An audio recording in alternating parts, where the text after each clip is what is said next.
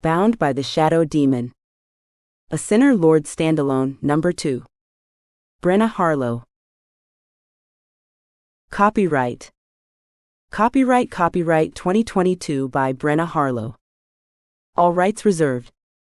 No portion of this book may be reproduced in any form without written permission from the publisher or author, except as permitted by U.S. copyright law.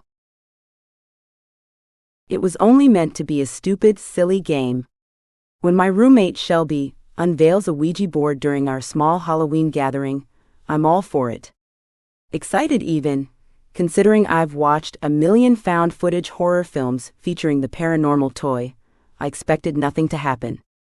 I certainly didn't expect for the planchette to move on its own, our lights to surge, or for my crush, Hutson Williams, to experience a supernatural force. Between the electrical anomalies, I see his face contorted in agony, his eyes as black as night, but a few days later, everything is fine. Better than fine, actually, because Hutson is showing an interest in me. He showers me with attention, his focus borderline obsessive, but I revel in it.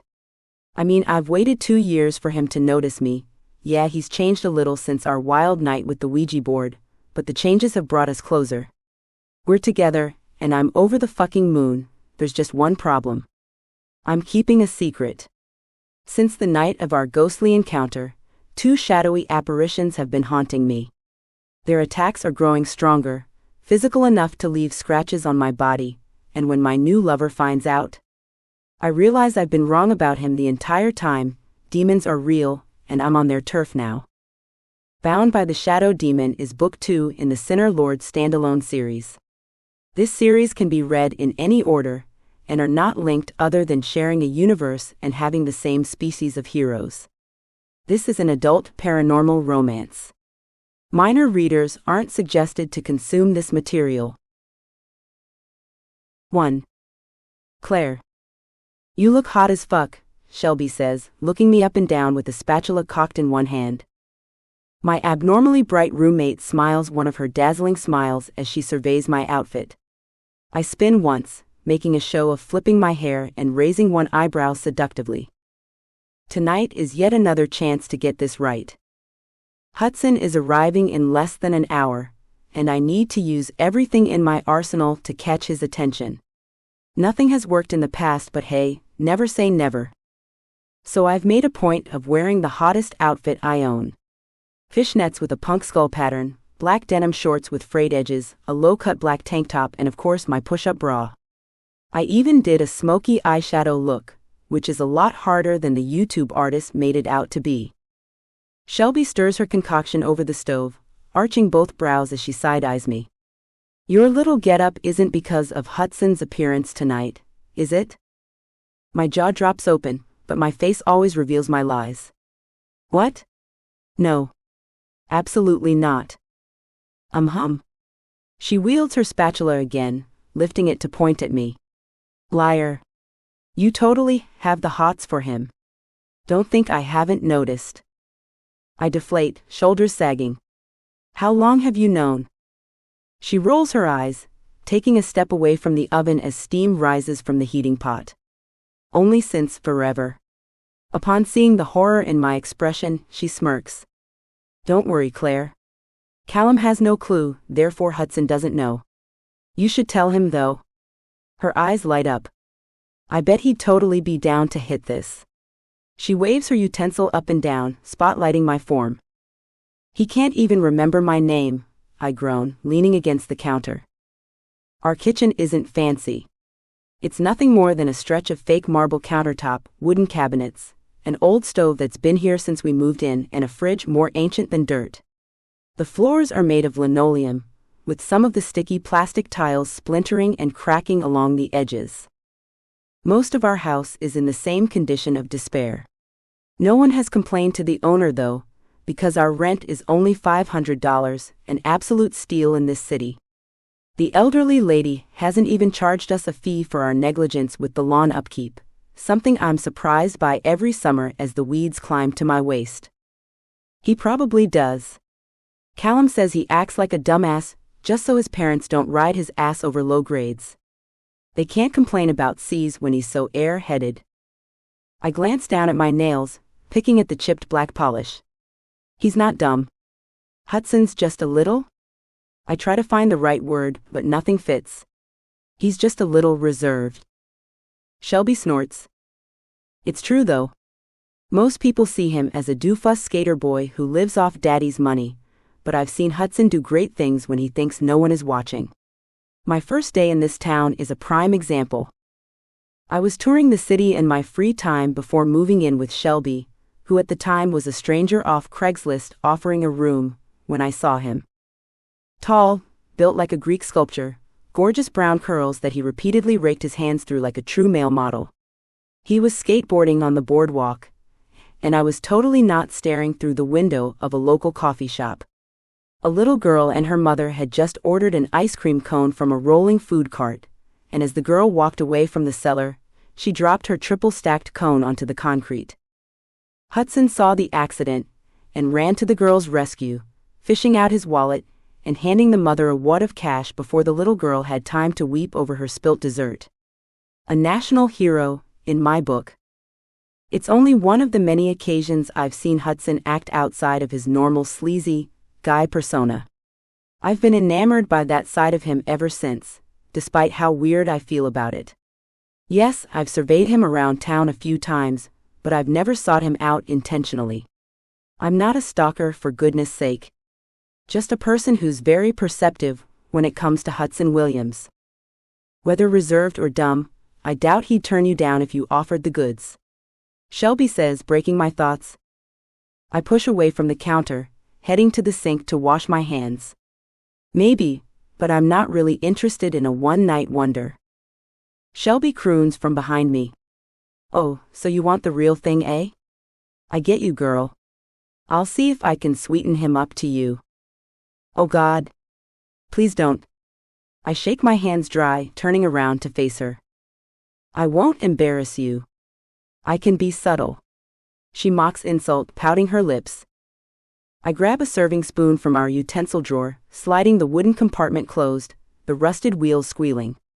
We'll leave that as a last resort, Kay. I smile at her. She slides a bowl across the counter. It halts just in front of me, revealing a piping dish of cooked shell noodles. A cheese packet soon follows, coming to a stop just beside the bowl. Mix in the cheese while I get the breadcrumbs, please. Shelby twirls, reaching on her tippy toes to open the top cabinet. Her long blonde hair trails down her back, skirting above her rounded backside. My roommate is beautiful, with luscious curves in all the right places and plump lips anyone would kill for. I'm definitely thicker than her, but my curves are the annoying kind. The sort of curves that cause chafed thighs and a sore ass when trying to fit into a swing at the park. I'd still like to think of myself as scrumptiously delicious, especially since every man I've ever dated has claimed my body type fulfilled one of their fantasies. But I can't help but wonder if my rounded hips and large breasts are the reason Hutson hasn't approached me. I've seen some of the other women he's involved himself with, and all of them are about as thin as a twig. My lips purse as I think it over. Maybe I shouldn't be chasing a man who isn't attracted to me. But then again, I'm not certain he isn't. Maybe he's trying not to break a best friend's roommate code. Ever since Callum moved in with Shelby last year, Hutson has made frequent visits to our home. Not once has he greeted me by my name. Only at hello there, or hi chica. What are we making, anyway? I ask, noting my lackluster tone. I need to stop thinking about Hutson, if the outcome is internal misery. Fried mac and cheese bites. Shelby replies, slamming cabinet doors as she gathers more ingredients. Yummy? I don't have the heart to tell her fried foods give me heartburn. A yell erupts from the living room, and I lean backwards, arching my neck to peek through the open doorway into our sitting area. Callum is on the cracked leather couch, hooting and hollering at whoever the hell is on the other side of his headset. Our television screen is lit up with a graphic zombie killing scene, a result of Callum's video game obsession. To be honest, it looks kind of fun. I wouldn't mind getting down and dirty with some dying light, like the good old days. But here in Cannon Beach, Oregon, I don't play video games. I do girly things with Shelby, like paint my nails and gossip over school drama. The only part of my past that's left are my beloved pets, Marco, Pollo, Jane, and Frank. They were the only things I refused to let go when I traveled to this area and entered my new life. I'm finishing mixing the cheese in as the doorbell rings, startling both I and Shelby. We jump, and she almost flings a ball of crumb-covered mac and cheese against the wall. Damn it, Callum. Get the door, she yells, her cheeks turning pink. I can't decide if my heart is speeding because of the shock or the arrival of our guest. Callum says a last curse word into his microphone before yanking off his headset, jumping to his feet and bounding to the door. A moment later, Hutson is standing at our threshold, looking as devilish as ever. 2. Claire. My eyes glued to the man as he enters our home. His brown locks are disheveled, most likely a result of the blistering winds we've encountered this month. He's wearing straight-leg denim jeans, a graphic t-shirt featuring a gorilla drinking a beer, and a gray zippered jacket. In his left hand is a skateboard propped against the concrete porch. Did he ride all the way here? Hey man. What up? Hutson says, giving Callum one of those bro hugs. Hutson surveys the room, smiling as his eyes catch on Shelby and I in the open kitchen. Hello, ladies. His voice echoes across the room, full of genuine cheer. I quickly turn away, my face blistering red, as I go back to spooning mac and cheese into the breadcrumb mixture. Hutson doesn't give Shelby time to respond. Before she can open her mouth, he collapses on the couch beside Callum and shoves the spare headset over his head, grabbing a controller off the coffee table in front of him. I glance over my shoulder, shaking my head at a frowning Shelby. Boys, she murmurs. Are you sure you don't want to become a lesbian instead? There's a possibility I'll join you if Callum doesn't stop with his shit. I send her an apologetic smile. Sorry, babe? I've tried the girl thing and it wasn't for me. She shrugs. If you change your mind, let me know. Her tone has fallen from its previous brightness. Understandable, considering the man she lives with makes it his life's goal to make messes and never clean them. I can't recall how many times I've spent my Sundays helping her clean her side of the house. Laundry piles, empty beer cans, microwavable food trays littering the counters, you name it. I know most men are slobs, but Callum can take it to the next level sometimes. He loves Shelby though. There's absolutely no doubt in my mind of that. I once walked into the living room to find him leaving a trail of rose petals to their bedroom door, with lit tea lights leading the way. It wasn't even Valentine's Day, just a random Tuesday in July that he decided was the perfect time to celebrate his love. It was sweet, and I'd be lying if I said I wasn't a tad bit jealous. Shelby spoons out a few of the cheesy balls from our mini deep fryer, placing them on a paper plate. Can you serve these for me? I'm going to grab the shot glasses and tequila really quick. I'll be right behind you. Oh yeah. My voice is squeakier than normal, so I clear my throat as I take the plate from her. No problem. I've got this. You totally do, girl. Now get in there. She grins. I turn to exit the kitchen, and she slaps my ass.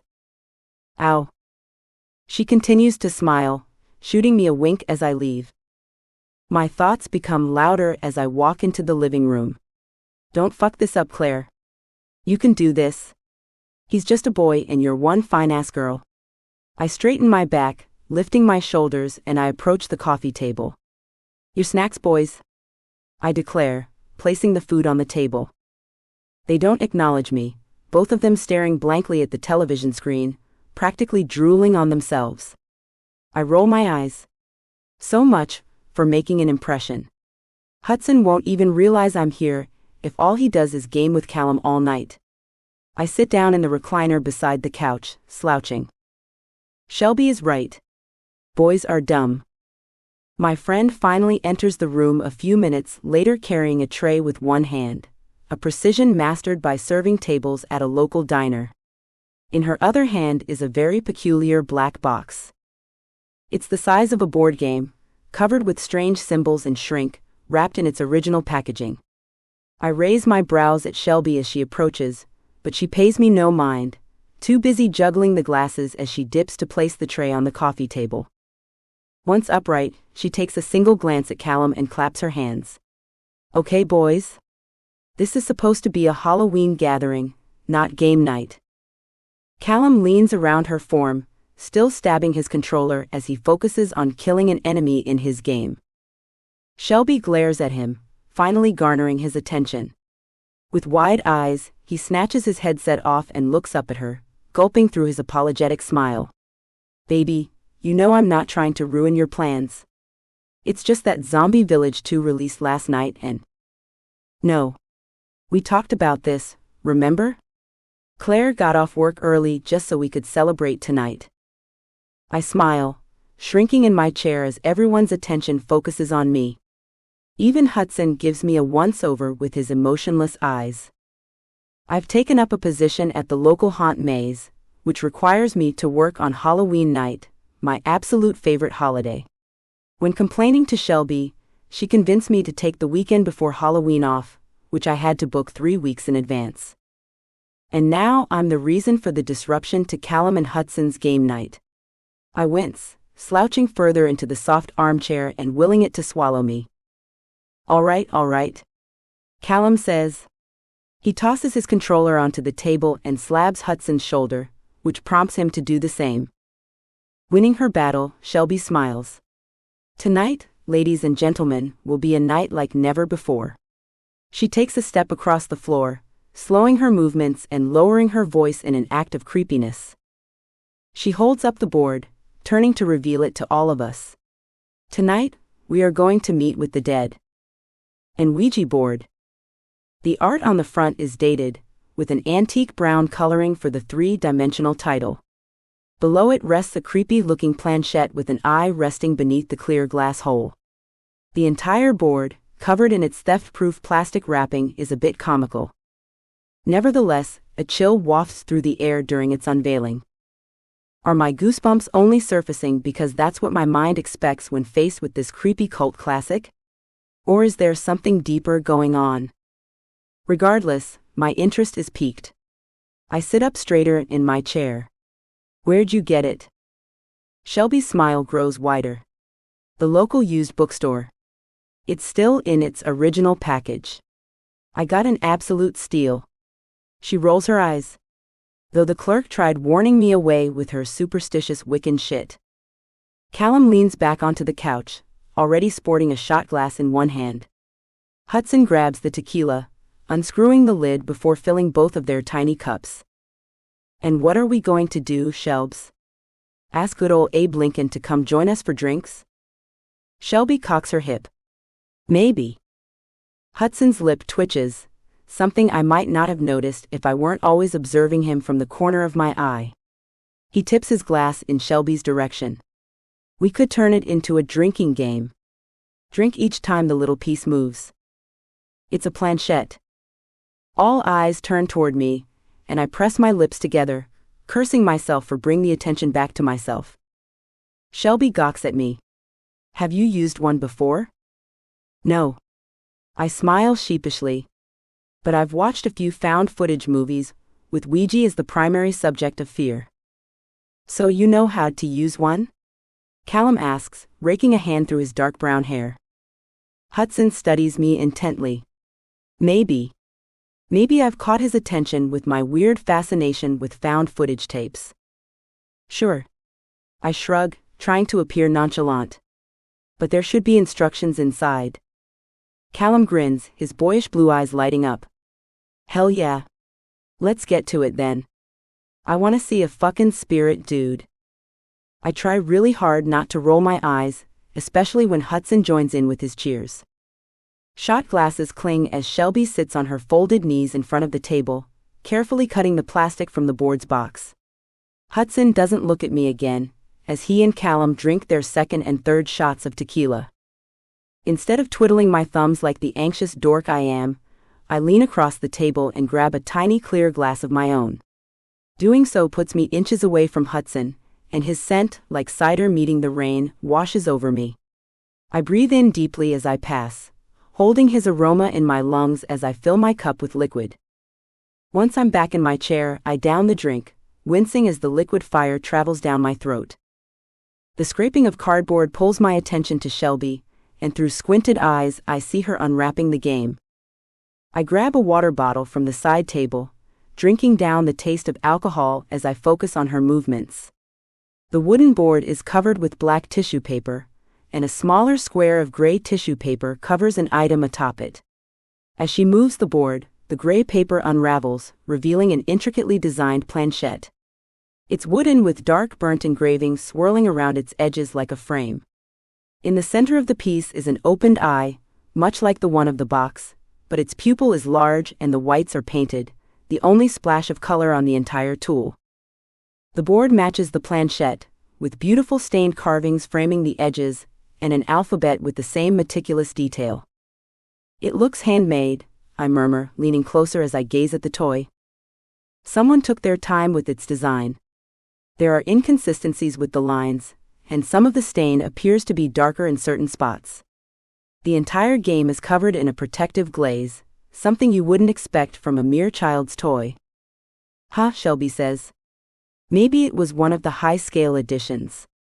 These were all the craze back in the day." I raise my brows. Something tells me this game wasn't as popular with parents of the past, what with all the religious ideologies and whatnot, but I keep my mouth shut. Callum's hand shoots out, snatching a waxy pamphlet from the bottom of the box. "Aha! There are instructions." "Well, what do they say?" Shelby asks. She's already clearing the table, preparing it for our frightful game night. "Says here, use in a dark place. Never use in a graveyard." Callum shoots a mockingly scared glance at Hutson and tries not to smile as the boy of my dreams croons a spooky noise. "Be polite, and ask the spirits to introduce themselves. All parties must keep their hand on the planchette and not remove it, no matter what you see or hear." A lump forms in my throat, and I grab the water bottle from the side table again, taking a hurried swig. Never play alone. And above all else, always say goodbye. Callum wads the paper as soon as he's finished speaking, and tosses it aside. Shelby slaps him on the shoulder, grabbing the weighted page as she settles back onto the floor. She flattens the page, huffing. Hutson pushes his fingers through his curly hazelnut locks. "So what? We just touch the little wood piece, and ask the ghost to come chill?" Shelby shrugs. "Pretty much." I'm not sure how, but I can feel disappointment radiating from Hutson. Instead of showing his feelings though, he nods his head. "Hope it works," he adds, filling his shot glass with more of the clear liquid before tossing his head back, chugging it, and slamming the empty cup back on the table. "Remember, no one can remove their hand until we say goodbye," Shelby says, her voice hushed. We're now sitting around the wooden coffee table, with the lights dimmed, other than our Christmas lights we left strung along the corners of the wall. Callum opened one of our near-rusted windows, and a cool, gentle breeze is funneling into the room, chilling me even with the Sherpa throw I have draped over my shoulders. The entire atmosphere has shifted. I'm a little scared, but the sensation sparks excitement. The thrill of horror has always been a guilty pleasure of mine, hence my position as a dead girl at the haunted house this season. "And if we do?" Callum asks, the hint of a smile in his tone. "Then we'll be haunted." Shelby replies deadpan. "Dun dun dun." Hutson sings. I can hardly do anything but fixate on the fact that Hutson's fingers are touching mine. We all have a hand on the planchette, and mine happens to be smoothed against his. My face is so hot it's bound to catch on fire. In the movies they do 3 circles to start the game. I say, my voice trembling. I only hope the others think it's shaky due to fear, and not the velvet caress of Hutson's fingers as he moves. Shelby nods her head, and then we begin, each moving our hand clockwise as we circle the planchette 3 times. We stop in the center again. The background noise has silenced, without a single breath to be heard. "What now?" Shelby whispers. "We ask it to introduce itself," Callum says, his eyes locked on our hands. "Right?" Shelby responds, clearing her throat. Spirits?" Hi, it's us. I mean, it's me, Shelby, and this is Callum. She points at her boyfriend. Hutson. She points at my crush. And Claire. Her finger shoots toward me, and a sudden gust of wind seems to seep through the blanket and up my spine. I shiver, tugging the throw tighter around my shoulders with my one free hand. What's your name? Shelby adds, her voice going soft again. Nothing happens for a second, and I'm about to laugh. It's one of those terrible quirks. Laughing whenever something feels awkward or wrong. But before my lips can part, the planchette shoots to life, scraping across the wooden board in record speed. Hutson says wide-eyed. Why? Callum calls out. D? Shelby's voice sounds frightened. Oh, I say as the planchette shoots in my direction. Callum finishes. The planchette settles back to the middle of the board, stilling again. My Dawn? I ask. Doesn't that sound a bit weird? Fake even. The wind whistles through the window again, blowing our curtains aside. Our hands jerk across the board as the planchette glides. I say, my voice coming quick and loud. I-N-E. The planchette slowly slides back to the center again. My breath comes quick. Everyone else's faces are stark white, and mine is no different. Something is happening. A presence is here. Mine, Shelby whispers, our gazes locking. A moment after she speaks, something hot slithers up my thigh, caressing my skin through the gaps in my fishnets. There's enough light for me to see, and when I glance down, there's nothing there. Someone's touching me. I whimper, trying to push away my fear. What? Hutson's green eyes peer down at me. Something is touching me. 3. My Dawn. The oceanside city is quiet tonight. Blades of grass sway on the mounding hills as the breeze flows in, capturing anything weightless enough to be pushed into the wind. Dying petals soar through the air, along with decaying leaves, sand, and wisps of plastic shopping bags. The townsfolk live just beyond the forests nearby, with its scaled buildings, light pollution, and smog. The sight can be an eye-catcher from high overhead, but once within its depths, the stench of human overpowers every atom within my body. It's been a glorious week of feeding from these villagers, but the others have decided it's time to move along to something bigger and better. New York, perhaps. Or maybe Seattle. We'll be leaving the sea and lush forest behind, replacing it with concrete and skyscrapers. People in the larger city are easier to feed from, they say. I say they're boring. Thrill less. But the others aren't having fun chasing their meals here. They'd rather laze around in the bleak cityscape than appreciate the hunt. Perhaps it's time I split from the pack. I've thought about it more than once during this moon's cycle. Beings like me, eaters of the suffering, rarely join with others. Though I've made an exception for my acquaintances. Traveling with them is easy. Neither of them speak any language I know, so I refer to them only as Tall One and Thin One. They share their meals with me, and don't mind when I refuse to return the favor. A fine deal indeed. But things such as these never last, and they wish to head east. I want to stay here. Something about the air, though it barely registers as it passes through me, is calming. It would be an embarrassment to admit I enjoy the sensation, but it's the truth. Crashing waves, rainy days, and dark woodlands. This area has all of my favorite things, and I don't get to visit nearly as often as I'd like. I'm floating above the sand dunes, rocking with the wind, when a dark pull catches my attention. The pull isn't like that of a demon feasting, or a witch conjuring darkness. It's a slow simmer of growth. Humans playing with things they shouldn't. I smile as I let the tug of their fear string me along, leading me to the naughty little beings. Teaching lessons with my evening meal sounds fun, and fun is just what the doctor prescribed. A small cabin is nestled at the base of a small mountain.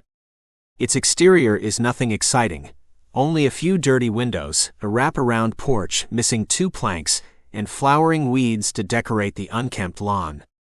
A gravel driveway winds through the dense woodland, and 3 cars remain just outside the home, most featuring dented bumpers. These humans are miles from the nearest neighbor and appear to be impoverished, judging by the state of their living conditions.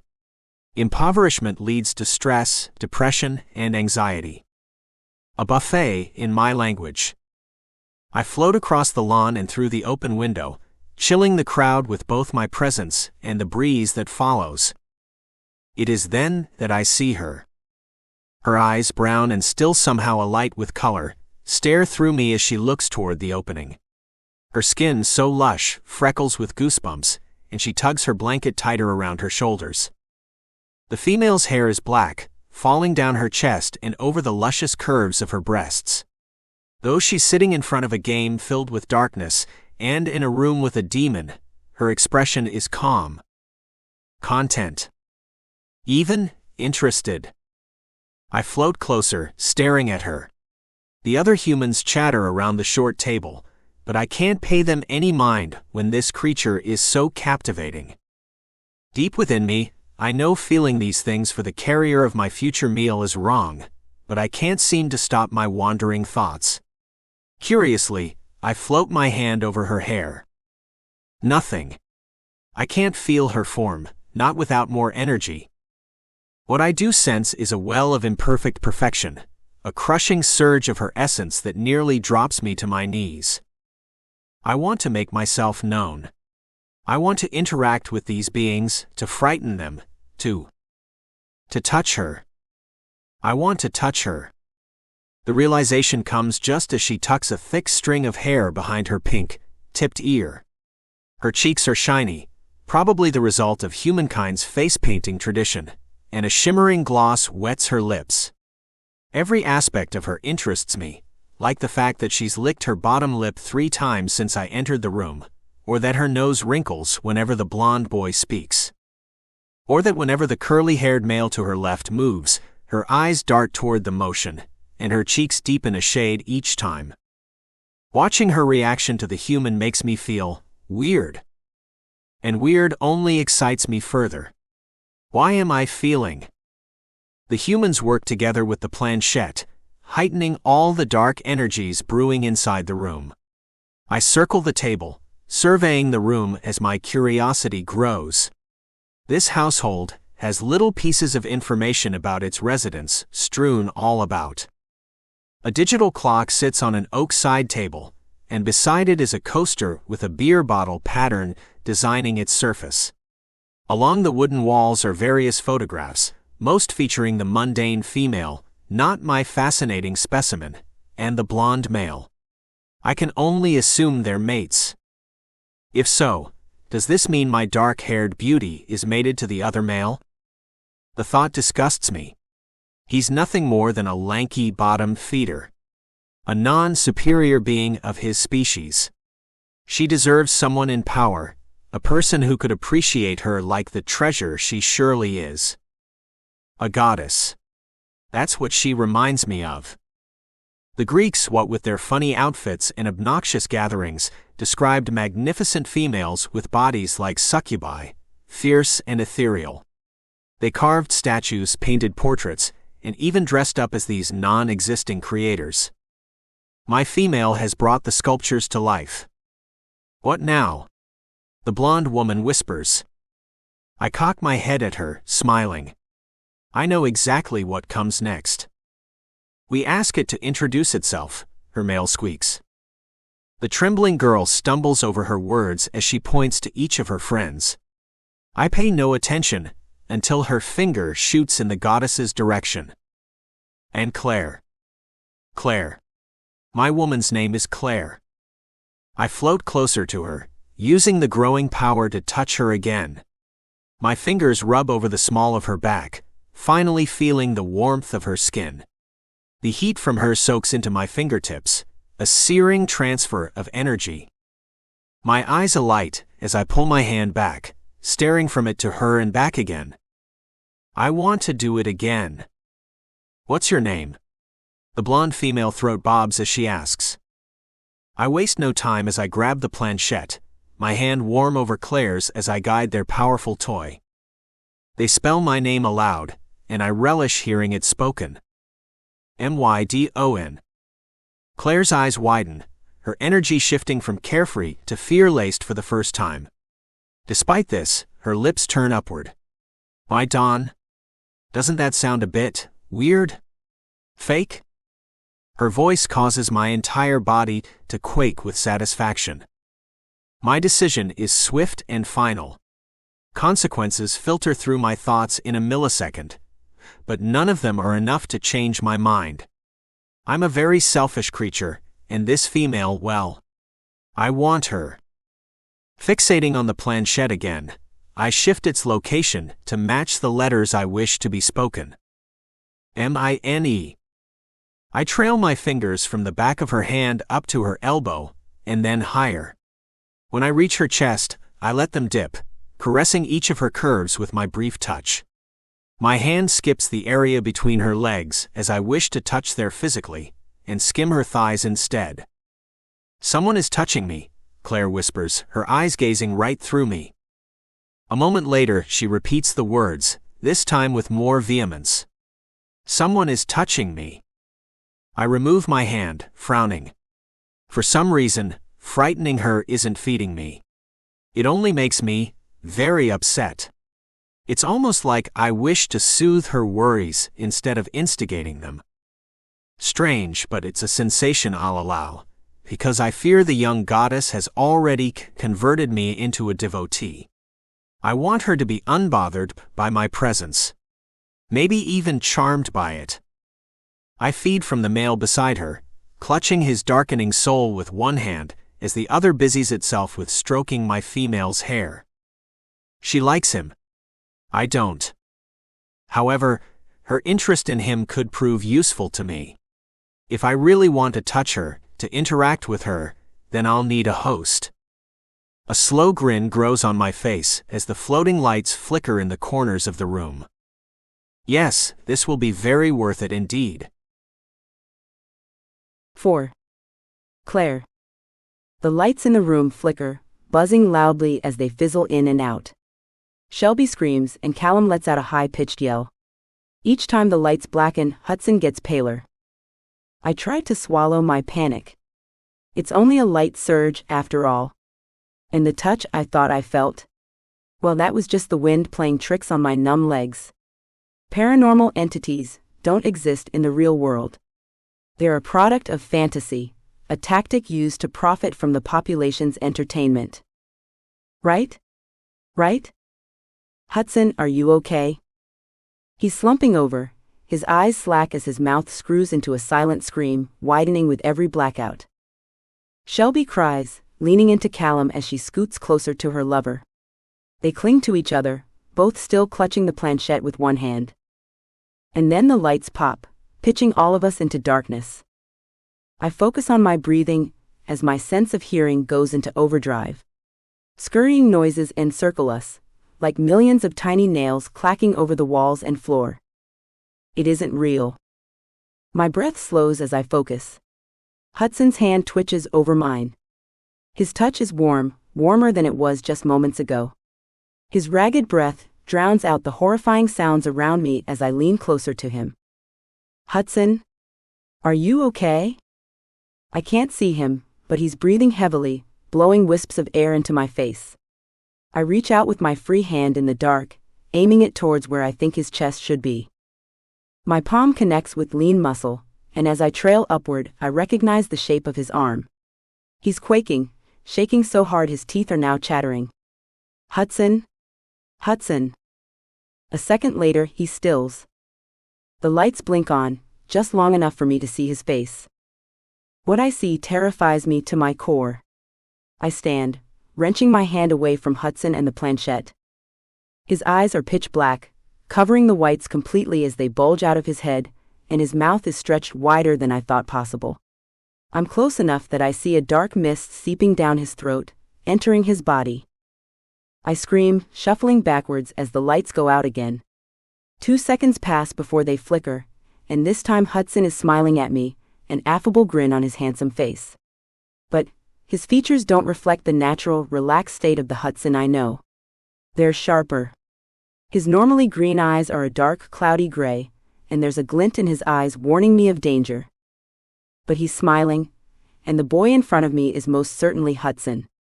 His dark eyes could be shadows playing tricks with the light, or a natural transition of color like hazel-eyed people. Maybe he's playing a sick joke on me, and the edge in his expression is nothing more than a result of the satisfaction he's getting from this cruel prank. I don't have time to find out the truth. The bulbs crackle again, and this time they don't relight. Shelby? I can hear her sniffling on the other side of the coffee table, but the room is too dark for me to see her. My arms outstretch as I feel around for something to ground me, but there's nothing but air. I'm over here, she replies. Her voice comes from the center of the room, near the coffee table I scurried away from a moment ago. I take a step toward her voice. And then freeze. Warm, soft fingertips swipe over my left cheek and I jump away from the touch, yelping. Shelby? Is that you? Is what me? She responds, her voice exactly where it was before. Callum? My voice shakes, but I try to keep a calm head. I move my arms from left to right slowly, feeling for whoever touched me. I'm with her. Can you hear us? Callum's tone is softer than normal. After answering me, he whispers, most likely coaxing Shelby as she struggles in the dark. With decisive steps, I rush toward their voices, ignoring my fear of what might lie in the dark. And Hutson? I ask, still trying to make sense of what I saw minutes ago. I'm answered with silence. Yo Hutson, where are you, man? Callum adds, his voice louder. I wait for Hutson's reply, noticing the warmth rising in the room as the chill disappears. Hutson. Shelby's voice is almost a whisper. My shin slams against the table when I finally make it to their sides. I ignore the pain, focusing my attention on the dark outline of Shelby's face as I clutch at her arm. She leans away from me, her head jerking. It's just me. Her silhouetted shoulders relax. Why isn't he answering? Callum is on the other side of Shelby, holding her against his chest. I don't know. Can't see shit in this dark. The man sighs. I've got to go to the basement to flip the breaker. The basement? I ask. No. Shelby's plea covers my question as she turns to her boyfriend, her head shaking back and forth. Baby, I have to. He pauses. I can see the dark outline of his hands as he reaches across the table, feeling in the spot Hutson was sitting before the room went dark. You can both come with me if you want. Do you have a flashlight? My eyes strain in the darkness as I desperately search the blackened room. Where could he have gone?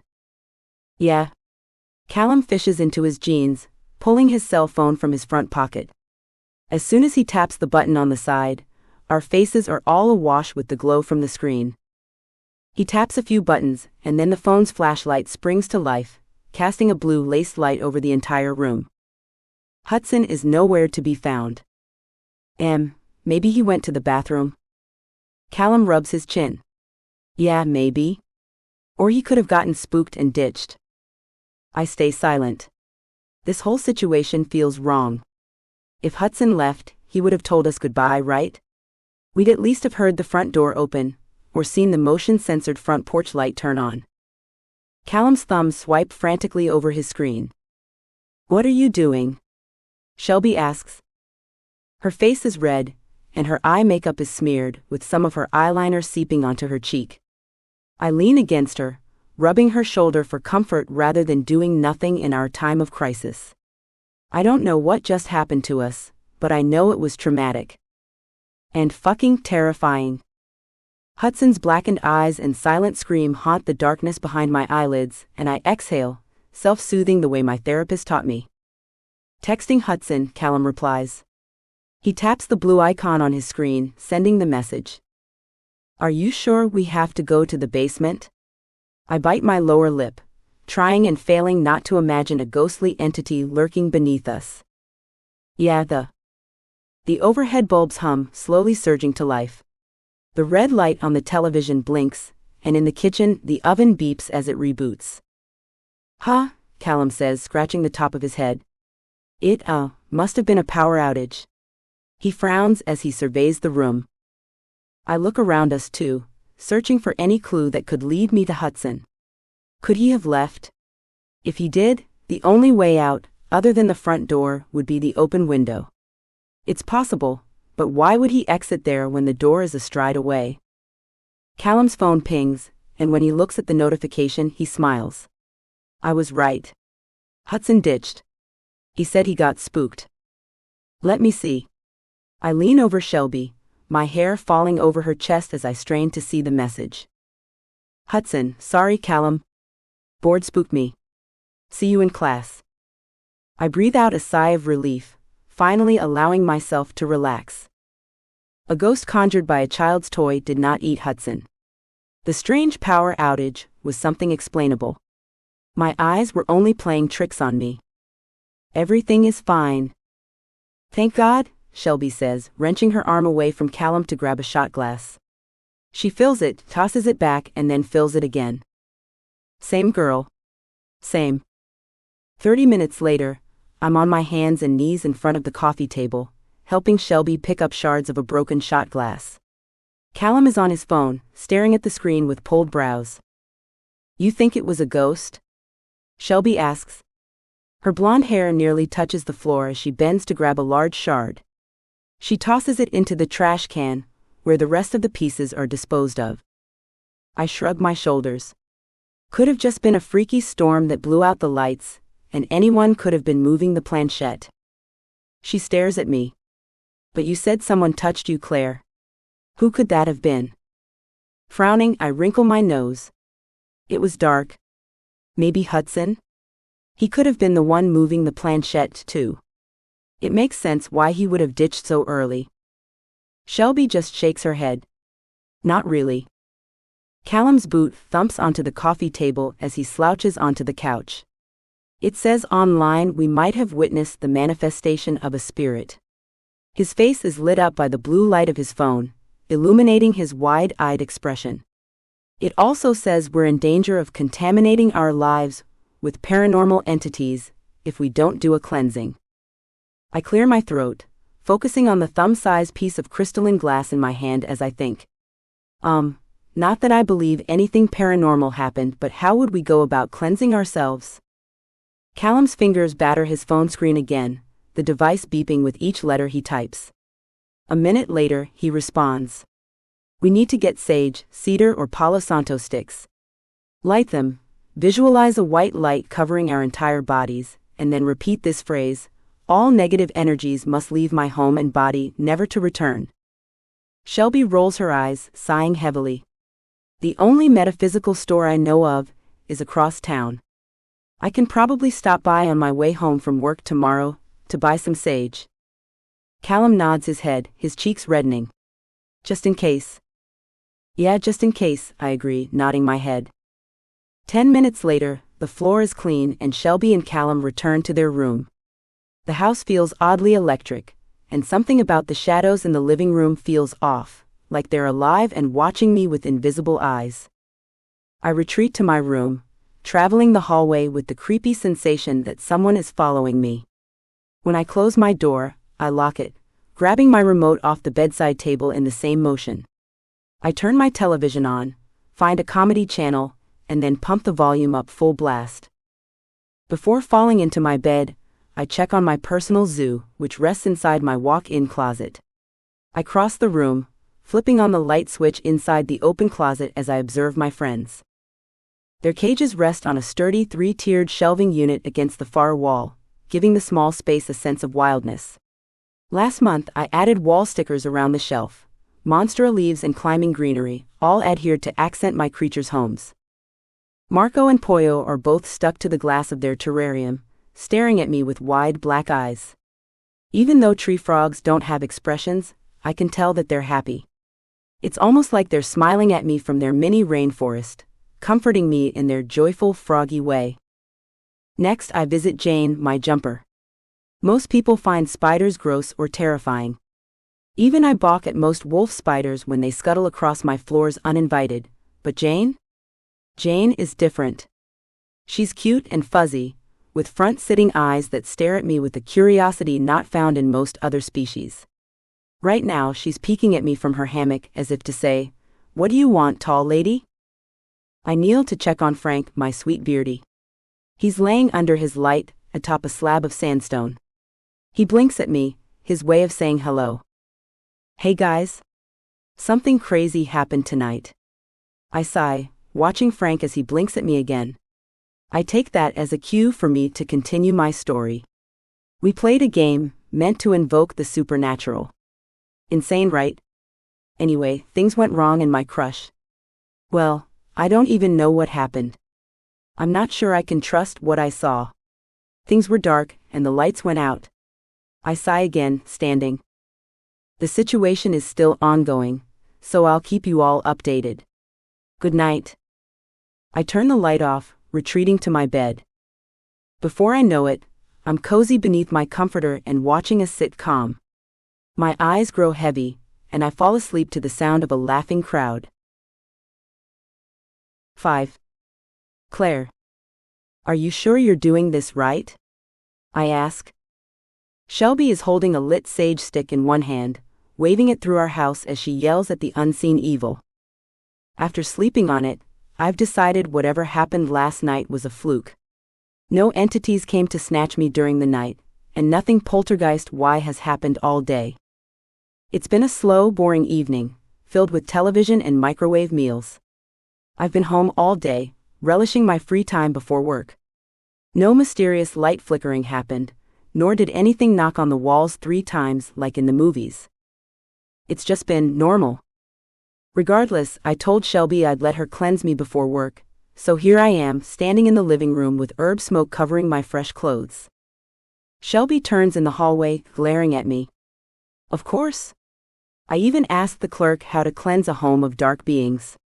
She told me step by step how to rid our home of whatever might have entered last night. I refrain from rolling my eyes as she approaches. Now close your eyes and envision a white light, she commands, her tone soothing. I do as she says, closing my eyes as I try and fail to relax. More smoke wafts up my nostrils and I wrinkle my nose. Are you envisioning the light? Yes, I lie. It's not that I'm not trying to imagine a glowing shield around myself. It's that I'm a terrible visualizer.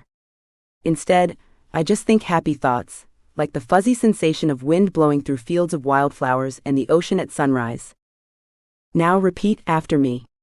All negative energies must leave my home, my body, and my space. I lick my dry lips before speaking. All negative energies must leave my home, my body, and my space. You aren't welcome here. She continues. You aren't welcome here. More smoke enters my lungs as she waves the stick around my body. Go now and never return. Go now and never return. Kay, you can open your eyes. Her voice sounds lighter, relieved. I open my eyes and smile at her. Are we good now? Because I'm going to be late for work. She rolls her eyes and takes a step backwards, turning her attention to the burning stick as she waves it through the air. We're good. I spin on my heels, grabbing the door handle as her voice halts me again. Oh, and Claire? I glance over my shoulder. Remind me to never fuck with the dead again. 3 days later. He stands over my bed, watching me with eyes as black as the midnight sky. I'm writhing on my bed, body slick with sweat as I suffer under his intense scrutiny. It's too much. He's been staring at me for hours. My room is dark, the shadows so dense I can see nothing but him amidst the clouds. How long will he torture me? And why am I enjoying it? As he watches me, his shadowy form unmoving, a warm caress rolls up my leg and over my thighs. His touch is hot, searing like fresh coals from a fire. I moan, but my voice sticks in my throat. He isn't hurting me, but I can feel heightened emotion rolling from his form in waves. The energy is heavy, and each lungful of hazy air I breathe leaves a bitter taste on my tongue. Do you remember me, goddess? His mouth doesn't move, but his booming voice echoes through the room, filling every corner with his commanding question. My throat constricts again, but this time my voice releases. I don't know who you are. The shadow moves for the first time all night, bending at the waist to lower himself over me. We've met before, little mouse. I swallow, licking my dry lips. Am I a goddess, then? Or a rodent? His laughter coats my skin, sending a tingle over my damp chest. A shadowy finger, long and slender, trails over my tank top and rubs over my bra-less breast. You are both, my love. Both. I sit straight up in bed, panting. My dry throat whistles with every inhale as I pant, chest rising and falling in rapid succession. I slap blindly against my nightstand, searching for my bottled water. When my fingers connect with the crinkly plastic, I snatch it, sitting up as I screw the lid off. What the fuck? I haven't had a nightmare in months, maybe even a year. My sleep is usually just that, sleep. No dreams, no terrifying shadows touching me seductively. The spot on my chest where his heated finger grazed my shirt burns, like a physical wound has seared my body. I rub it as my eyes gain focus. Sweat trails down my forehead and I wipe my skin dry, still groggy and a bit confused. Red, obnoxious light blinks in the room's corner, and I glare at it as my mind catches up with reality. And then I untangle my legs from the blankets, nearly toppling out of bed as I struggle to stand. The blinking light is my alarm clock. A clock that is now stuck at 12 o'clock. The power must have gone off again last night, resetting the alarm and utterly fucking me. I grab my cell phone from its charging dock on the dresser, cursing aloud when I read the time. I have 20 minutes to make it to school before I miss my first class. Groaning, I stomp to the closet, grabbing random items of clothing from their hangers as I scowl at the world.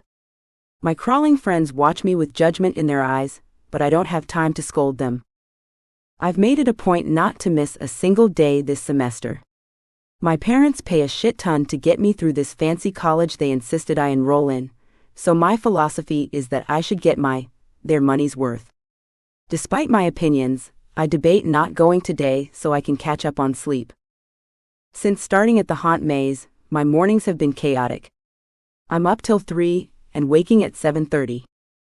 In the end, I know I'll feel bad if I skip without a reasonable excuse, so I scrub my face clean and change into fresh clothes before grabbing my bag and running out the front door. I pull into the lot 3 minutes late for my first class. My 1997 Volvo hatchback sputters to a stop in my designated parking space. I've maneuvered my vehicle into the spot in an awkward, crooked position, but at least I'm parked. While continuously mumbling a curse, I grab my bag, sling it over my shoulders, shove my keys inside, and retrieve my comb. This ocean-side town has the climate of my dreams, but unfortunately, those dreams didn't consider how the humid air would affect my thick hair. With no time to waste, I pull the comb through my tangles and stumble onto the lawn. Berkshire University towers ahead, casting a shadow over the natural landscape of the property.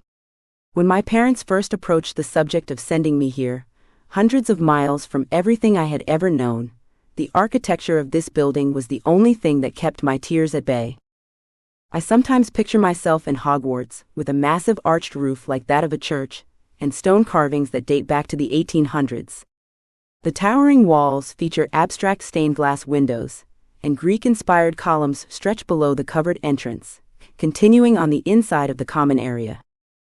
Even the air smells sweeter on campus, like caramelized apples with cinnamon on top. A knot in my hair catches on the comb, sticking it in place. Fuck! I hiss, pausing as I try to untangle the mass of hair. I can't enter the school looking like a fucking rag doll. I lean against the gnarled bark of a thick oak tree, the leaves falling as a morning breeze rolls through. Sunlight filters through the almost bare branches above, decorating the ground below in a beautiful orange pattern. I force my jaw to unlock and my shoulders to drop, inhaling deeply. My morning will not define this whole day. It's not. Need a hand with that? My heart stops at the sound of the voice. His voice. Footsteps circle the tree, and I turn to face them. Hutson steps from behind the solid oak bark, his handsome face brightly lit with a half smile. What? I can't think, can't even comprehend what's happening as I stand there, stunned and gulping in front of the boy of my dreams. He laughs, his voice melodic and silky smooth. I watch his hand rise, his finger pointing near my head. You have a little something stuck in your hair. Oh shit. My hand flies to my hair, where the comb is still deeply embedded in the mass of knots. Just my luck. I can feel my cheeks heat, burning as I drop my eyes from his to the ground. My fingers aren't doing shit for my situation without a mirror, but that doesn't stop me from trying to pry the comb free. Here, let me, he says, taking a step forward. I freeze, utterly awestruck by his nearness. Hutson Williams is speaking to me. He's approached me, completely of his own accord. His fingers rub against my scalp as he focuses on my hair, his face only inches from mine. I clear my throat, forcing my mind to stay in its own lane. Just because he's helping me with my stupid hair doesn't mean he's suddenly into me. If you're looking for Callum, I'm pretty sure he's already here. Hutson doesn't look at me as he works on my matted locks. I'm not looking for Callum, he says, his voice even. Oh, really? I bite my lower lip, trying hard to maintain my slow breaths as he leans in closer. Something about Hutson feels different today. Is it because he's talking to me? Or is it his nearness? I'm not sure, but his posture radiates strength and protection. My mind wanders to insane fantasies of those powerful arms holding me against him, covering me with the safety that his presence contains. I close my eyes, waiting until he's done. Over the weekend, I decided I wouldn't chase Hutson anymore, not if he wasn't interested. The only problem with my resolution is that I have to know if he's into me or not, which means asking. And asking could make things weird, especially when he comes to my house to hang out with Callum. I inhale his scent, absorbing the fresh aroma of the sea and cedar trees. I've smelt him before in passing, but never this close. His fingers slow against my scalp, trailing down to my cheek before dropping, and I open my eyes. Done? He says, watching me with an odd intensity. His eyes, normally bright green, are an odd shade of gray today. Strange? He takes one step backwards, smiling again with his half grin. You're late, you know. I grimace. Yeah, I know. I should probably go. I shrug the strap of my bag higher on my shoulder, glancing behind Hutson to the large double doors ahead. He steps to the side, blocking my view. I'm skipping today. His smile grows wider, a hint of unshielded danger in the expression. I saw you over here as I was leaving, and figured I'd ask if you'd like to come with me. What do you say? My heart stops beating for the second time today. I scan his eyes, searching for any sign of amusement. Is this a joke? A prank? I've lived in this coastal town for almost 2 years, and throughout those years, Hutson has always been just an arm's reach away. He's known me since Callum moved in with Shelby, and we've shared small talk more than once. Every time I've encountered him, he appeared uninterested. Bored even. It's been a real hit to my ego. And now he wants to skip class with me. Skip? Where are you going? I cross my arms, frowning as I study every micro movement he makes. Perhaps if I can decode his body language, I'll figure out where this is leading. Those are the perks of last year's kinesics class, I suppose. He tilts his head to the side, his eyes roaming my face. His nostrils flare and his lip twitches on one side. Other than those tiny movements, he's unreadable. But those slight behavioral cues can tell me a lot about his feelings. He's watching me because he's trying to decode my cues as well. His nostrils are flaring because he's agitated or smelling me. And his lip twitch can mean many things, all of which tell me one thing. Hutson Williams is truly interested in this conversation. In me. I'll probably go to the park, he shrugs nonchalantly, but his brows furrow slightly. Are you scared to hang out with me after the other night? I can assure you nothing terrible happened. I just freaked and dipped out.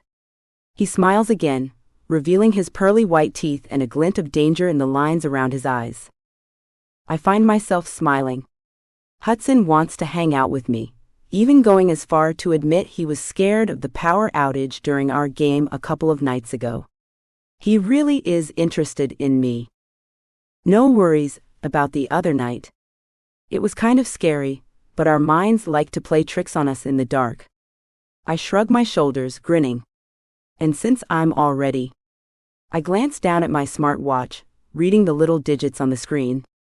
20 minutes late for my lecture. I guess I might as well ditch the rest of the day too. When I focus on his face again, he's smiling. His eyes are so full of emotion it's hard to unpack. What the hell happened? I'm glad he's into me now. Holy shit, am I glad, but a little nagging sensation is pulling at my brain, warning me that something isn't quite right with this equation. I shrug it off, burying it deep inside the depths of my mind. Hutson wants to spend time with me, and I refuse to turn him down. Your car or mine? He glances at the parking lot where my car is, grimacing once he notices the crooked parking. Mine, he answers. He steps forward, places his palm on the back of my shoulder, and guides me toward the lot. Hutson Williams is skipping class with me. I'm skipping with Hutson. The world has flipped on its axis, and I'm utterly stoked. 6. Claire. My hands fiddle together atop my lap, as I try really hard not to stare at Hutson. He's driving us to the local nature park, an area with both the sea and the forest to explore. His hands are wrapped firmly around the steering wheel, and I feel his eyes on me every few minutes. I'd be lying if I said I wasn't nervous. In fact, I can't remember ever being this worked up in my life. My palms are sweating like crazy, so I stealthily wipe them on my black leggings to keep the wetness at bay. I'm sure my face is in worse condition, most likely the shade of a beet, and covered in a sheen of perspiration. Not a good sign. I like your car, I say, my voice soft. I steal a peek at Hutson to find him smiling, his features cool and intense. You like it? I bought it yesterday. I already knew it was brand new, but I don't admit that. Hutson's other car was nice as well, with red rims and a sparkling exterior, but he probably doesn't think I've been that perceptive, and I'd rather not let him in on my secret obsession. I do. Is it a Porsche? I don't know much about cars, but I can identify the basics. This vehicle is sleek, designed for speed and luxury. It features a waxed black exterior and warm leather seats on the inside. The radio is a touchscreen with advanced-looking apps, adding to the expensive feel. Yes, it's a Porsche Turbo. I was told they're very impressive. My brows raise. You were told? I thought you were into cars. His smile momentarily falters, but he's quick to recover his previous expression. I've not kept in touch with the latest models. He explains. I nod my head, accepting his answer. It's nice. Very. I watch the lush trees whiz by, as I think of how to describe my thoughts. Fast, I finish, grimacing at my nondescript word. Hutson probably thinks I'm a total loser. All I've done since agreeing to leave with him is twiddle my thumbs and say things like, fast car. Nice weather. Thanks for entangling my ratty hair. My eyes catch on Hutson's movement as he flexes his hands over the wheel. About the other night. I watch him closely, my spidey sense picking up on a change in the air. Something about the shift causes me to hold my breath as I wait for him to continue, like what he says could change things between us. It's a crazy thought, but sometimes these paranoid speculations foretell the truth. He glances at me, apology written on his face. I didn't mean to scare you when the lights went out. Things were a little crazy, and I was frightened. I frown. That's okay. The things I saw were tricks of the light, so it was easy to recover once I screwed my head on straight. Screwed my head on? Seriously, Claire? And I'm glad you're okay now. You seemed pretty freaked out. Hutson's eyes flashed to mine, glinting gray in the sunlight. I'm more than okay now, Claire. His serious features lighten as he smiles, revealing his teeth. Thanks to you. We pull onto a dusty turnoff deep within the Ecola Park, skating along the road, a hillside, and the ocean stories below. If I fight against the sun's glare to see out of Hutson's driver's side window, I can faintly make out the pin-prick view of foamy waves circulating ragged rocks far below the cliff side. The sight is dizzying, and I try very hard to keep my gaze trained on the trees out my window instead. I tell myself the steel guardrail would totally save us if our car swerved to the left, but my anxiety tells me I'm the world's worst liar. Finally, the mound of earth recedes into a flat gravel parking lot. There are signs designating this area as Ecola Trail parking only, and a very worn wooden fence encircles the lot. It's a beautiful place during the autumn season. Leaves fall like snowflakes every time the wind kicks up, and the crashing waves sound like an orchestra of nature-made instruments. We sit in the car, staring at the view in comfortable silence. "Can I ask you something?"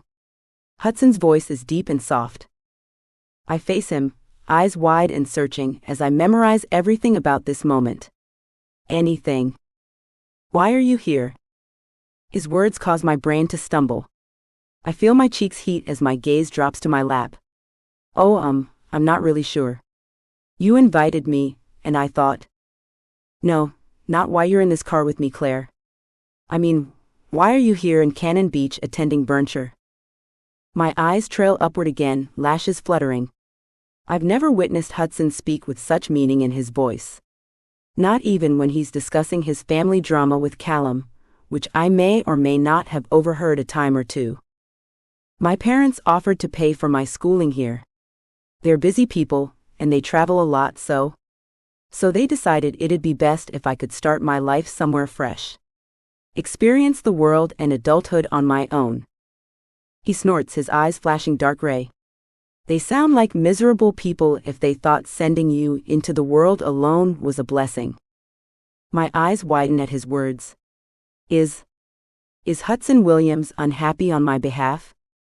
He shakes his head, as if to dispel his anger. "Regardless, I'm glad you landed on this quiet coast. If you hadn't, I'd have never gotten to experience this world and its beauty." His eyes linger on my face and then on my lips. I frown. "How's that? You'd still attend Bernshire and befriend Callum if I weren't here." "I don't think I've changed much of anything for you, Hutson." He smiles, his lip twitching on one side. "You have. You just don't know it yet." 10 minutes later, we've left the comfort of the car and are now trekking up the steep trail, shielded from the seaside mists by trees and lush ferns. Although autumn is in full force, greenery peppers the landscape with brushstrokes of color. Vines trail up the base of solid oak trees, and green bromeliads sprout from the edge of the trail side. I'd think we've entered the jungle if it weren't for the chilly air and the sound of crashing waves carried in by the breeze. Hutson is ahead of me, leading the way in a stride I've never seen him use before. Normally he's slouched, a little wobbly at times, though he plays it cool. Today his step is powerful, like he knows exactly who he is and where he's going. I wish I had the same level of confidence. "Do you know where we're going?" I ask, hoisting my bag higher on my shoulder. I've been to this forest a few times before to get to the secluded Crescent Beach, but I've never explored the forest. Drunken, giggly girls Shelby invited along have always guided my visits, and instead of observing the beauty of the woods, I was anxiously steering them over exposed roots so they didn't fall and break an ankle. This time is different. This time I'm alone with the man. "Hutson." He turns, offering me his hand. I stare at it for longer than I should, my mind frozen. "We're just going to the overhang. It's less than a mile from here." He smiles, his face warm. I take his hand then, letting the warmth of his palm soak into my cold skin. The moment our flesh collides, something inside of me boils over. A flash of light blooms behind my eyelids as he smiles at me, and the cliché sensation of butterflies zips up my chest, rising in my throat, choking me. "You're safe with me, Claire. I won't let us get lost." His words are like a cocoon, wrapping me with a blanket of security until I feel the emotion inside of me dissipate. I smile, hoping my feelings aren't displayed on my face. "Okay?" Hutson has changed. I can feel it, sense it. But whatever has shifted, I hope it stays this way. We climb higher, pausing each time something catches my eye. A trickling stream is the first culprit, its inch-wide flow parting the trail in two as it rolls to the hillside. I watch the sparkling liquid in awe as it passes by us and disappears over the cliff. So beautiful. Next, we encounter a lone rabbit. She's brown with a tiny white cotton tail. Her pink little nose wobbles as she stares at us, and I hold my breath to keep from scaring her away. While watching her, I swear Hutson leans closer to me, his nose nearly inches from my neck, but when I turn to look at him, his head is pointed straight ahead. By the time we finally make it to the lookout, I'm breathless, but inspired. I didn't know there was so much life up here, I say, beaming up at Hutson. He gazes down at me, his face shadowed by the branches of a nearby tree. Yes. Much life. His tone is less enthusiastic than I expected, but I shrug it off as I lower myself onto the large boulder. The waves crash over the shore below us, and although it's the dead season, I can see a few tourists on the beach below. They're hazy shapes from this distance, like ants on a picnic cloth. Hutson sits beside me, our knees touching. Have you ever wondered why those rocks stand so tall? He points to the sea, and the large stones rising from the shallow water. Between two stone peaks is a distant rocky outcrop connected by a thin stretch of sand to the land. It's named Haystack, funny enough. Tourists from all over travel to see the captivating ridge, hoping to get an award-worthy photograph of the massive boulder at sunset. I shake my head, staring at the landscape ahead. Not really. The natives of this land claim the gods dropped those stones as they passed through the land. It was said they were left so the gods could find their way back to this very spot, a place they deemed the most peaceful land on the physical plane. His tone is wistful, almost sad. I glance at him through lowered lashes, worried and a little shaken by the emotion in his voice. Is everything okay, Hutson? I ask, searching his face. He glances from the ocean to me, his brows drawn. Why do you ask? I shrug my shoulders. I'm not trying to be a downer, but before today, you've never given me a second glance. Now you're inviting me to the forest and sharing a side of you I've never known. I'm just kinda worried, you know? His stare grows in intensity. Do you think I've asked you to come here for sex? My cheeks heat, spreading from my face down my neck. And no. Not at all. A nervous laugh leaves my voice as I try to recover from his bluntness. I just thought you might be sad. Or maybe a little suicidal? Another laugh. His lip twitches, the hint of a smile breaking the brewing tension. I actually feel more alive than I have in centuries. I lean backwards, bracing myself on my elbows as I study him. So if not for sex or therapy, why did you want to ditch class with me today? He rubs his lower lip with the tip of his thumb, smiling at me. It seems I've developed an obsession with you, Claire. There's just something about you. He trails off, leaning forward. His eyes dart over my upper body, and I stiffen as he reaches toward me. I hold my breath while his fingertip skirts across my forehead. He tucks a strand of black hair behind my ear, staying close as he continues to speak. Something about you calls to me. Since when? I ask breathlessly. His finger trails down my cheek, dropping slowly. Since this weekend when I saw you around the board. Everyone else was terrified, but you were collected. Fierce? My eyes dropped to my chest. I didn't feel fierce. Especially not when the weird stuff started happening. We sit in silence for what feels like forever, and eventually, I build enough courage to raise my head again. Hutson is staring at the ocean, his eyes narrowed. As if he can sense my eyes on him, he speaks. Do you think what you saw was evil? My nose wrinkles as I sit up, confused. When we were using the board? He nods his head, still gazing straight ahead. I wipe the sweat from my palms on my thighs. I think we got freaked over nothing. And if we hadn't? If there was something in the room with us? Well? I sighed, my shoulders sagging. If ghosts are real, they don't scare me. They can't interact with humans, Otherwise, we'd have proven their existence already. Hutson goes quiet again, and seconds pass before he glances at me. He smiles. You're right. I'm just being philosophical, I suppose. Our eyes lock, and his expression turns from melancholy to heated in record time. Warmth builds in my belly, traveling lower as his hungry gaze continues to see deeper and deeper into my soul. I don't think it's caught up to me that Hutson, my longtime crush, has admitted he's interested in me. As he leans in closer, our faces a breath apart, I realize my expectations have lived up to their dreams and more.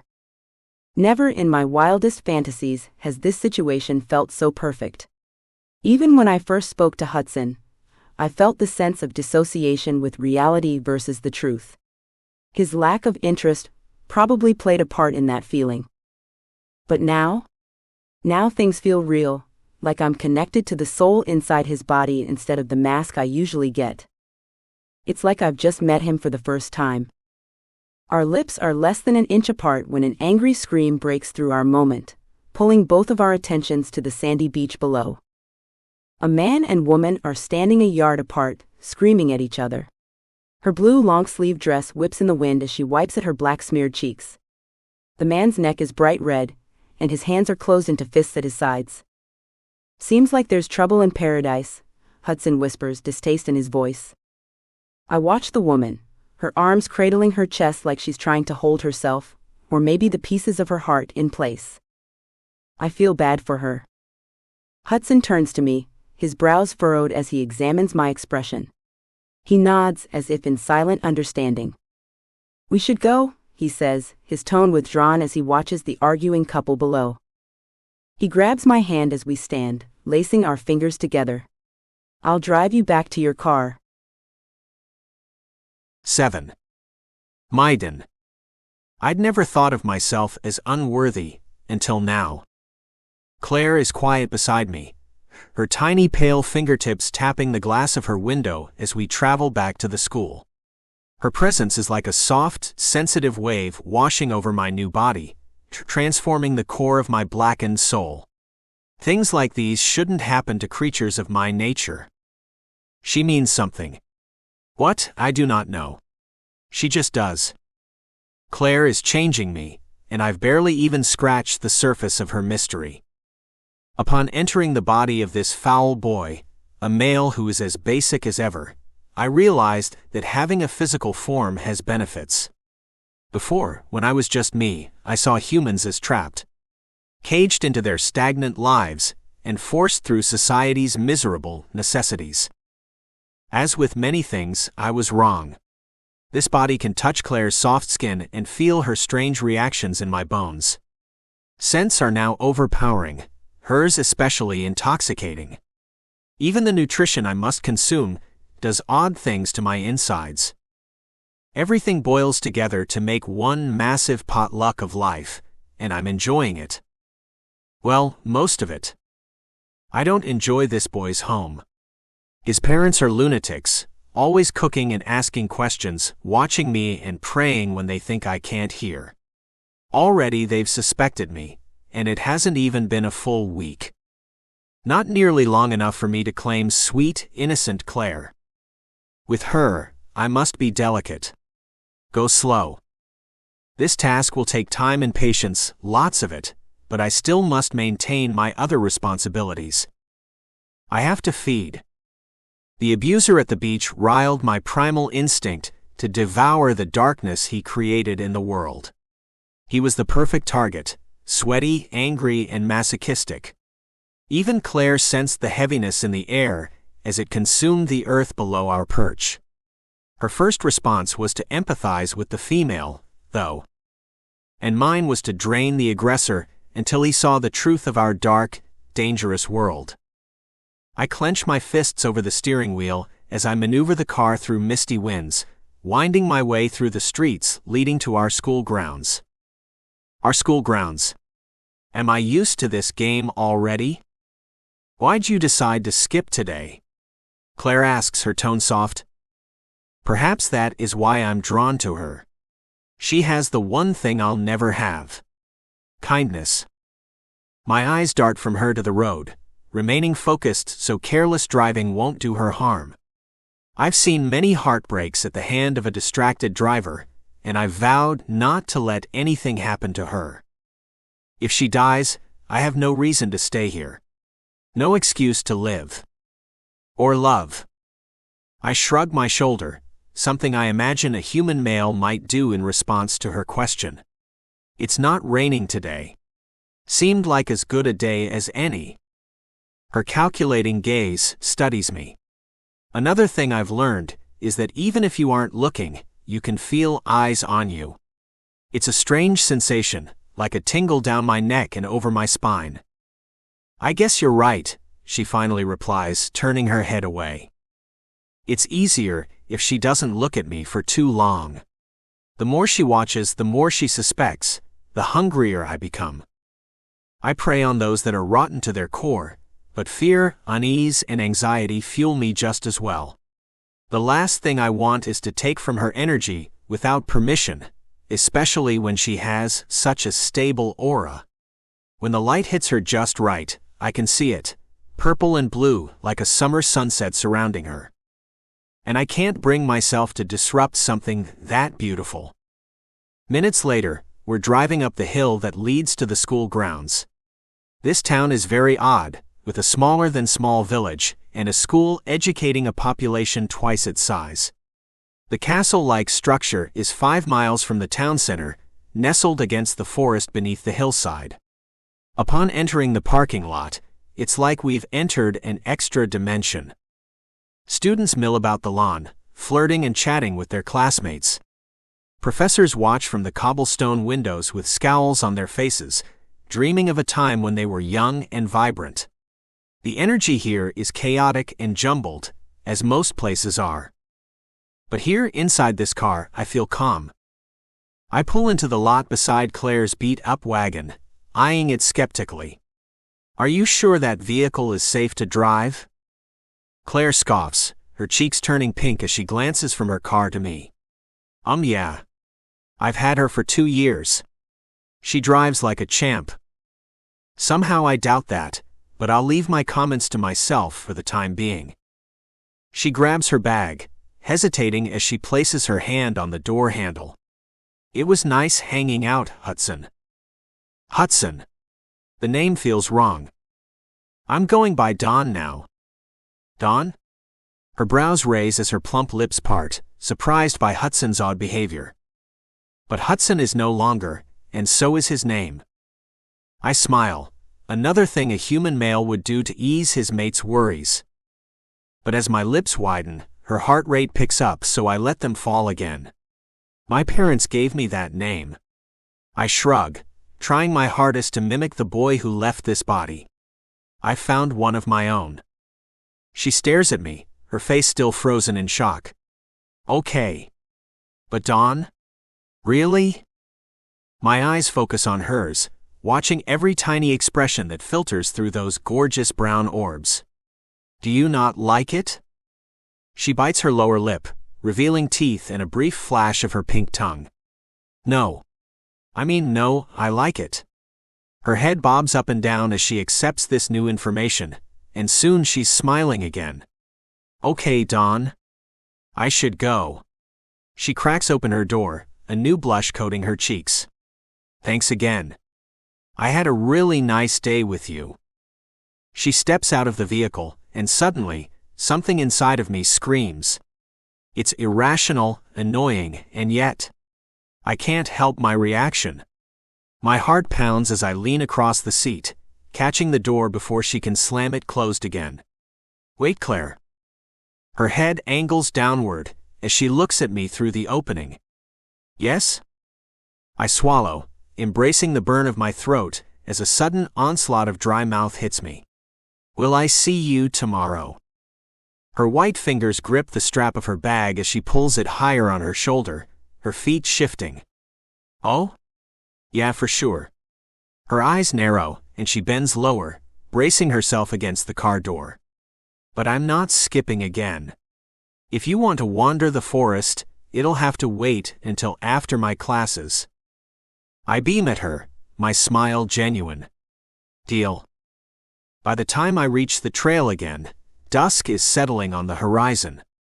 Being a human has its disadvantages, and one of them is the risk of getting caught. To be safe, I park in a pull off a mile from the trailhead and remove my tag just in case. I throw the metal plate into the back seat, press the lock button on my keys, and sprint into the wilderness. I don't need a trail to smell my prey. I wasn't sure he'd still be here after driving Claire to her car, but luck is in my favor tonight.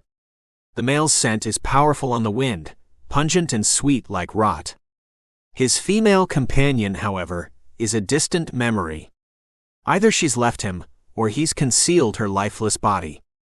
From the darkness radiating off him at the overlook, I don't doubt he's capable of such a deed. People like him aren't supposed to remain on the earth for long. They're unhinged, like a brick hanging from a single thread of yarn. One gust is all it takes for them to fall, and when they're released, there's no limit to their rage. I'm quite the opposite. I calculate, deceive, hunt those who do terrible deeds, and cull their population. The soles of my shoes slick into the muddy terrain, causing my pace to slow. The male is on the move now, his scent taking me closer and closer to the spot where Claire and I sat just hours ago. If he travels any further, my plan will be spoiled. Harming a human near the watchful eye of trail cams doesn't seem like a very smart thing to do. So I run faster, harder, pushing this body to its limits. Before the man can spin to face the approaching predator, I'm upon him, showing my true face in all its glory. His eyes widen, and for a split second, I can see myself in their reflection. Dark veins trail over my skin, rising from my neck to my cheekbones. My eyes are a void blacker than night, and my head. My head sports horns that tower to the branches above, scraping bark from the wood. The man screams. His heart thunders. And I consume. The roads are darker than usual tonight, barely illuminated by the street lamps overhead. As I drive, my body acts oddly. It's off-putting, like I'm somewhere I shouldn't be. I grit my teeth, gearing into third gear as I race up the hillside. My skin crawls, causing my face to twitch as I focus on the road. I force myself to ignore what's brewing in the back seat. Or shall I say who? My friends manifest themselves. Dark shadows twist and flex in my review mirror, extending an energy I've grown to tolerate. The twins, tall one and thin one, are watching me. I know what you must think of me. I'm sure you're gauging my sanity, am I right?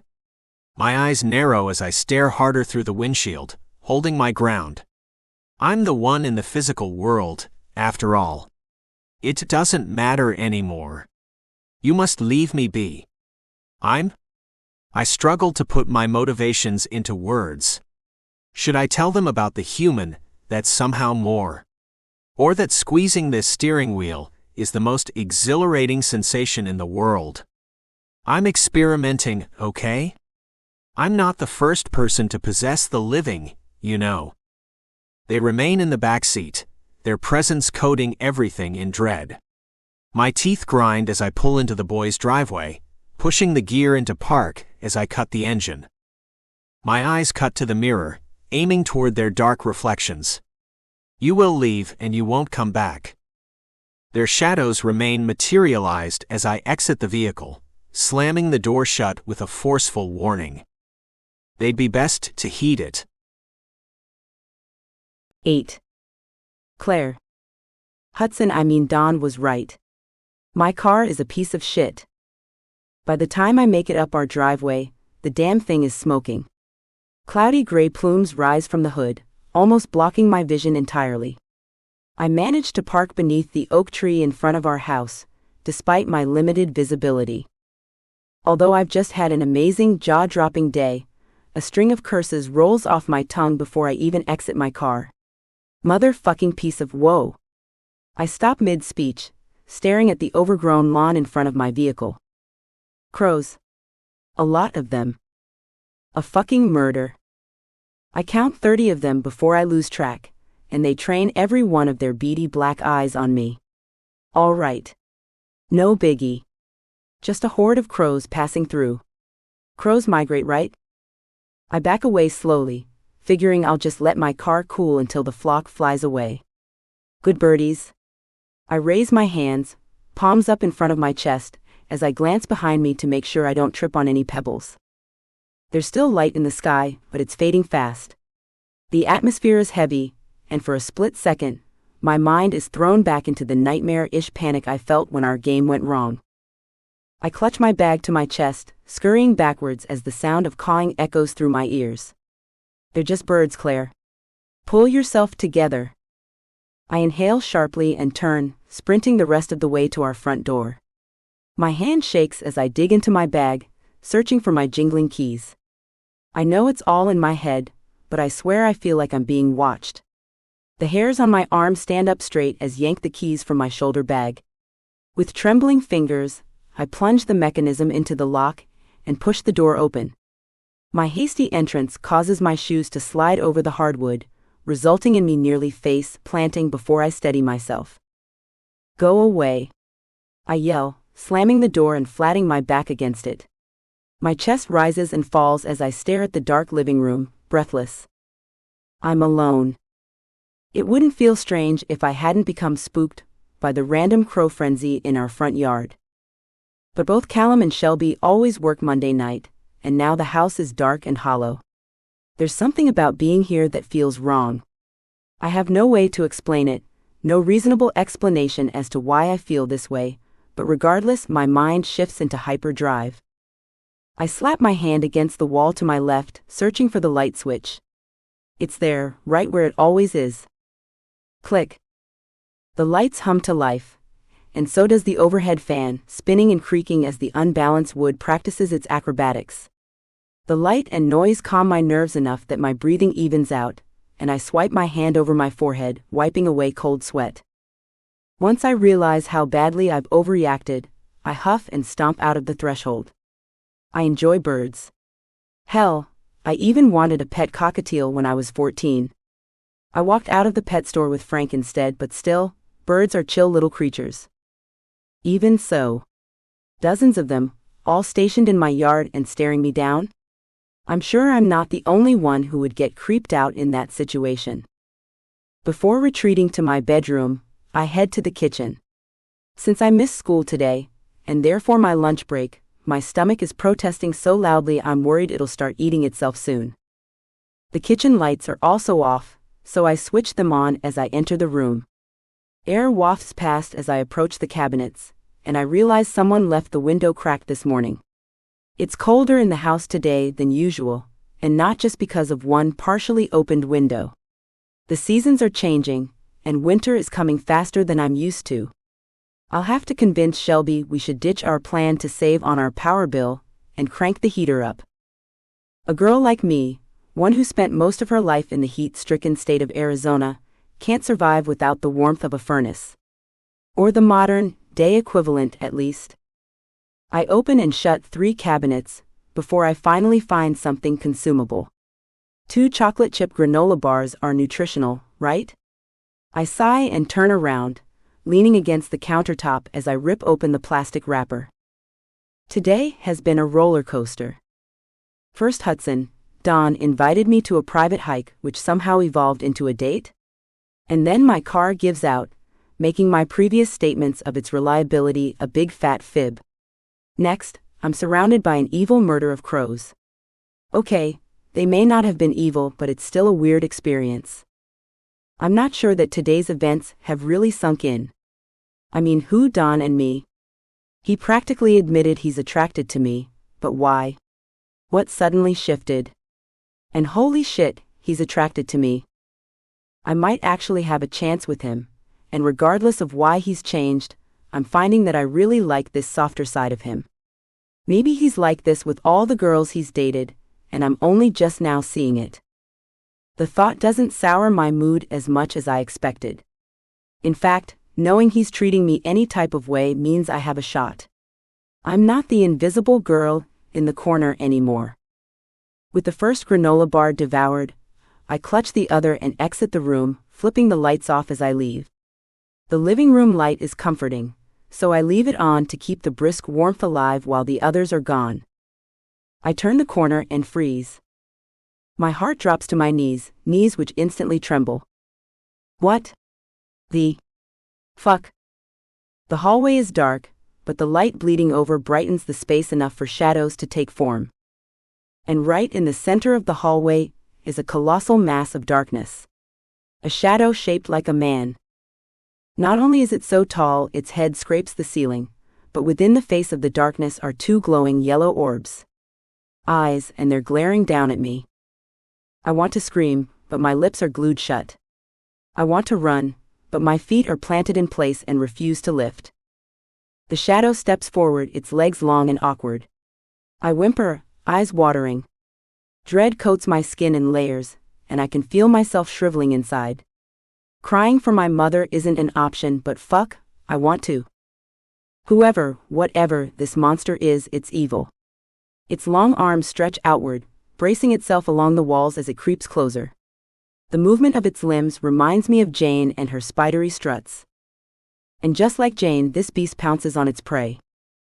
It's over before I have time to brace myself, slamming against me, through me with blinding speed. My body is flattened against the hardwood, my breath knocked out of my lungs. It feels like I'm dying, like my soul is trying to claw itself out of my shocked body, but after a second my breath returns.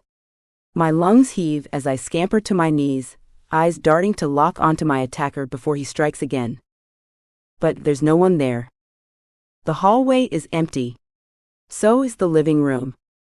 I don't hear any footsteps, and after facing the creature, I don't expect to. Sobs escape my lips as I climb to my feet. I try to stop my tears, but this response is uncontrollable. Something otherworldly has targeted me. Something diabolical. I snatch my bag from the floor and run to my bedroom, beating my hand against the light switch as soon as I enter. Every trace of darkness spikes my tears, as if I'm expecting the thing to return from every shadowed corner in the room. And maybe I am. Anything is possible at this point. Am I going crazy? Have I been drugged or something? I close my eyes, pressing my hand to my forehead as my thoughts race. Ah! A sudden burst of fire rakes across my lower stomach, burning my skin. I double over, clutching my midriff as the pain radiates through the muscle. I grit my teeth and tug at my shirt, pulling it up to my bra as I glance down. 3 angry red scratches stretch from just below my breast to my belly button, raising right before my eyes. Ghosts aren't supposed to hurt you. I've watched paranormal videos on the internet, and I know this shouldn't be possible. Unless whatever attacked me is demonic. 9. Claire. I spend the rest of my night in the closet. I've dragged my extra-large squish plushie into the floor, along with my favorite faux fur blanket, and am now curled into a ball beside my pets. The security of my surroundings is the only thing keeping me from driving myself to the psych ward and asking them to lock me up. Even if I'm not crazy, perhaps a padded room could keep me safe from whatever the fuck is going on here. I've also thought a lot about what the hell is happening. The Ouija board had to have brought something into the house. The shadow creature is transforming this place into its new hunting ground, making me its first target. Horror films, spooky decor, Halloween, Fright Fest, all those things bring me joy. But this? Being face to face with real evil? Not my thing. At all. Every time I nod off against the closet door, knocks on the walls or creaking floorboards jolt me awake. Soon, the early morning sun is stretching beneath the gap above the floor, and I've slept a total of 2 hours. This absolutely cannot go on.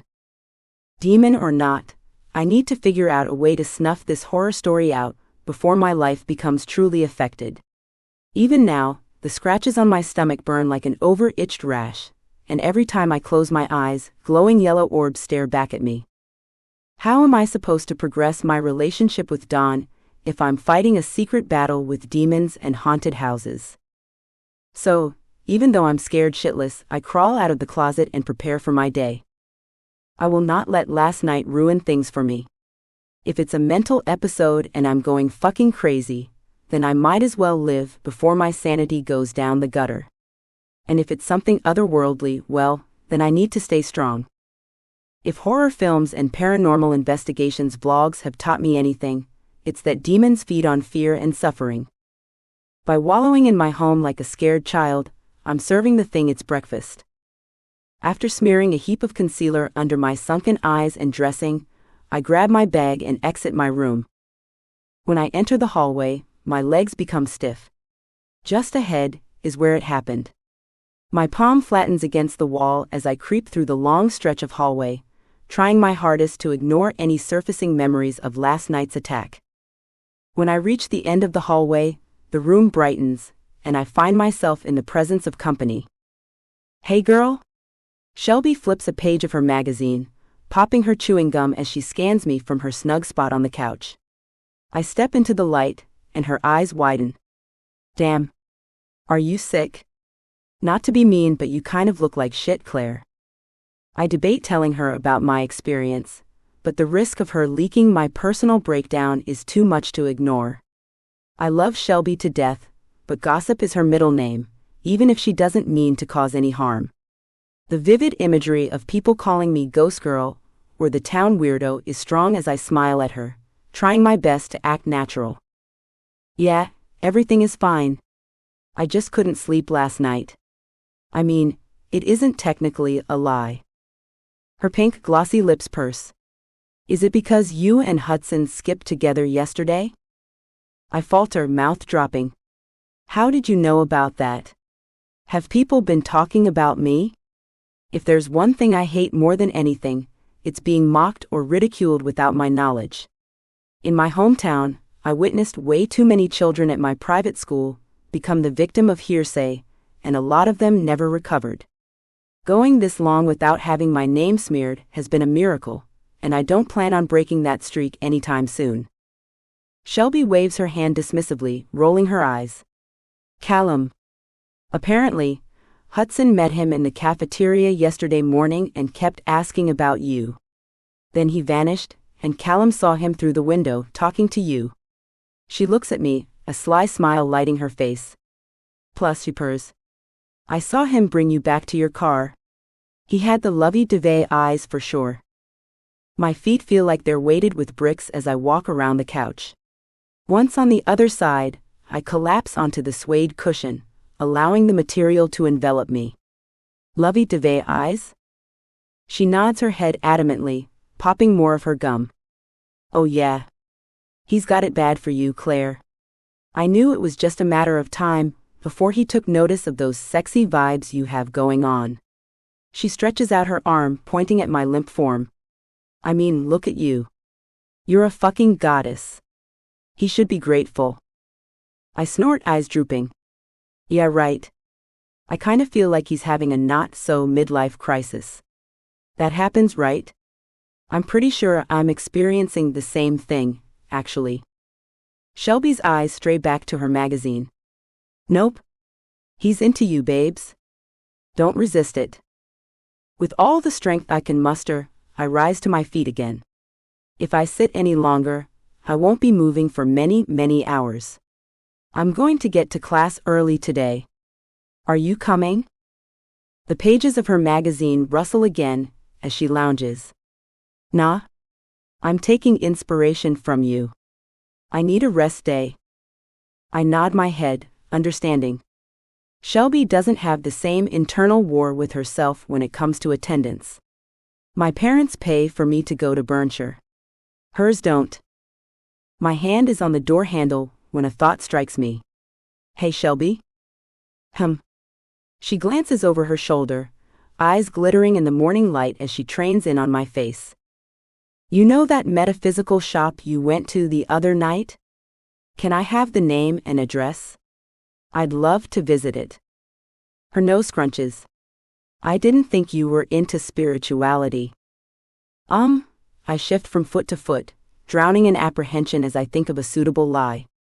"I'm not, but I figured they had crystals and candles, things like that. I want to add more earthy feels to my bedroom decor." Shelby smiles like I've just revealed the most exciting news of the century. Oh my God. Really? I can come with you. The owner makes these really gorgeous crystal sun catchers that are so stunning. I bite my lower lip, grimacing. Oh, I was going to go by myself. I watch her face drop and quickly scramble to correct my words. Only because I just have time to swing in before work tonight. We can plan a day to go back together, if you want. She claps her hands, squealing. Yes. A minute later, she rips out a piece of notepad paper and hands it to me. Here's the address. You can just pop it into the GPS on your phone. Thanks. I smile at her, truly grateful to have a friend so full of light. With her here, maybe the shadowy man won't return. Armed with a newfound sense of hope and a crinkled address in my hand, I leave home and hop into my car, praying it'll start after last night's smoky end. By some miracle, my lovely, wonderful, dead car makes it into its parking spot before pouring clouds of smoke again. Without exiting the corpse of my sweet hatchback, I cover my eyes and flatten my head against the steering wheel. Why me? I moan, feeling every ounce as bad as I'm sure I look. It's like I've phased into some fucked up version of reality, where every thread of my existence is laced with a heavy dose of bad luck and generational curses. Gentle tapping on my window snaps me from my haze. My head jerks upright, nearly smashing into the driver's window as I twist to find the source of the noise. To say my encounter last night has caused me to be a little jumpy is an understatement. Don. He's dressed exceptionally well today, in black denim jeans and a crimson-colored button-up shirt. 2 buttons are open at the top, revealing just a hint of his defined chest. I swallow as I roll down my window, trying hard not to think about how flawless he looks compared to my messy appearance. His tasseled curls blow in the autumn wind as he bends down, resting his elbows on my windowsill. Car trouble? I press my lips together, glaring. If you say I told you so, I swear. He takes heed of my silent threat, smiling widely as he lifts his palms in a gesture of surrender. I wouldn't even think of it, darling. My shoulders and glare drop simultaneously, replaced by a frown. Maybe this loss wouldn't hit so hard if I had slept well last night, but in my current sleep-deprived state my heart is hurting. I've had this car for 2 years. She escorted me into this town, transported me to places I was sure would change my life, and listened to me cry after midnight drives. Being bonded with a car seems insane, but I'm questioning my sanity anyway, so what's one more notch on the old belt? I think it's dead.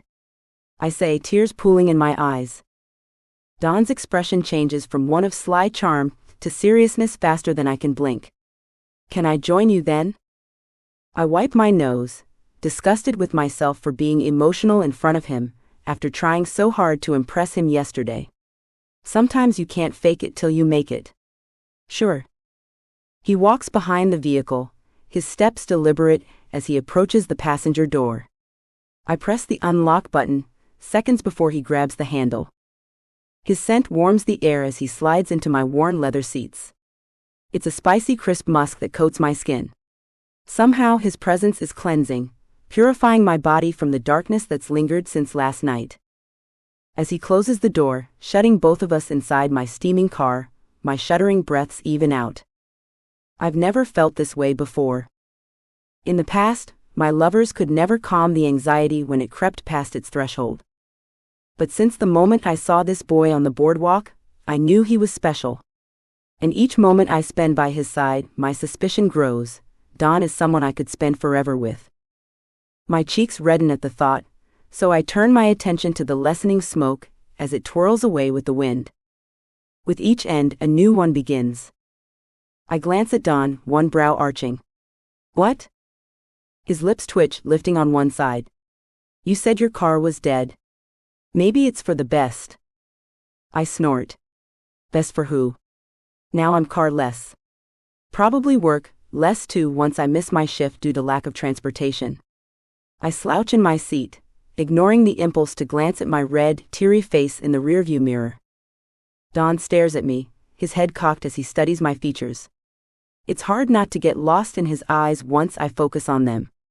They're filled with such depth, a darkness akin to the universe's void, that I find myself drifting. I can feel warmth radiating from his side of the car, even though I'm sure that shouldn't be possible at this distance.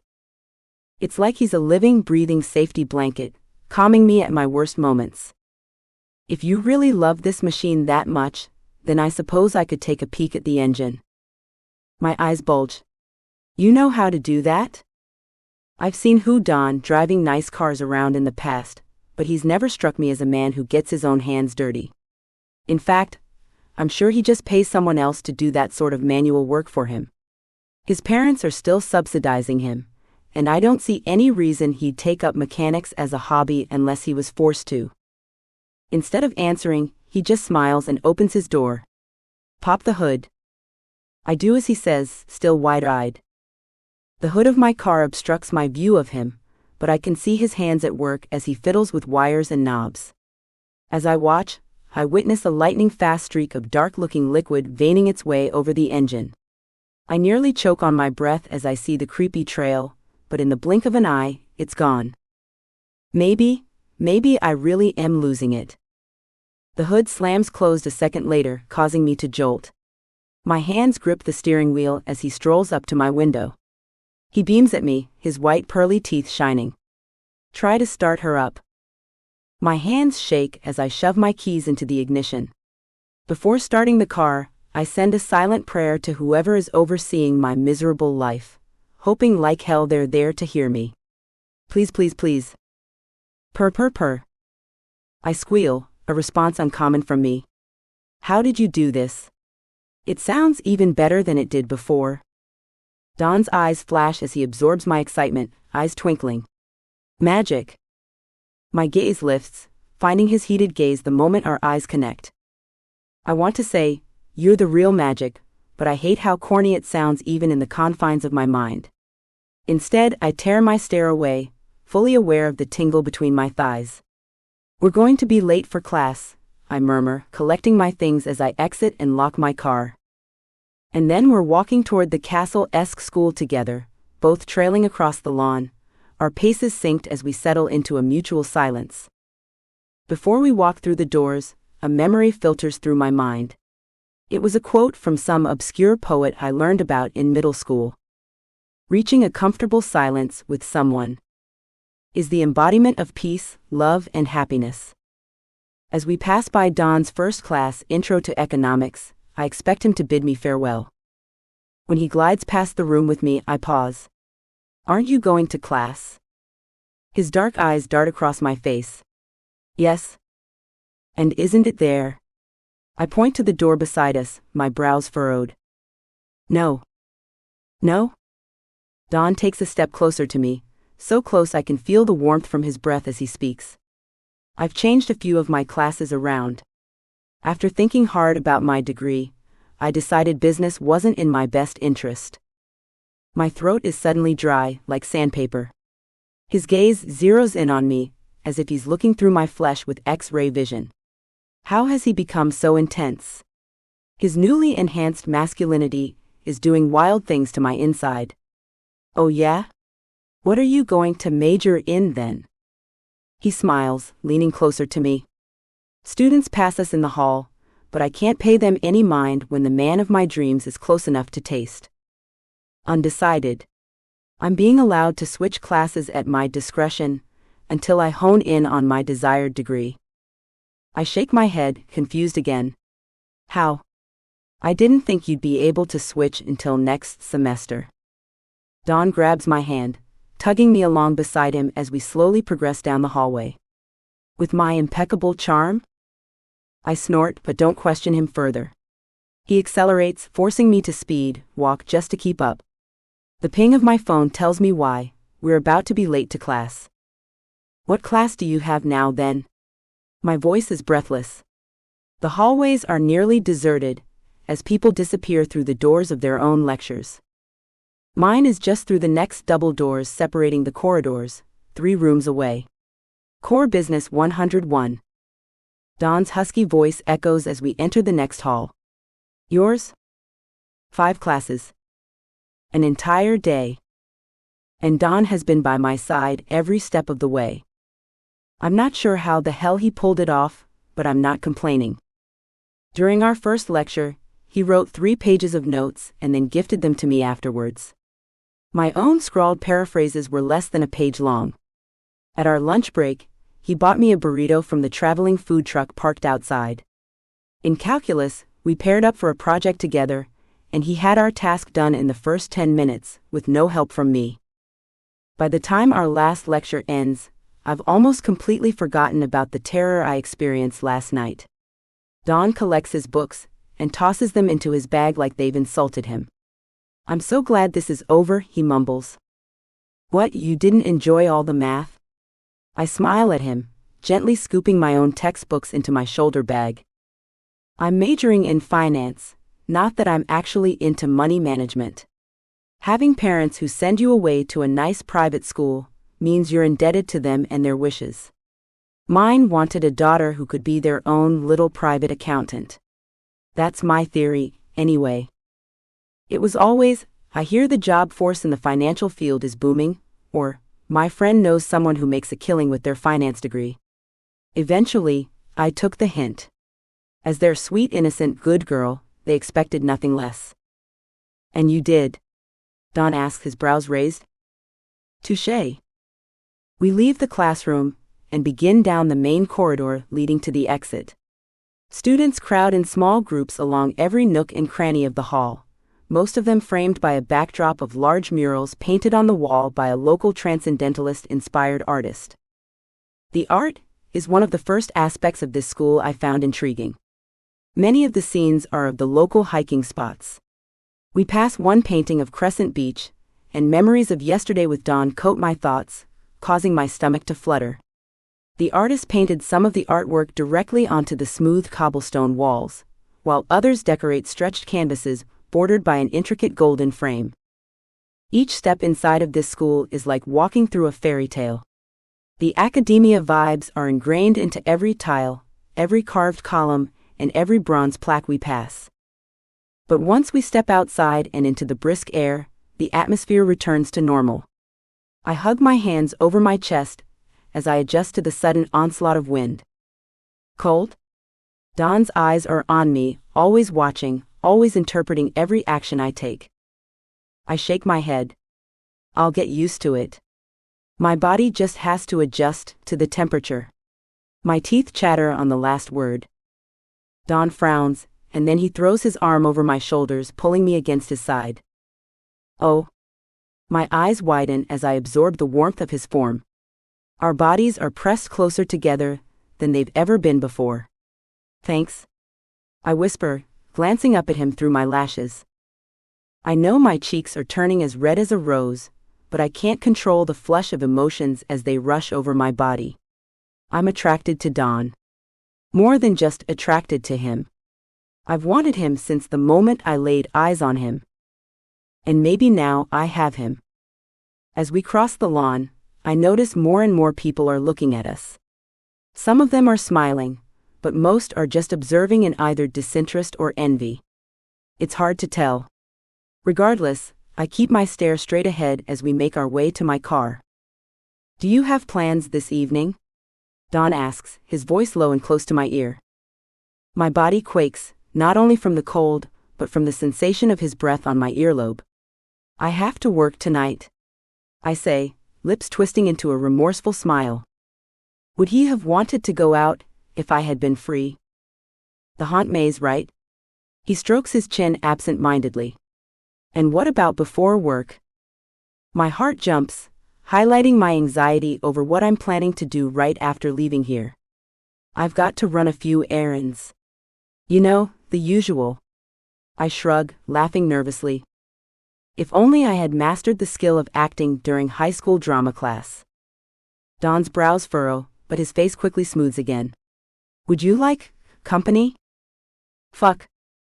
I really don't want to refuse his offer. But I have to. I'm not ready to share my paranormal experience with anyone other than the tiny creatures in my closet, and I don't think I'd have a choice but to explain if I brought him to the occult store with me. Besides, The Ouija board really freaked him out last weekend. I'd hate to stir up any unhealed trauma, and I don't want to scare him away from me. Don, I'd love for you to come with me, but I have to do a few things that are womanly. I wince, already regretting the lie I've chosen. Womanly? His arm around me tightens. Are you sure? I don't mind waiting outside while you do whatever it is you need to do. God, why does he have to be so sweet? I frown at my feet as we walk, debating on what to do. I could come clean now and explain what I really have planned, but that means I risk the chance of him changing his views about me. I could bring him with me and fabricate another story, maybe the same one I told Shelby, but then he'd want to come inside with me. Or I could just stay strong and decline his offer. I'll see him again tomorrow, anyway. My current excuse should be enough to sustain his pride, since womanly errands tend to be a private affair, even with long-term couples. And we aren't even a couple yet, so it should be fine. Sorry, but I really think I should do this one alone. Maybe we can make plans for tomorrow? I don't have to work after class. I smile, hoping my apology is enough. His expression doesn't crumple, nor does it relay understanding. His dark eyes are piercing, a confused aura emanating from them. The warmth from his arm heats as he holds me even tighter, but after a moment he releases me completely. Whatever just happened is over in an instant. Don smiles, his posture one of ease. That'd be cool. And if you'd like, I can pick you up before school? Your car would probably thank you for a day off. I bite my lower lip as the wind picks up, blowing wispy strands of my hair over my right cheek. As the breeze wafts between us, it brings forth an earthy scent of leaves, like the essence of autumn flowing over the countryside. I'd love that. 10. Maiden. I don't feel bad about following her. Even if the emotion of guilt could influence me, I'd disregard it. Because Claire is up to something, and I'm going to find out what. Her energy was off all day today. While she remained relaxed a majority of the time, there were moments when her essence would flare with darkness. Worry, fear, internalized pain. And then she turned down my offer to spend time together, which I know she'd have taken if it weren't for whatever has caused this cloud of negativity. She doesn't feel comfortable with me yet, but I don't believe I'm the source of her distress. When we share silence, I can feel a realization within her, a sense that something about me has changed. She may not fear me, but she doesn't trust this new version of Hutson either. I'd have thought she was onto me, if it weren't for the light in her eyes every time our gazes touch. So that means there's something else. A fear she's not ready to share. If I were any other male, any other human, I might respect her privacy. But I'm afraid I don't hold the same values as most humans, and if something is wrong with Claire, I want to know why, when, and how the fuck I can fix it. My fingers flex on the steering wheel as I drive. Ever since taking on this body, I've had to contend with the boy's physical reactions. My emotions are up, then down, then flying across the fucking walls. At the moment, I'm feeling what I suspect is a heavy dose of frustration-laced worry. And beyond that, I fear I've become obsessed with the pretty, sensual human named Claire. I want to touch her, hold her, fuck her, kiss her, taste her. The problem is, I've wanted nothing in all of my existence. My urges are to feed, not feel. Now I'm clinging to the light of Claire like I'm a moth and she's a porch lamp. If or when she finds out about me, I fear I'll lose this new gift. My jaw grinds as I steer around a curve. I plan to fight like hell to keep her from knowing my true nature, or at least from knowing most of it. My eyes stay focused on the maroon vehicle, a few cars ahead. I'm careful to blend into the surrounding traffic, hoping she doesn't catch sight of my shiny new car. Her trip takes all of 20 minutes to complete, but for those entire 20 minutes, my stomach twists itself into knots. Why is my body acting so strange? Claire exits the interstate, entering the next town. Luckily, there's more traffic in this congested area. As her car slows to a stop at a red light, I switch lanes, hiding myself behind an 18-wheeler. I'm a few cars away, but I can see well enough through her dusty windows to tell she's fidgeting. Her fingers are knotted around her wheel, knuckles white, and her whole body tremors. I assume she's bouncing her leg, a habit I've observed her display many times throughout the day. Sweat beads on my forehead as my mind throws out wild theories about her intentions. Is she coming to this town to have some sort of medical treatment? She doesn't seem sick, nor does her essence radiate disease. Maybe it's deeper than that.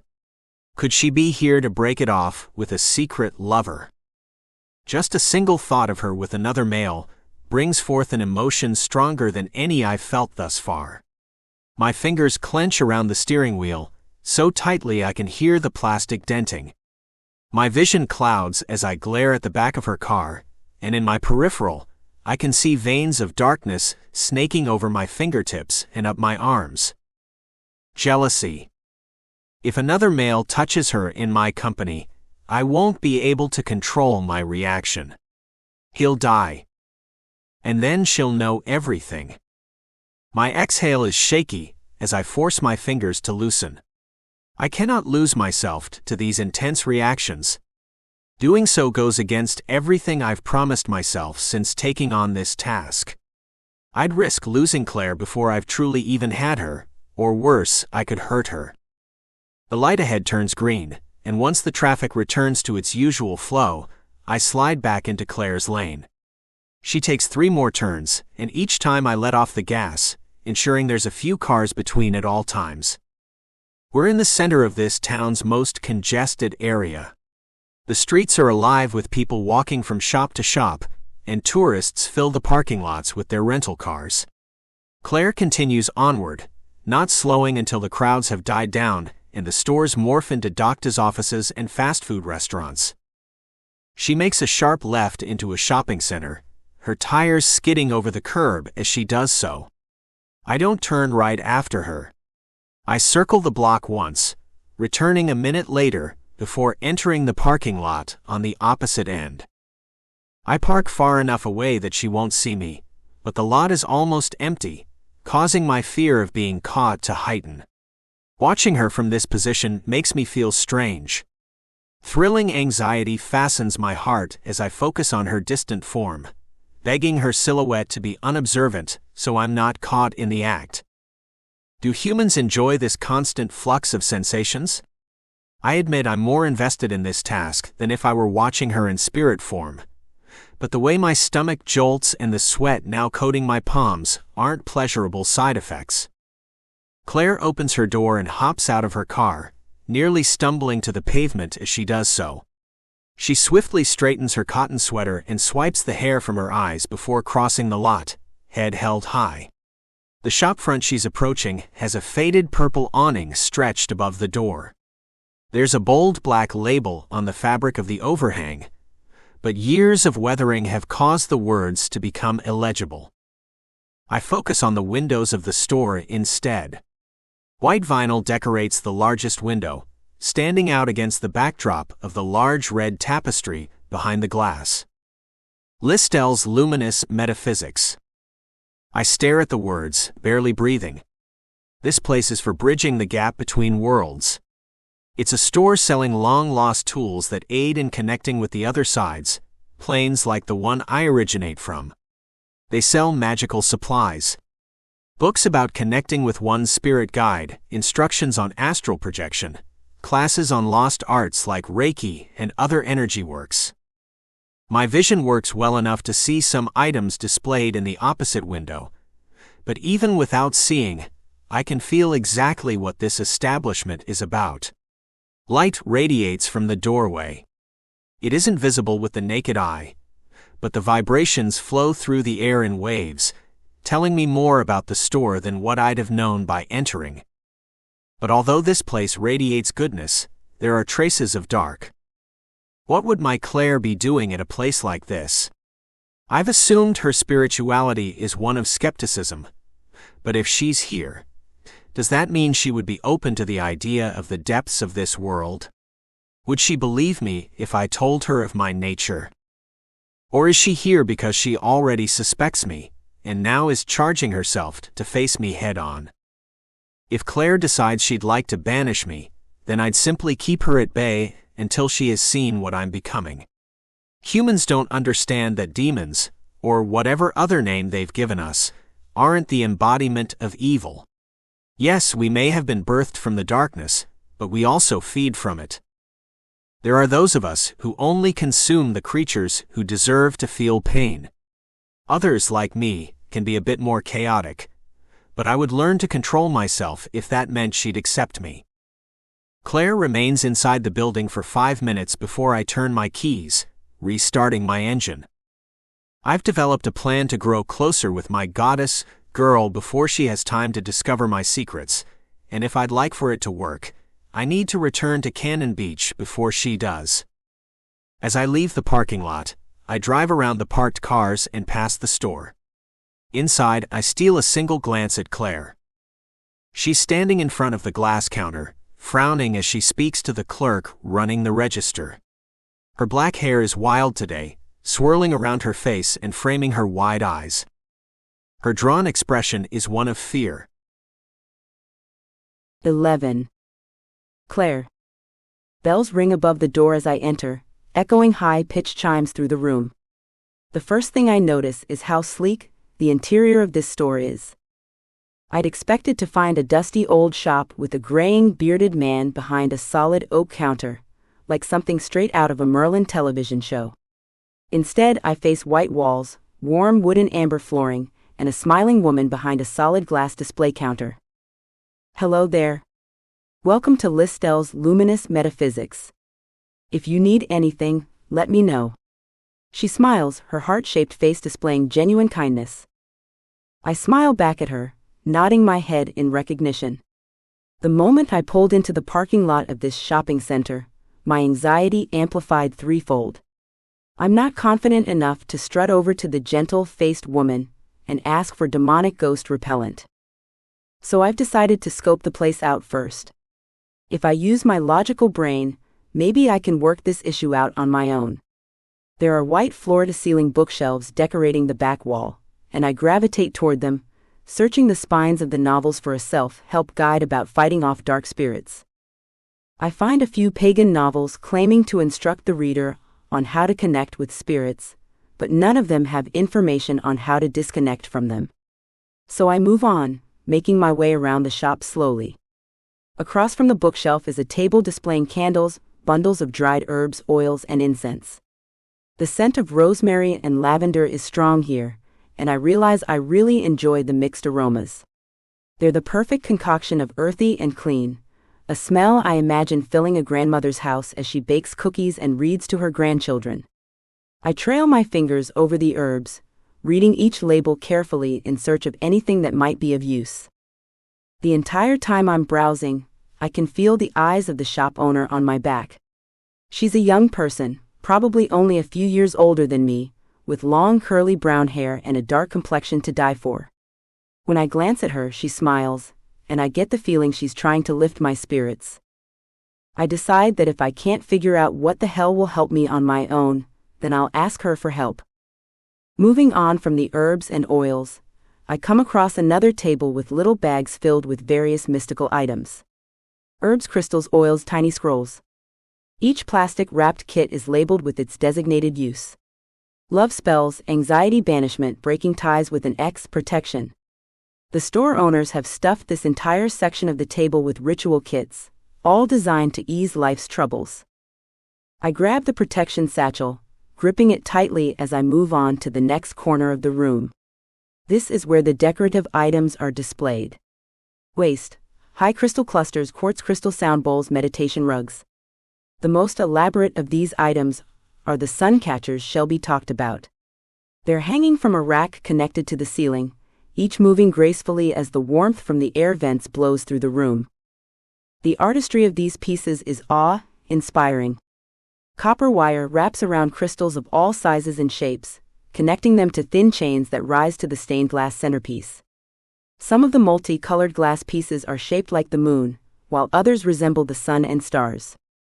They really are beautiful, but as they twist with the motion of the circulating air, the price tag flutters past my eyes.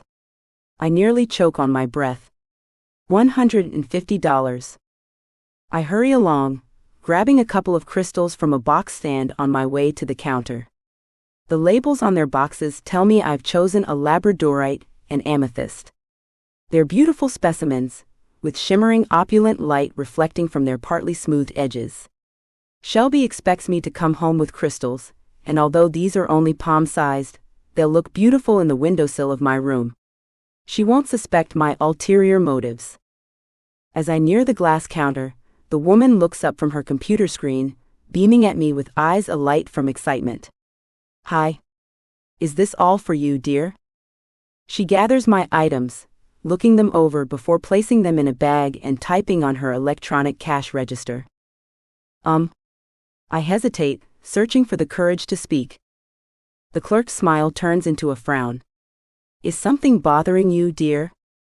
I fiddle with my hands, biting my lower lip as anxiety bubbles in my chest. "Just get it over with, Claire. I'm sure you get this all the time, but I was just wondering if you had any information on banishing dark entities." I smile, displaying false confidence as if this is a simple yes or no question. God, please let her be into some weird shit.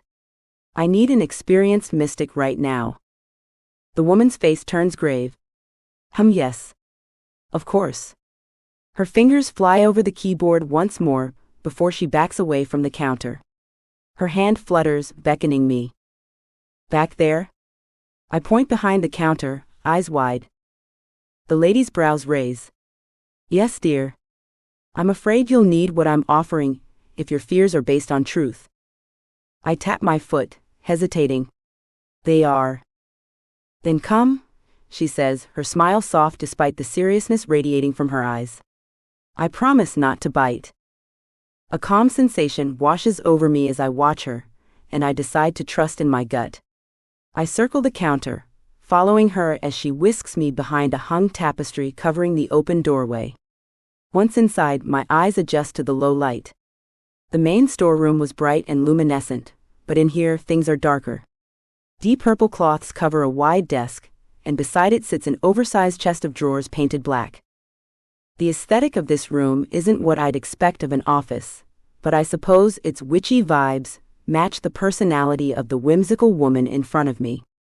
Her long white dress billows as she hurries to the far corner, pulling open the top drawer from her chest.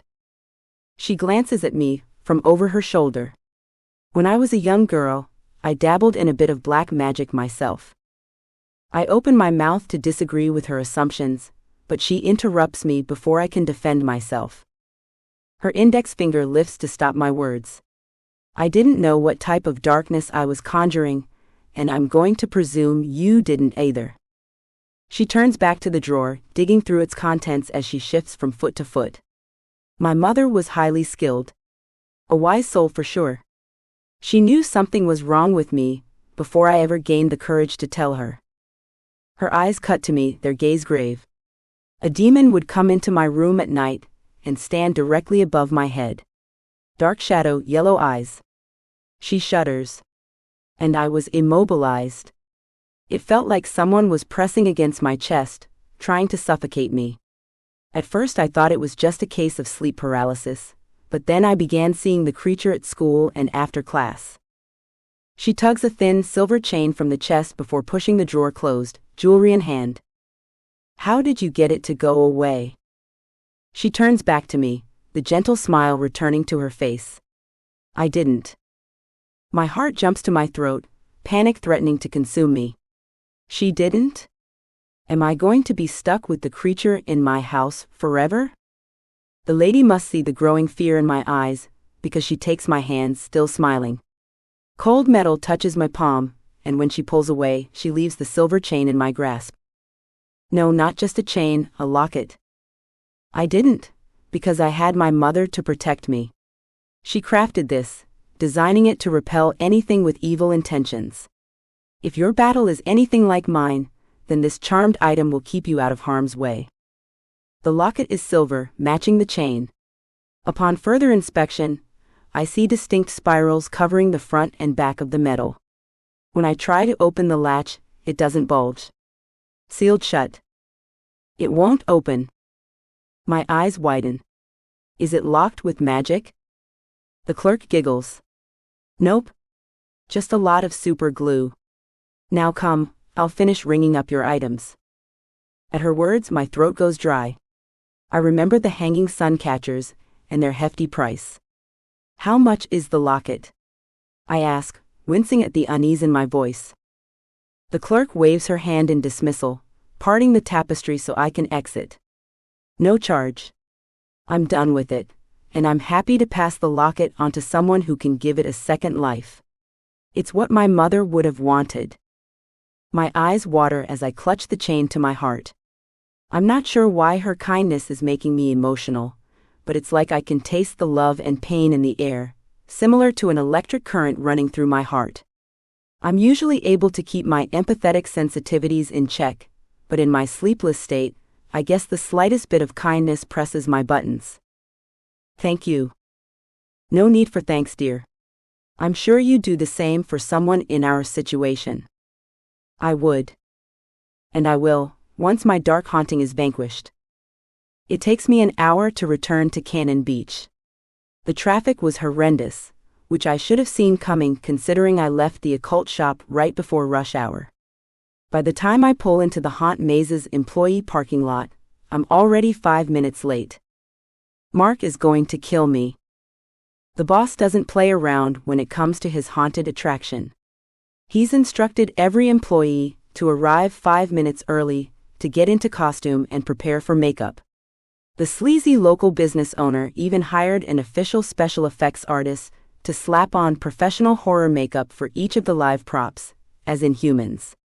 Mark sees every aspect to his business as a prop of some sort, right down to the splattered blood decals stuck to the floor. And since I'm late, I'm also stuck driving in circles trying to find a parking space. I'm between the second row of cars when I slam on my brakes, jaw clacking. Don's car is here, parked expertly between two Jeeps. Why is he here? I don't have time to debate the issue. The back door of the maze opens, its metal slamming against the brick wall. Mark scans the lot with squinted eyes. As soon as his angry glare settles on me, he crosses his arms, huffing. I grimace as he watches me park between two lifted trucks. My hatchback barely squeezes in without scraping the white paint off the truck to my left, but I make it in and shove the gear into park, hopping out a second later. I'm coming. I call, grabbing my bag as I rush to get inside. Once my car is locked and I have my belongings, I turn and sprint to the door. You're late. Mark grunts. My cheeks heat with a flush. I'm sorry, Mark. I had to go into town before my shift, and then I got stuck in traffic. He huffs, turning his back on me before I'm finished speaking. Just get to Janie so she can put your face on. We open in 30 minutes. My shoulders relax as he stomps down the hallway, heading in the opposite direction I need to go. After shoving my bag into my locker and sliding on my white blood-stained gown, I make my way to the special effects room. Janie is a plump woman in her mid-40s, with short wild hair and wide-framed glasses that magnify her stunning brown eyes. I've grown very familiar with her features, seeing as I'm forced to stare into her face for 10 minutes every shift, as she lathers me with white face paint and black eye pigment. I knock on her door, and as I expected, it flies open instantly. Her eyes are wide as she looks me over. Oh heavens! You know you're late? I fight the urge to roll my eyes. Yes, I know. It won't happen again, I promise. She mutters, turning on her heels and sashaying to her lifted salon chair. Come. Sit. I grit my teeth as I follow her command, but I understand her impatience. No one wants to piss off Mark, lest he'll have another screaming fit and stub his toe against the wall again. Totally his own fault for kicking it like a child, but I digress. 10 minutes later, I'm practically slung out of Janie's room after a farewell pat on the head. My makeup is sticky, and my eyes feel heavier with the thick lashes glued on, but I'm relieved to be done with prepping for the night. Once Mark has his tantrum and makeup is done, the employees of this fine establishment get to do their own thing. I'm stationed in a quiet corner by myself, posing as a dead girl sitting in front of a candlelit dinner table. It's my job to act like an inanimate Halloween doll before jumping to life and screaming bloody murder at the frightened patrons.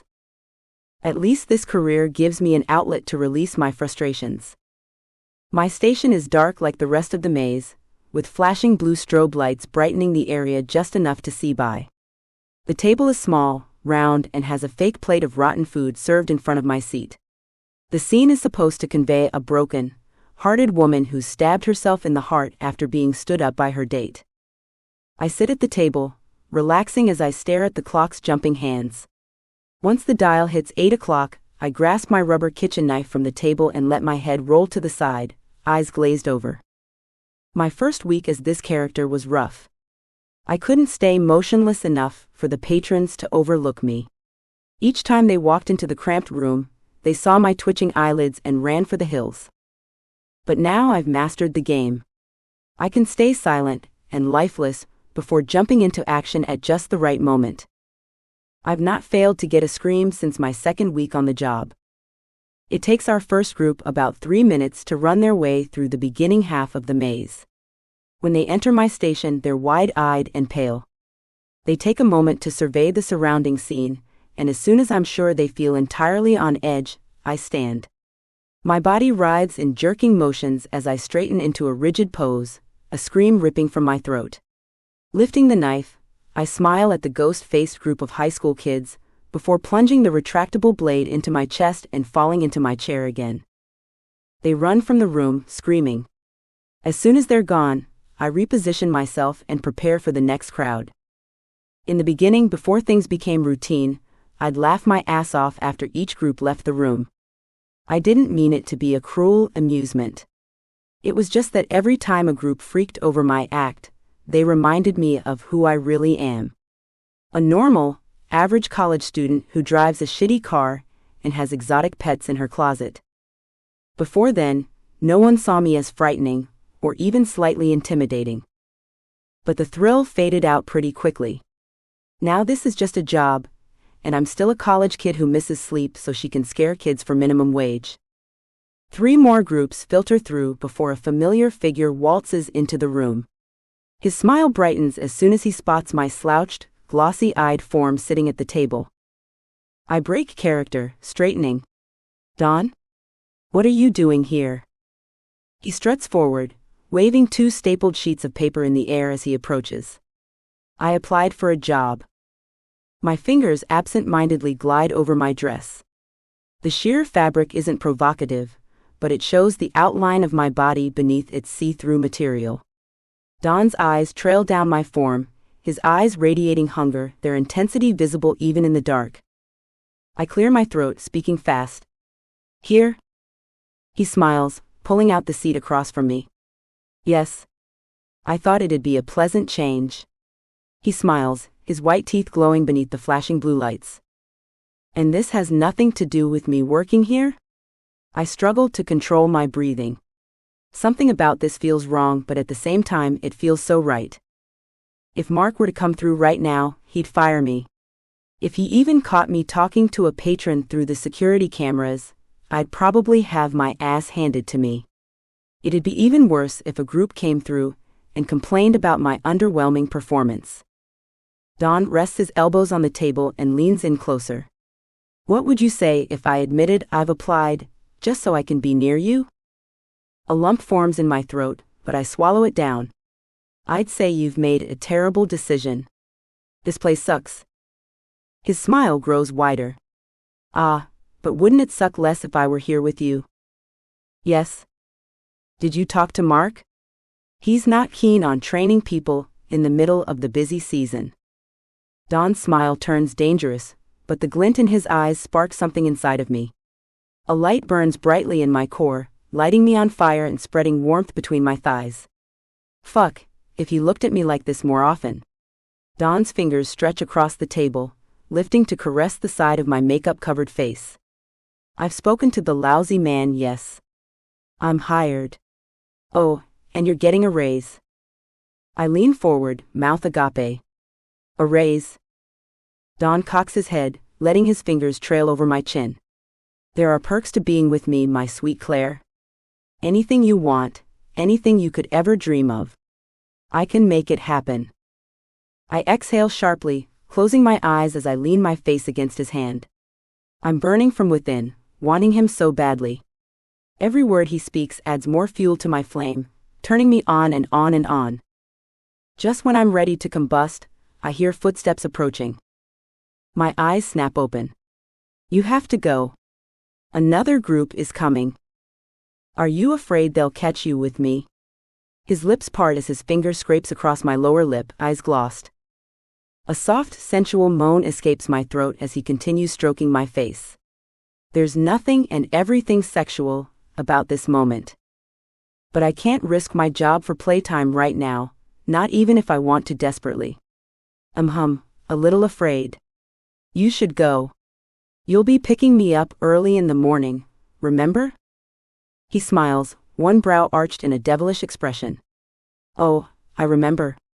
Farewell, little goddess. I'll see you in the morning. Don stands, bowing at the waist in a mock bow.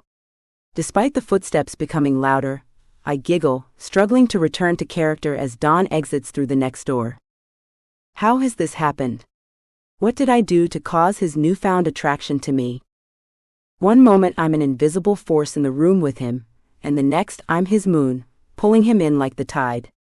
I try to recount a turning point, a single moment that suggested something had shifted, but nothing comes to mind. I just got lucky. I got lucky, and now my dreams are all coming true. 12. Claire. I don't arrive home until 1 in the morning. It's pitch black outside, and the porch light only extends a few feet all around. The crows, most of who are lingering in the surrounding woods, caw as I exit my vehicle. Using my cell phone as a light, I struggle toward the front door, legs aching from my shift and wobbling as cold air seeps into my bones. Once I make it to the front door, I unlock it and stumble inside, shutting it swiftly to keep the moths out.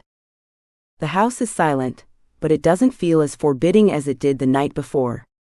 The living room radiates life again, the darkness so distant it's like it was never here to begin with. Loving energy and the scent of pumpkin candles waft through the air, and I relax, leaning against the doorframe. Shelby and Callum's door is closed, meaning they're both asleep, so after I've gained my composure I tiptoe toward my side of the house. I pause when I reach the darkened hallway. My hand instinctively rises to the locket around my neck, touching the smooth, warm metal for comfort. I stand there for what feels like 5 minutes, staring and waiting for something shadowy to appear. But it doesn't happen. Am I cured? Is the necklace working to fight off the demonic spirit? I know I won't get any answers tonight, but each step I take toward my room is like another fresh breath of air. Nothing leaps out of the shadows. No glowing eyes zero in on me. It's like yesterday was just a dream, and now I'm safe. Opening my bedroom door, I release a massive sigh of relief, before collapsing backward onto my bed, not even bothering to remove my dirty clothes. At least I'll be able to sleep peacefully tonight. Beep. Beep. Beep. Beep. Arg! I lean over my bed, slapping the nightstand in hopes I'll smash my alarm clock and shut it up. Eventually, I land a hit, silencing the machine at last. But there's just something about being interrupted and annoyed first thing in the morning that really gets me going. And now my mind is on loop, remembering the world and where I am and... Oh fuck. Dawn is picking me up at 8 a.m. I roll out of bed literally and curl atop the cold floor, willing my body to refresh itself. I need to get my shit in order. I have to do my hair, and fuck, I need something nice to wear. My icy fingers press into my eyes and over my temple, forcing myself into awareness when suddenly I realize I didn't dream of demons last night. I drop my palm to the locket, wondering, has it protected me? Have things righted themselves, leaving me free so I can focus on Dawn and I's relationship? God, I hope so. After a few more minutes of procrastination, I climb to my feet and open the closet door. Jane stares at me from her webbed hammock with beady black eyes, almost like she's judging me for my swoony bed-headed state. Kneeling down, I open the plug-in mini fridge and grab a small plastic tub of mealworms. Using my elongated tongs, I drop one in her cage, hoping to gain her love again. I relinquish another 2 wiggling larvae into Frank's cage. Marco and Pollo are fast asleep beneath the leaves of their pathos plant, but I place a few bugs into their bowl for when they wake up. And then I glare at the clothes hanging on the pole opposite of their cages. I know for a fact I have nothing Don hasn't seen me in before. I want to look sexy, exotic. But I'll have to settle for my fishnets, ripped jeans and a black V-neck sweater. It's a little punky, a bit flashy, and overall tame enough for our educational environment. It's just school with Don, right? I've done this before. It doesn't matter that he's picking me up this morning, or that he'll be driving me home. Just because we're more involved doesn't mean our dynamic has changed. But deep inside, I know that's a lie.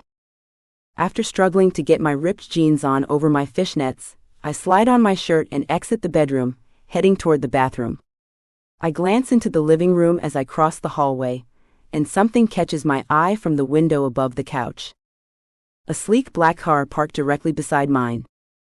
Don's here early. Shit, I mumble. Once in the bathroom, I relieve myself, brush my teeth and hair, and then smear on a subtle shade of foundation and lip gloss. I take less than 3 minutes to finish preparing for the day.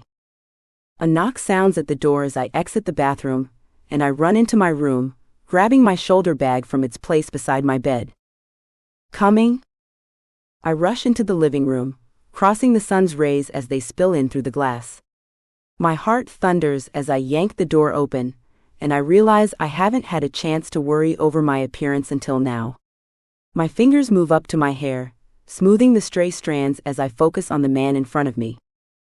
Don's eyes zoom in on my face, his flat expression morphing into a soul-shattering smile. Hey, he says, voice husky as his gaze darts over my freckled skin. Hi. He leans his muscular form against the doorframe, stare dropping from my face to the rest of my body. The hunger in his eyes doesn't relay pure lust, it's more than that. I see respect. Admiration. A glowing flash of emotion telling me he's serious about his feelings, and he's confident in where they're headed.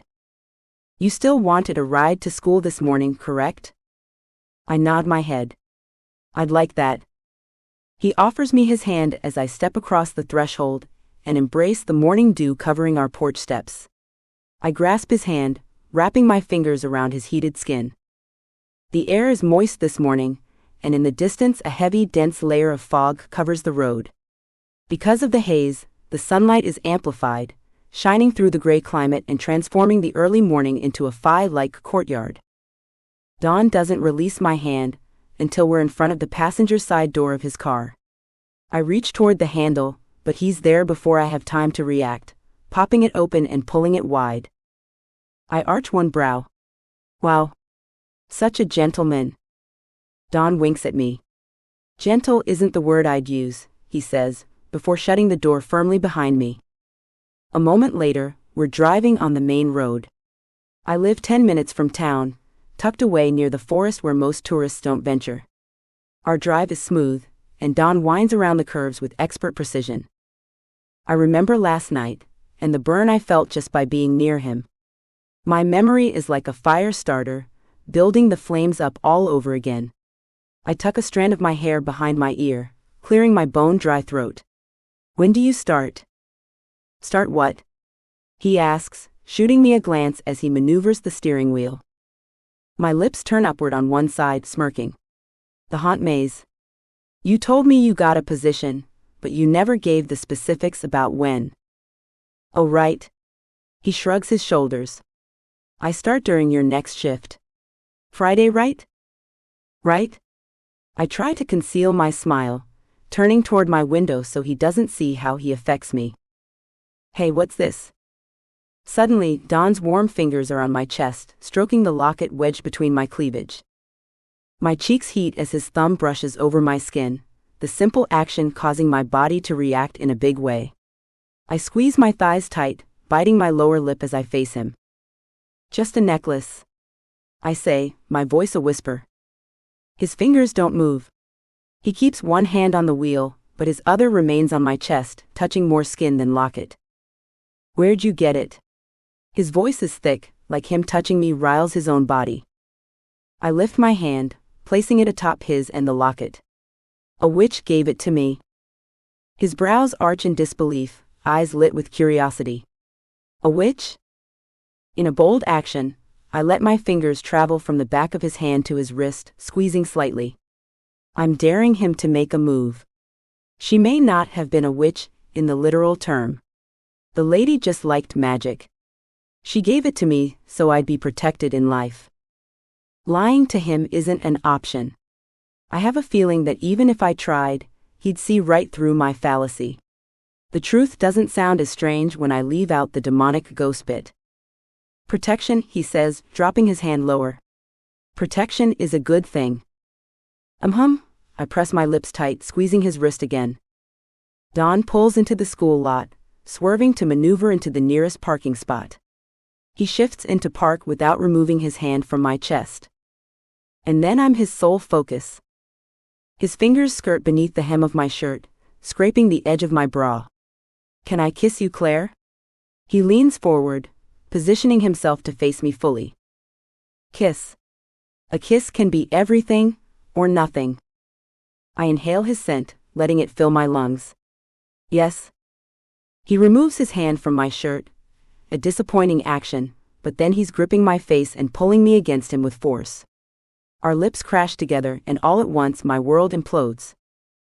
Pink and blue lights sing behind my eyelids, and every hair on my body comes alive, straightening as my skin prickles. His lips are soft, but there's something hard about the desperation displayed with every flick of his tongue. I moan, falling against him as my bones melt into jelly. His hands fall to my hips, gripping my rounded ass as he pulls me onto his lap. Fuck. The spot between my thighs is so wet, I'm sure he can feel it. But I can also feel the hard, extended bulge beneath his jeans, and as he grips me, he rolls my hips over the hardness. My pants add to the friction, and soon I'm bearing down harder on him, moaning into his mouth like a depraved soul in need of a cure. I'm pretty sure I know exactly what his medicine will be. You feel so good, he says, holding me against him with a strength I'm not used to. It doesn't matter. He can touch me as hard or as soft as he wants, as long as he keeps touching me. He doesn't prompt me to rock my hips any longer. They work of their own accord, sliding against his erection in slow, sensual succession. I feel an orgasm building, but I don't want to come like this. I want him to take me. I want to feel his cock, to taste him on my lips. Shit. I'm far fucking gone. As if he can read my mind, Don pushes me back an inch, separating our mouths. Skip with me again. Just for today. His lips touch mine once more, but only briefly. We can go back to your place. Callum and Shelby won't be back until after their classes end. We'll have the house to ourselves. There's no way in hell I can deny him at this point. I can't even deny myself.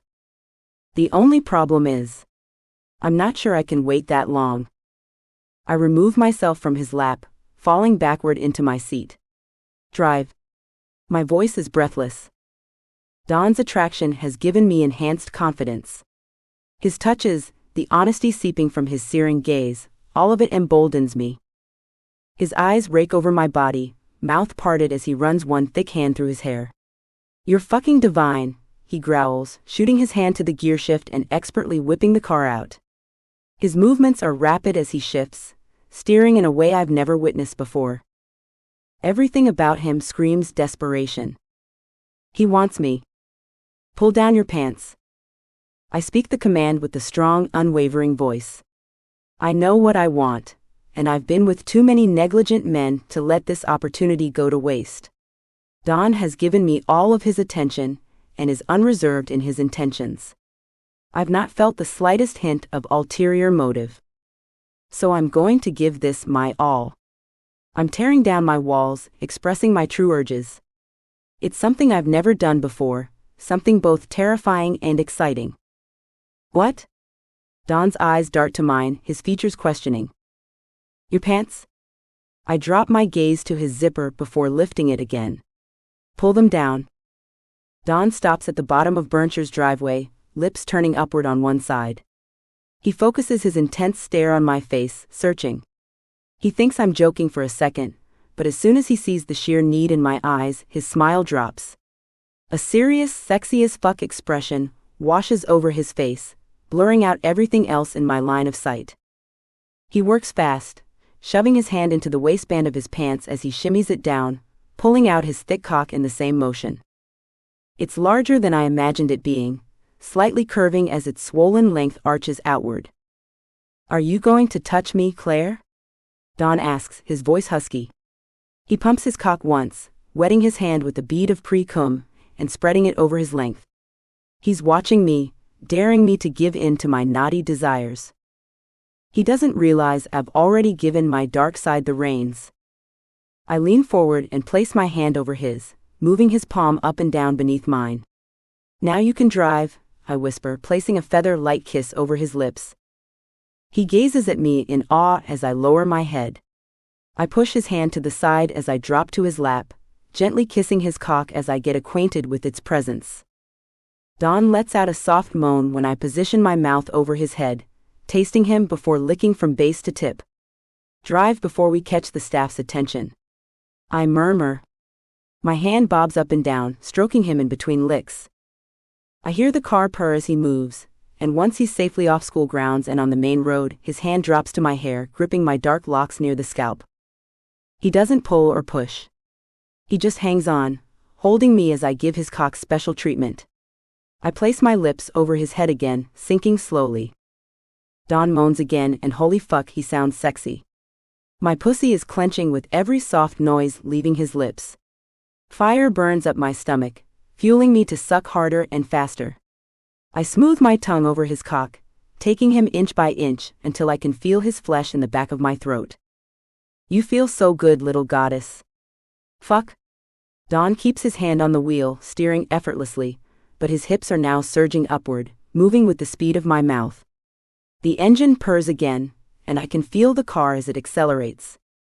I don't think about safety, nor the fact that my seatbelt is unlatched. Other than the warmth in my mouth, the only thoughts floating through my head are ones of admiration. Don's protective hand in my hair, his sweet words of encouragement, the emotion swirling in the air. This moment is both the most erotic and romantic I've ever experienced. The tires hit gravel, causing my head to bobble and making Don moan between gritted teeth. I don't lift my head, not even when the engine shuts off and Don forces the car into park. I'm focused on him, making him feel good and building the need coursing through my veins. His fingers sweep over my cheeks, pulling the hair away from my face. My open gaze darts upward, glimpsing his lidded eyes and parted lips. I moan, unable to help myself. Don's hand grips my hair tighter as he gently tugs me up. Enough, Claire. I don't want to come in your mouth, pretty girl. I want you beneath me. My lips depart from his cock, letting the wet, hard length fall away. I rise with his gentle pull until I'm inches from his face. He releases my hair, dropping his hand to cup my cheek as he gazes into my eyes. Listen carefully, Claire. My breath hitches and he pauses, waiting for me to acknowledge him. I nod my head. He smiles, his eyes devilish. Good girl. Now, I'm going to carry you inside this home, lay you straight onto the coffee table and fuck you long and slow and steady. He lowers his forehead against mine. And then, I'm going to give you anything and everything you've ever dreamed of. I lick my lower lip, gazing into his eyes so deeply I'm sure I can see his soul. Oh, okay. Seconds later, Don wraps his hands around my waist, opens his door, and slides into the crisp air with me pressed against his chest. 13. Claire. Our eyes stay locked the entire walk. Don doesn't even look away to open the door, he does so blindly. It's odd for me to feel this comfortable around a man, especially so soon, but something about Don is different. It always has been. Now that he's in my grasp, I've realized I was right all along. We are good together. I bet he'll fit me like a glove. I writhe in his arms, squeezing my legs tight around his waist. His cock is still exposed, its hard length pressed between my jeans and his stomach. My hips move on impulse, pressing my jean-covered pussy against him. I'm aware of myself reacting in wild, untamed ways, but I wouldn't contain these urges even if I could. Don's hands squeeze my ass as he lays me onto the coffee table, true to his words. I rise, lifting my head so I can kiss him. His responding lips are firm, kissing me with fierce passion while placing his hands on my chest and forcing me to flatten again. Stay down, Claire. I release him, wiggling on the table as I burn from within. Is it your turn to touch me yet? I ask, my voice high-strung. Don's lips curve upward, brows arched. Needy, aren't we? His hands move lower on my chest, trailing over my stomach. I grab his wrists, trying to force them down further. His hands stop their descent, turning as still as stone. Little goddess. It's my turn to take charge. I lean my head backward, closing my eyes. Impatience has always been one of my flaws. With a deep breath, I release his wrists and silently vow to let him take the lead. This is going to be an experience, and I'm ready to acquaintance myself with his expertise. Please touch me, I whisper, keeping my eyes closed. I've never felt this heat before. One of Don's hands rises to my face, cupping my cheek as he gently coaxes my head downward. Open your eyes, Claire. I do as he says, staring into the dark hues of his irises. Do you want me to touch you? I nod. Do you trust me to make you come, sweet Claire? Yes, I whisper. Don smiles, his white teeth displayed inches from my face. His hand drops, lowering again. Good. He kisses me, pressing our lips together in a soft but fucking passionate kiss. He doesn't stop kissing me, even as his hands dip below the waistband of my pants. I feel his fingers press over the wet spot on my underwear, rubbing circles over my clit. I moan into his mouth, rolling my hips as his fingers work. When our kiss finally parts, Don leans up, inspecting me as his fingers continue to smooth over my panties. He's all business now, with eyes like a wolf stalking its prey. His focus is on my face, watching every expression I make as he touches me. But I want more, and I think he knows it. He slides my jeans off with ease. His hands roam up my fishnet-covered thighs, squeezing the flesh as he takes in the sight. He groans. Why do you have to be so fucking delicious, Claire? I bite my lower lip, not answering his rhetorical question. Instead of taking off the fishnets like he did my jeans, he rips the thin black strings between my thighs. The tear stretches from just above my panty line all the way to my ass, revealing my silky pink underwear completely. He moves his attention to my face, and then drops his hungry gaze to my chest. My sweater is bunched above my belly button, revealing a flash of white flesh. His hand touches the skin there, causing a wave of goosebumps to crawl over me from head to toe. I'm going to take your shirt off now, baby girl. Raise your head. As he speaks, he lets his hand slide higher, touching the skin just below my bra. His command is gentle. Everything about this scene is contradictory. His body is hard, his face hard, his cock hard. But the light in his eyes and the way his voice sounds, all of those things are laced with honey, making me want to rip my heart out and hand it to him on a silver platter. I lift my head, letting him peel my black sweater up and over it. The room's chilled air hits skin, and then my back flattens against the cold table. My nipples perk beneath my bra, and Don takes it upon himself to push the padded material to my waist, revealing my breasts. He drops his head, cupping one tit and taking the other into his mouth. My back arches from the table, and it feels so good I can't even speak. My moan is silent, stuck in my throat as he swirls his tongue over my nipple. His hand drops from my breast to my stomach. His fingertip brushes over the healing scratches I received nights ago, causing me to stiffen.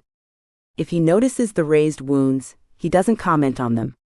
Instead, he switches his mouth to my other breast, bringing my focus back to him. I'm wet, soaking through my underwear and onto the table, yet he's still barely given me anything. Don, I whimper, wiggling beneath his hulking form. He takes my hint, trailing his fingers under the silky material of my underwear. I come undone as his callous thumb slides over my slit, slipping inside as he dips lower. Fuck. I arch from the table, moving my hands up his shoulders and into his curly locks. I grip tightly, silently begging for him to use the same force on me. His lips pop off of my nipple, and he moves them to my lips as he drops his other hand to my panties. His cock is still hard, dripping with pre-cum as it bounces between us. As soon as our kiss parts, I reach for it, gripping it tightly at the head. His pre-cum wets my fingers and slowly I slide my hand to the base of his cock. He groans, thrusting his hips forward as I move my hand up and down. Suddenly the cold air hits my wet tender core. Don has pulled my panties to the side, not even bothering to remove them. I now see why he ripped a big fucking hole in my fishnets. I'm going to taste you, Don pants, his eyes wild as he rubs 3 fingers over my newly exposed folds. And then, I'm going inside of you. Fuck, I want to be here. He slides his fingers down, slipping 2 of them inside me. The stretch is painless, but I still feel full. He moves his hand, slowly pumping in and out. Then fucking do it, I say, wiggling my hips. I can't wait any longer. An evil, cunning smile flashes over his face. Seconds later, he's on his knees, lifting my legs to his shoulders as he dives between my thighs. Oh fuck. His tongue slides over my folds, slipping between them as he laps my wetness. He rises, suckling my clit before giving it one tender kiss. I lean up on my elbows, captivated by his actions. Our eyes lock, and it's like time slows, creating a bubble around us as we share this moment. You taste like the sea, he whispers, dropping his lips to kiss me again. And fresh strawberries with cream. My face cracks into a smile. This is comfortable. Deeply intimate, but comfortable. And I've never felt so alive. True to his words, he crawls back up my body, positioning his cock at my core. I tense, waiting for his entrance. He places his knee on the table, and his hands on either side of my face. Then he lowers, pressing his forehead against mine. Keep your eyes open, Claire. I want to see inside your soul when we join. I blink, mesmerized by his words and the swirling ocean in his gaze. His cock slides up and down my folds, wetting itself before finally, at last, pressing into me. We both moan in unison, encompassing each other as he fills me inch by inch. When he moves, I become lost inside myself. I can't perceive the passing of time, nor the surrounding environment. All I know is Don's skin as it presses against mine, and his length filling me completely. Just like a glove. My hips move in sync with his thrust, and I try my damnedest to keep my eyes open and focused on Don. It's more difficult than I thought, especially when his pelvis slaps against my clit, nearly throwing me off the cliff of my rising orgasm. Open, Claire, Don commands. My eyelids flutter, but I can feel myself losing it. He's inside of me, filling me, fucking me. It's better than I could have ever imagined, even more intense than I had dreamed of during my many restless nights. He growls, pulling me up by the shoulders. My eyes fly open as he yanks me into the air, twirling us around. His back hits the coffee table with a smack, and then I'm on top, sinking fully down his length. I press my hands against his chest, moaning louder. My hips rock fast, erratically. I'm going to come, I whisper, my throat dry. Don's hands grip my hips. His teeth are clenched, features ablaze as he watches me ride him. My breasts bounce with my movements, but his gaze never strays from my eyes. Suddenly, everything collides. I'm slipping and sliding over his waist, my wetness aiding my quickening pace. I buck as Don's finger presses between us, rubbing over my clit. The world turns gray as I come. I'm panting, crying his name as my release explodes from every pore of my body. My legs shake. My chest heaves. Don roars, squeezing my hips as he forces me to move faster. I can feel his cock jerk, swelling as he comes inside of me. I close my eyes, collapsing against him as his grip slacks. It takes 5 minutes for my heart to stop racing. Another 2 before my legs stop shaking. Dawn holds me against him, stroking my head as I listen to the whoosh inside his chest. Although we're both silent, an invisible conversation is happening, spoken with feeling instead of words. I can't say the L word. Not aloud. But I can admit it to myself. I'm falling in love with Dawn. I don't even have words to describe how great that was, Dawn whispers, his lips skirting against my forehead. His chest rumbles as he speaks, rattling beneath my cheek. You could start with phenomenal. Dawn laughs, pushing up with his hands to lift us from the table. I gain control of my jelly-filled limbs, rolling off of him and collapsing onto the couch. He lands beside me, zipping his jeans as he leans into the cushion. His eyes cut to mine, but they're less dreamy now. The serious though charming stare is back. His gaze darts downward, zeroing in on the 4 scratches that trail from my hip to my belly button. He tilts his chin toward the wounds. What happened there? I freeze, heart hammering the moment his question hits the air. Will he think I'm crazy if I tell the truth? Can I keep lying without feeling like shit afterwards? The answer is no. While looking at his serene features, I realize the man at my side wouldn't judge me for something as wild as ghost stories. In fact, he's witnessed the supernatural before, when we all felt the hold of a dark spirit in this very room. I cross my arms over my chest, feeling suddenly exposed. Dawn takes notice of my discomfort, and immediately snatches the throw blanket hanging on the back of the couch. He tucks it around my shoulders, watching me with concern. My throat is dry, but I want to get the words out. Do you remember the night of our game gone wrong? I ask, brows furrowed. Dawn's worried expression borders on panic. He rubs my shoulder to warm me. I remember. A few nights after the event, a creepy dark shadow attacked me in the hallway. I wince, hating the words on my tongue. Whatever it was, it scratched me. Dawn's body goes rigid. His face morphs into a scowl, laced with unshielded fury. They scratched you? 14. My Dawn. They scratched you. My eyes fall to her wounds. 4 bright, raised scratches stretch over her stomach, marking her flesh. I'll kill them. It was tall one and thin one, I know it. They came to me after I arrived in this body, their energy radiating envy. Now they're attacking my new treasure. They want to hurt Claire to get to me. And I won't let it fucking happen. Yes? It was a shadow creature. She frowns, pouting her lower lip. Although I had a dream where 2 of them chased me. They're dead. Why haven't you told me before now? I try to keep the frustration from entering my voice, but it's useless. Every single thought feeds into the well of absolute fury growing in my gut. I want to rip them to shreds, to make them suffer. Claire pulls the blanket tighter around her shoulders. Her gaze falls to her lap, a soft blush spreading over her cheeks. I assumed you either wouldn't believe me, or you'd freak out, especially after your experience with the Ouija board. I force my jaw to unclench and exhale long and slow. My fingers trail over the back of Claire's neck, coaxing her to look at me. When she does, I see confusion lacing her features. I'm sorry. I whisper. Her brown eyes swirl, relief heavy in her expression. I'm not angry at you, I just... My thoughts whirl, tugging me in all directions. Organizing the chaos raging inside my head is impossible. I can't tell her about demons, nor my identity. So I settle on telling her a simple truth, hoping it'll suffice. I just want you to be safe, Claire. Since meeting you, my heart has grown 3 fucking times its size. I can't go back, and if you're ever harmed, I don't think I'll react well. Her eyes soften, the warmth returning to her face. You don't have to worry about me, Dawn. She flattens her palm on my cheek, causing my insides to jolt.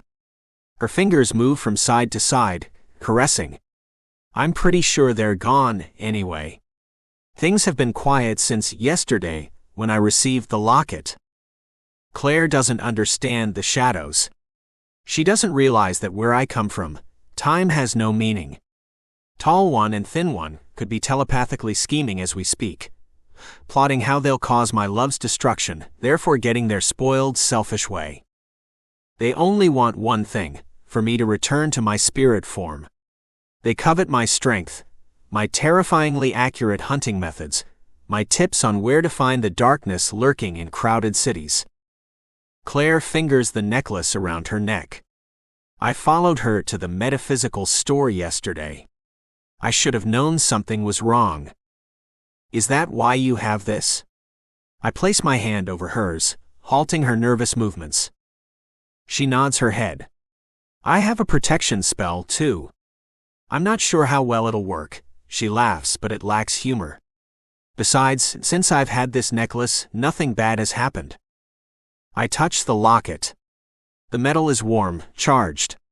I'm not in spirit, so I doubt it'll affect me, but I can definitely feel the energy within this enchanted item. Tall one and thin one think they're strong, but in reality, they're lesser beings. I was always the leader of our strange pack. Perhaps this charm will keep them away. At least until I can devour the fuckers myself. I pull Claire into my lap, holding her against my chest as I breathe in her scent. She smells of fresh sex. Of me. This experience is changing me. I'm no longer careless. Yes, I may be evil, harsh, and overall a demon as the humans would say, but I'm evolving into a breed of demon I'm not sure has existed before now. I feel things for Claire. Strong, sensual, good things. My forehead drops to hers, a position where I find peace. Promise you'll tell me if you ever see them again. Her arms go around my chest, hugging me tightly. I promise. After holding her for an hour, soaking in all the touches I never thought I'd want, Claire removes herself from my lap. She pulls her shirt over her head, covering perk breasts. Her legs remain covered with the holy fishnets, and her panties conceal her ass. A shame. Are you hungry? She asks, her tone chipper.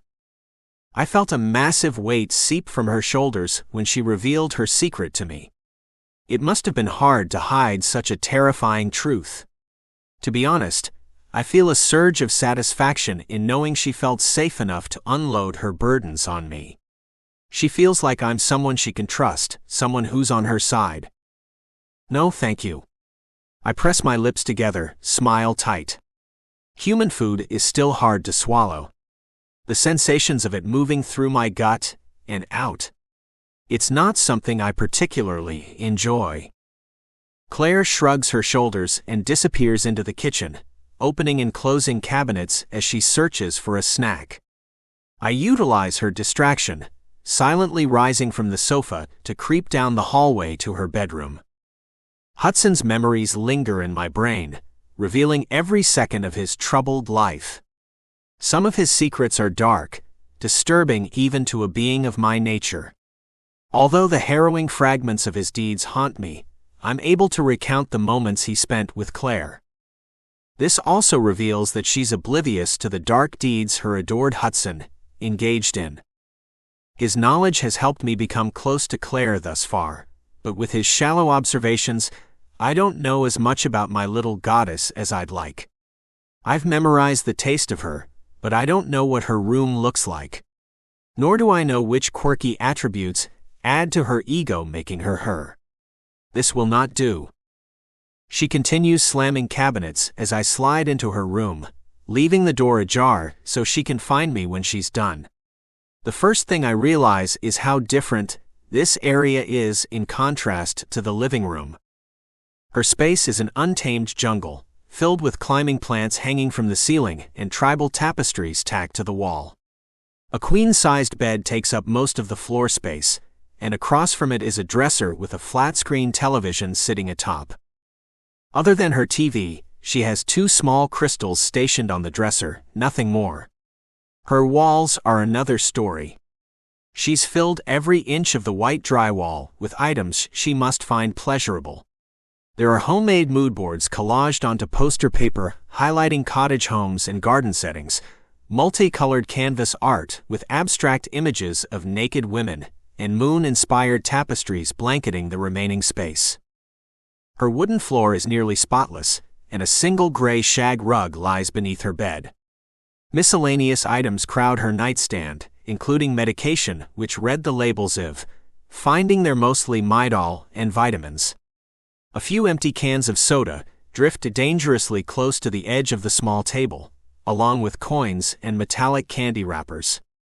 I smile, unable to hold back the display of emotion. Claire is a girl with both style and relatability. She's an artwork within herself, displaying the story of a goddess in sheepskin. This space is another secret uncovered, a puzzle piece I can add to the growing box full. I'm just about to open the closet when her door swings wide, revealing sultry lips and luscious curves. Claire leans against the doorframe, her brows arched. Doing a bit of browsing, are we? I cross the room, my smile growing at the sight of her. My half-dressed goddess causes my hands to go rogue. My fingers close around her hips, gripping her firmly to my chest. I pull her further into the room, kicking the door closed behind her. My head dips to hers, swaying with her in my arms beneath the golden light fixture hanging from her ceiling. I wouldn't be me if I weren't nosy as fuck, my love. My nose skirts along her face, lips brushing over her honey and oats-flavored mouth. Granola? I guess. She nods her head, a blush creeping over her cheeks. Yeah. I needed a little protein snack after all the, no. Her brows wiggle as she skirts around the details of our lovemaking. You mean after I gave you my cock, and you took it like a good little girl? I whisper, my voice deepening. Her eyes go lidded as I hug her closer, her breasts pressed against my chest. Yeah, that. I inhale her scent, breathing her into my lungs just to assure myself she's mine, before releasing my hold on her. It'd be a lie to say I didn't want to bend her over the bed and relive our earlier actions, but right now, I'm mining for information. I lift my arms, gesturing around the room. Would you give me a tour, my lady? Claire threads her fingers together and holds them in front of her waist, bouncing on her heels. Her lips are stretched into a subtle, shy smile. You mean this little mess? She laughs, her voice harmonious. Show me how you live, I reply. My demeanor is relaxed, playful, but I'm inhaling every tidbit of insight my love leaks. Claire shouldn't feel the need to hide anything from me, whether or not she deems it a mess. She shrugs again, her expression pensive. All right, if you say so. Her gaze circles the room. There isn't much to tour. What's this? I ask, pointing to a plant with an intricate painted pot hanging from a shelf next to her window. The clay piece is warped, with curves that spiral upward like a whirlpool. It's painted blue and purple, with a shimmering glaze over the top. I created it in art class my senior year of high school. She reaches out, caressing the pottery. Do you enjoy art? Her face brightens. Oh yeah. I'm creative at heart. I made these too. She points to the painted canvas I noticed when first entering her room. Now that I know she crafted the pottery, I see the same style in the paintings. You made these? I raise my brow, gazing at the colorful body outlines. She's painted women of all sizes onto the stretched fabric, their heads disappearing over the top of the frame. Vibrant reds, pinks, and yellows depict the lines and curves of each woman, giving the art depth. Claire's cheeks redden again as she shifts from foot to foot, an uncomfortable grimace resting on her lips. Yeah. I haven't painted in a few years, though. My hobby's morphed. Morphed into what? She takes a step back, eyes mischievous. Wanna see? With my curiosity piqued, I follow her to the closet. She opens the door and flips on the light, revealing a tall shelf with more plants, UV lamps, and terrariums.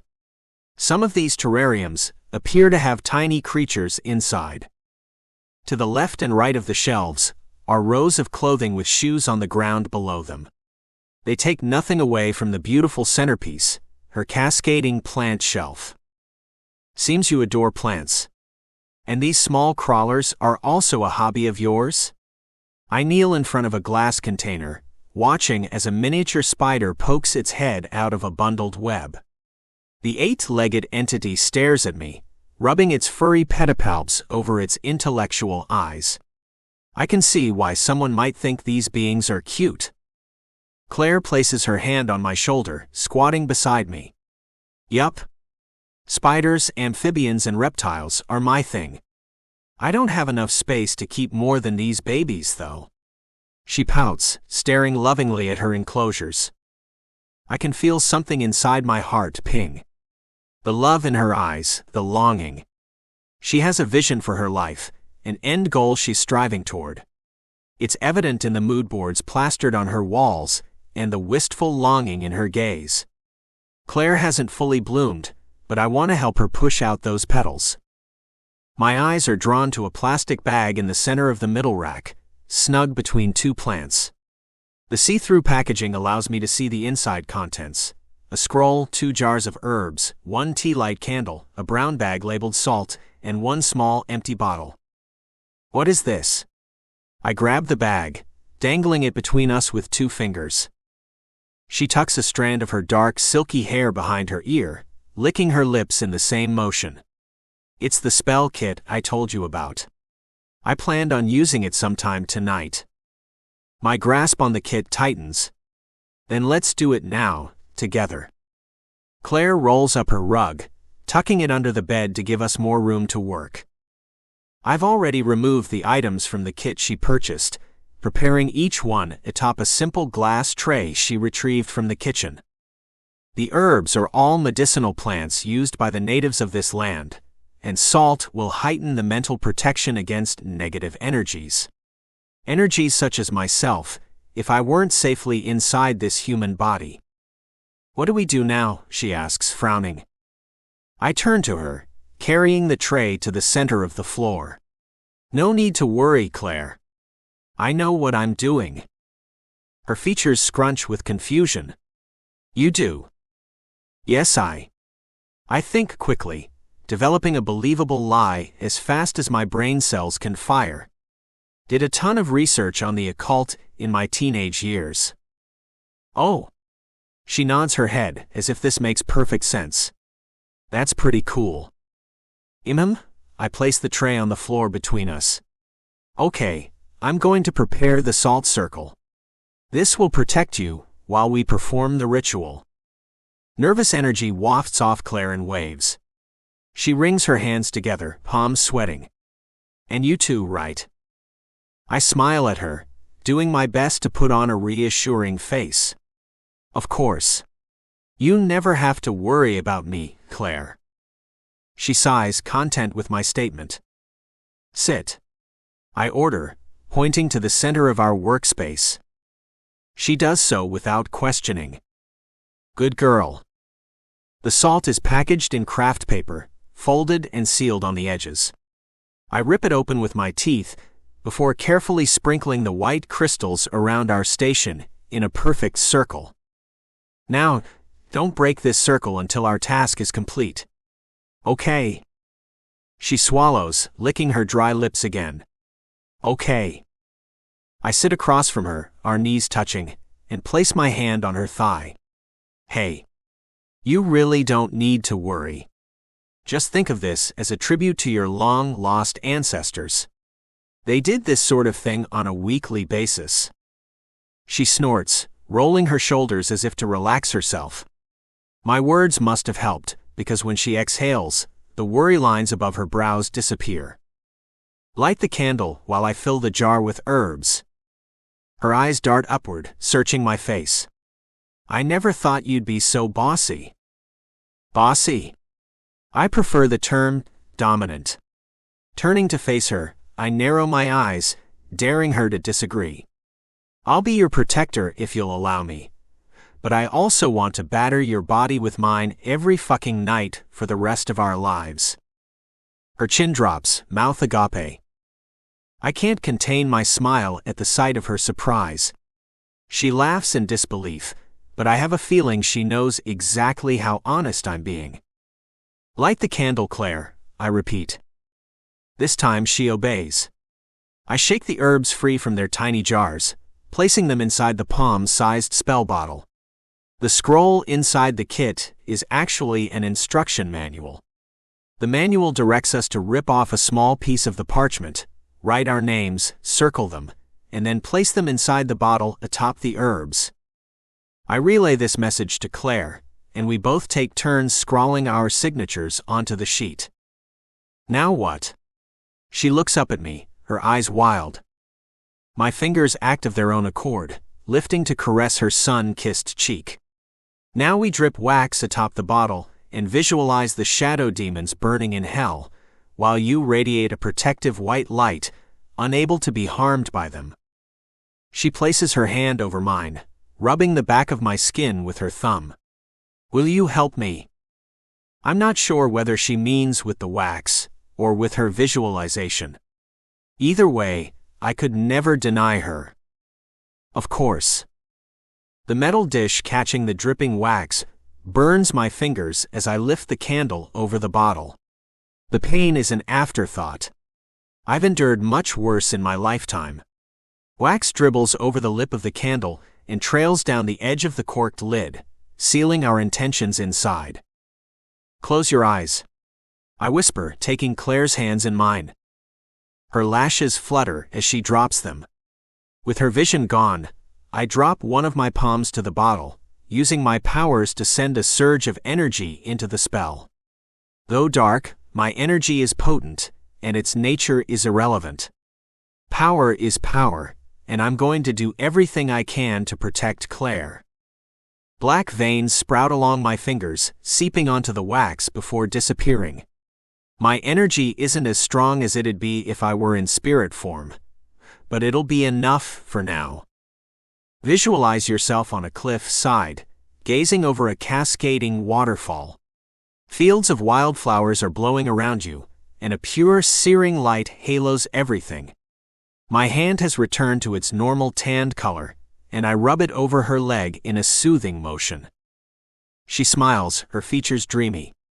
The flowers are blue. They smell nice in my head. Good. Now envision yourself enveloped by the halo of light. It's warm. She leans forward, placing her forehead on mine. I continue to rub her fishnet-covered leg. That's good, baby. Now look down at the water below.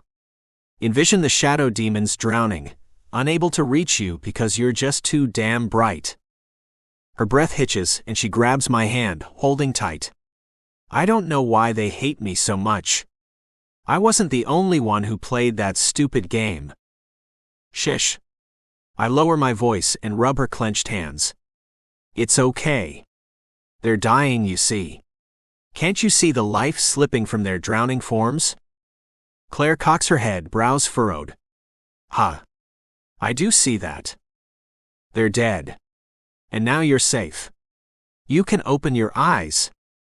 Her lashes flutter open again, revealing gorgeous brown orbs swimming with vibrancy.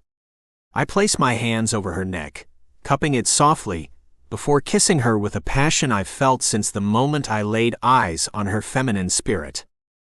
She pushes closer, knocking our spell supplies over as she crawls into my lap.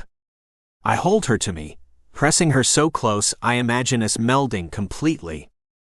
When our kiss finally parts, I lean away. I want to see her fully, to memorize every pore on her flawless face. Let's do something fun tonight, I suggest. My stomach is doing weird things again, jolting and flipping every which way. Claire giggles, her face flushed from our kiss. Fun like what? I lick my lips, relishing the taste of her on my mouth. I have an idea. 15. Claire. The sun is setting as we drive along the shore, painting the sky in an array of watercolor hues. Purple, pink, and dusty lilac clouds stretch across the horizon for as long as the eye can see. Today is quickly becoming the best day of my life. Don's free hand is warm against my palm, our fingers threaded. His other hand rests on the wheel, steering around jutting rocks reaching skyward. These boulders are the only protection between us and the raging seas below this thin stretch of highway. I'd like to stare at Don like the weirdo I am, but instead, I watch the world pass by through my passenger window. I still don't know where we're going, but we've left the vicinity of Cannon Beach. We made one pit stop as we exited the city, visiting a locally owned gas station to gather chilled water and gummy worms. After paying, Don opened his trunk, grabbed his hiking backpack and stuffed the snacks inside. His actions have given me a clue of what activity is in store for us. The wooded hillside flashing through my window might actually be our destination. A hike through the forest has become somewhat of a ritual for Don and I. The sun is falling fast, and I'm relieved when we turn onto a gravel driveway a distance from the main road. I'd hate to be trekking through wilderness in the dark, a likely outcome if we travel any further. Where are we? I ask, flexing my fingers in his. Don uses our joined hands to turn the dial on his radio, silencing the soft alt-indie tunes of Fox Academy's Perfect Shirt.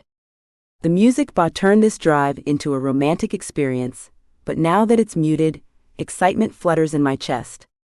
Don and I are going on an adventure.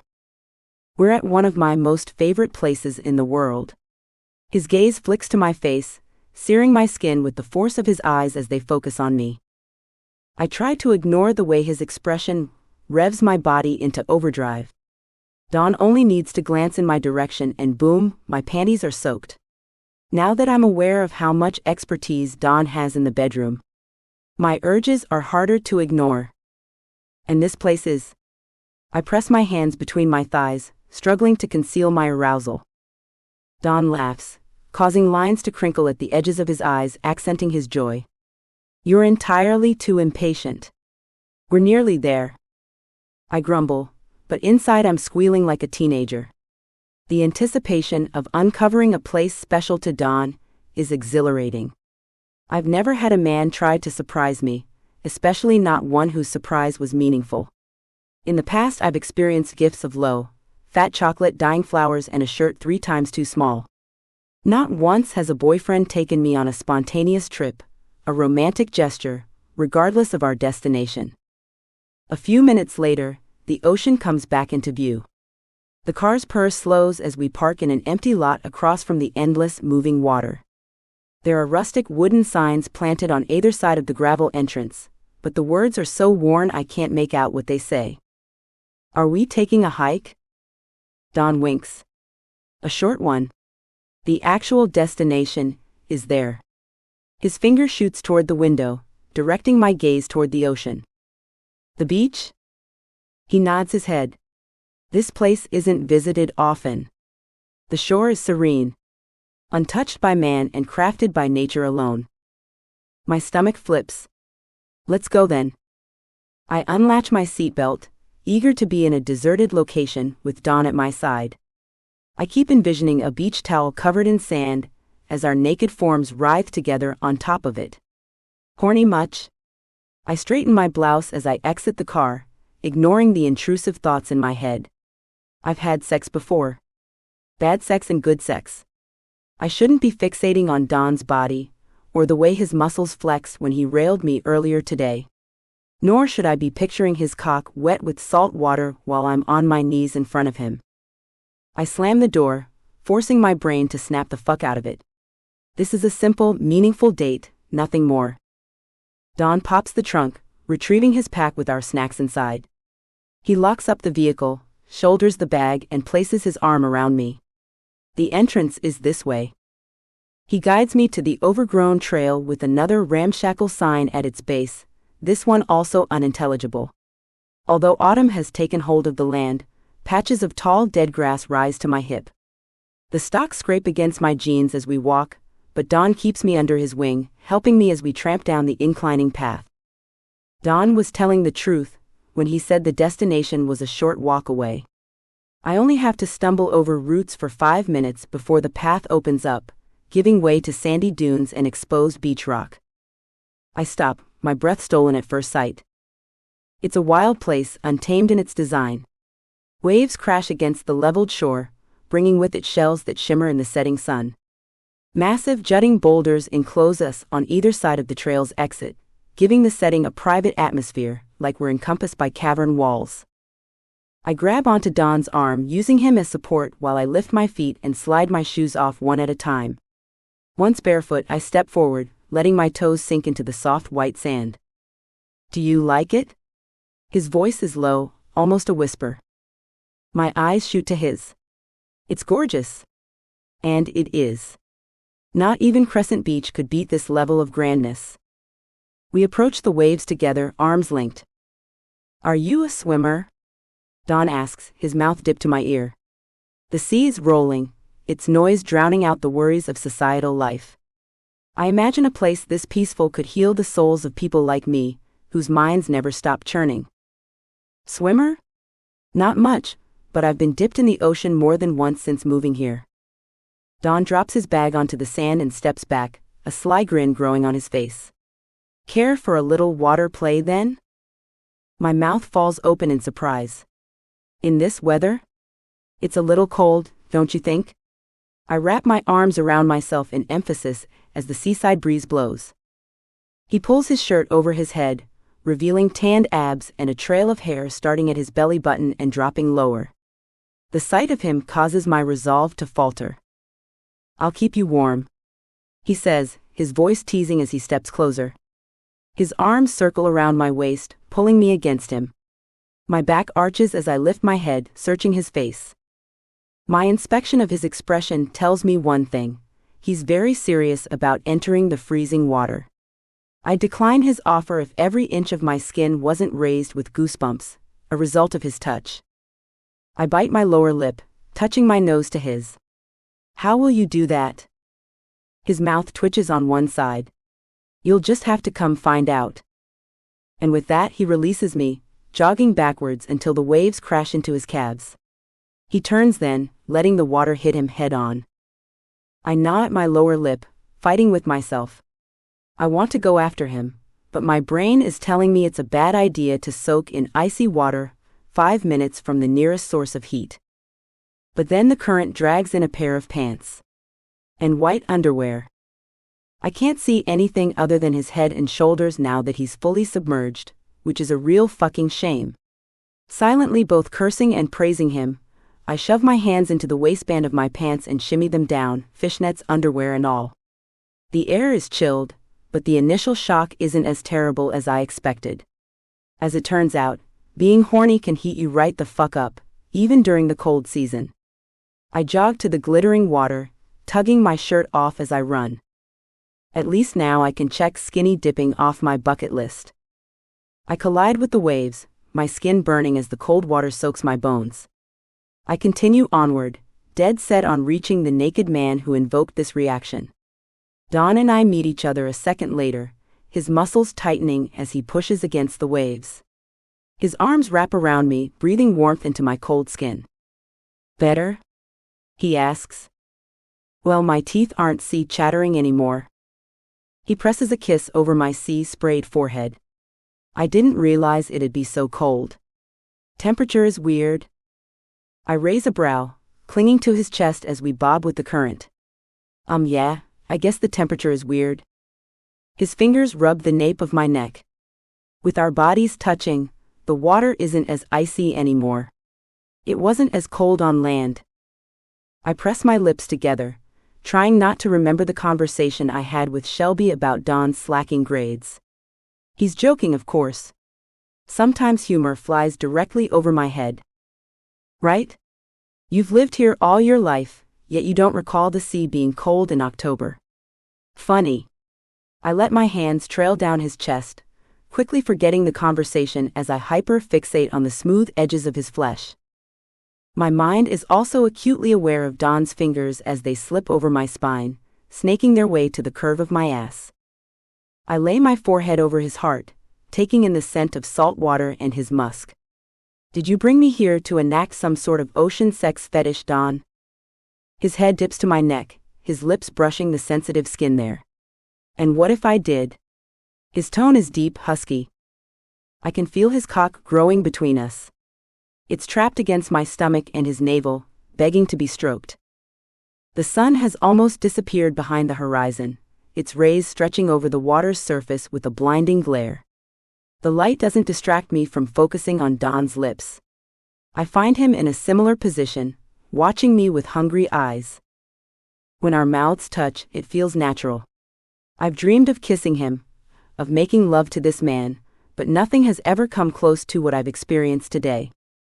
Before now, sex has always been a mutually beneficial exchange without attachment. I've never been truly intimate with anyone except Don, and already, his affection is easy to receive. The waves lift us, causing my core to rub against Don's length. We moan into each other's mouths, and when the rolling current passes through us again, I use it to slide myself into the perfect position to take him, sinking slowly. The waves lift us, causing my core to rub against Don's length. We moan into each other's mouths, and when the rolling current passes through us again, I use it to slide myself onto him, sinking slowly. The waves lift me up, causing my core to rub against Don's length. We moan into each other's mouths, and when the rolling current passes through us again, I use it to slide myself onto him, sinking slowly. He has a death grip on my waist, holding me to him as if he's scared I'll slip away. I clasp his shoulders, using them to propel myself up and down, using the waves for added support. We say nothing as I ride him. There's nothing that needs to be said. Everything I'm feeling is relayed in the movement of my hips, the sound of my breath, and my nails digging into his skin as I cling to him. Don kisses my cheeks, my neck, my breasts. His lower body sloshes through the water as he moves, but I'm too focused on the joining of our sexes to pay his motion any mind. Eventually, I realize we're shifting because he's walking, and the waves aren't giving me leverage anymore. Don makes up for the lack of buoyancy by gripping my ass and moving me against him in slow, calculated thrusts. This isn't a fast fuck. It's a symphony of I love yous and carnal admissions. I wouldn't dare speak the word love this early, but I can feel it all around us, enveloping our connected flesh and filling the blood in our veins with electricity. The swilling water subsides, and soon Don is dropping me to the sandy floor. He settles between my thighs, his expression one of absolute ecstasy. Tell me your mind, Claire. He groans, pumping into me once with a hard, slow rhythm. Yours, I choke out, feeling my orgasm rising. It's too soon. I want more. He rises to his knees, pressing my thighs to my stomach as he thrusts into me again. This time his flesh doesn't rub against my clit, and my growing floodgates return to a manageable height. It's as if Don knows exactly what I need, and how I need it.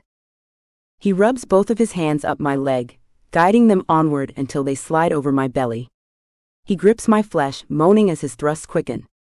Soon his palms smooth over my breasts, and he cups them, holding on like they're the reins to our wild ride. Do you think I'm sexy? I ask, tilting my chin skyward. The words leave my mouth with little thought, but I know it's exactly what I need to hear. Don isn't usually seen with women like me. I'm not thin, blonde, or overly gorgeous. I think I'm beautiful, but my beauty doesn't matter if it isn't what attracts Don. He falls atop me in an instant, caging his hands around my head. Our noses scrape together as he plunges into me, our wide eyes piercing one another. You. Thrust. Our. Thrust. The most ethereal. Thrust. Being I've ever encountered. Is that I gasp as he nails into me harder, his force untamed. Why, yes or no? Don is coming undone, surging into me like I'm oxygen and he's drowning. His grip around my face tightens, but it doesn't hurt. I feel protected and erotic all at once. My hips lift, meeting him at every crazed thrust. Yes, fuck. Yes. For a split second as we move in sync, I swear his eyes flash black. Doesn't matter. Feels too good. Moments later, Don flips me on my stomach. His arms are around my chest, palms flat against my sternum. My cheek presses into the sand, my ass in the air. He leans over me, placing his lips on the back of my neck. My exposed breasts rock beneath me as he strokes in and out. Our pace has slowed again, turning sweet. Tell me you won't let any other man touch you. Ever. Again. His voice is a whisper, spoken between the kisses being dotted along my shoulders. My answer is immediate. No one else. Just you. He rewards my answer with another hard pump. His warm breath disappears as he rises, moving his arms from beneath me to my hips. Gripping the flesh of my ass tight, he releases his inner sex demon, beating into me so hard I see stars. His warm hand slides from my hip, sinking between my thighs. One finger circles my slippery clit. Once, twice, 3 times. It's all I need to fall face first over the cliff. My orgasm rips through me, causing my pussy to clench around his cock.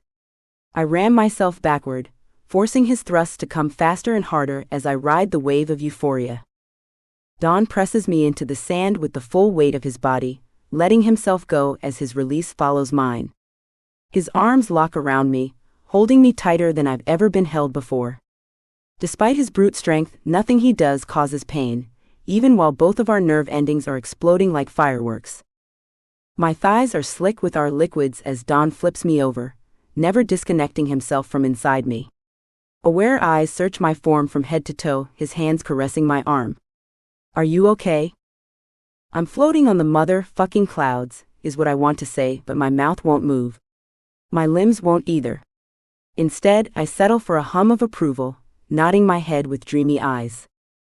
He collapses beside me, exhaling a lungful of air. My head finds a home in the curve of his arm. My senses are heightened. The stars in the sky twinkle brighter than normal, and the ocean sounds like a lullaby. Best sex of my entire life. Don feels beside him with his free hand, landing on whatever he's looking for a second later. I hear the zipper of his pack open, and then the crinkle of plastic. Worm? He dangles a blue gummy worm above my head, offering it to me like bait. It takes more effort than I expect to lift my hand and snatch the sweetness from his fingertips. I bite into the sugary candy, reality sinking in as I chew. Without warning, I burst into laughter.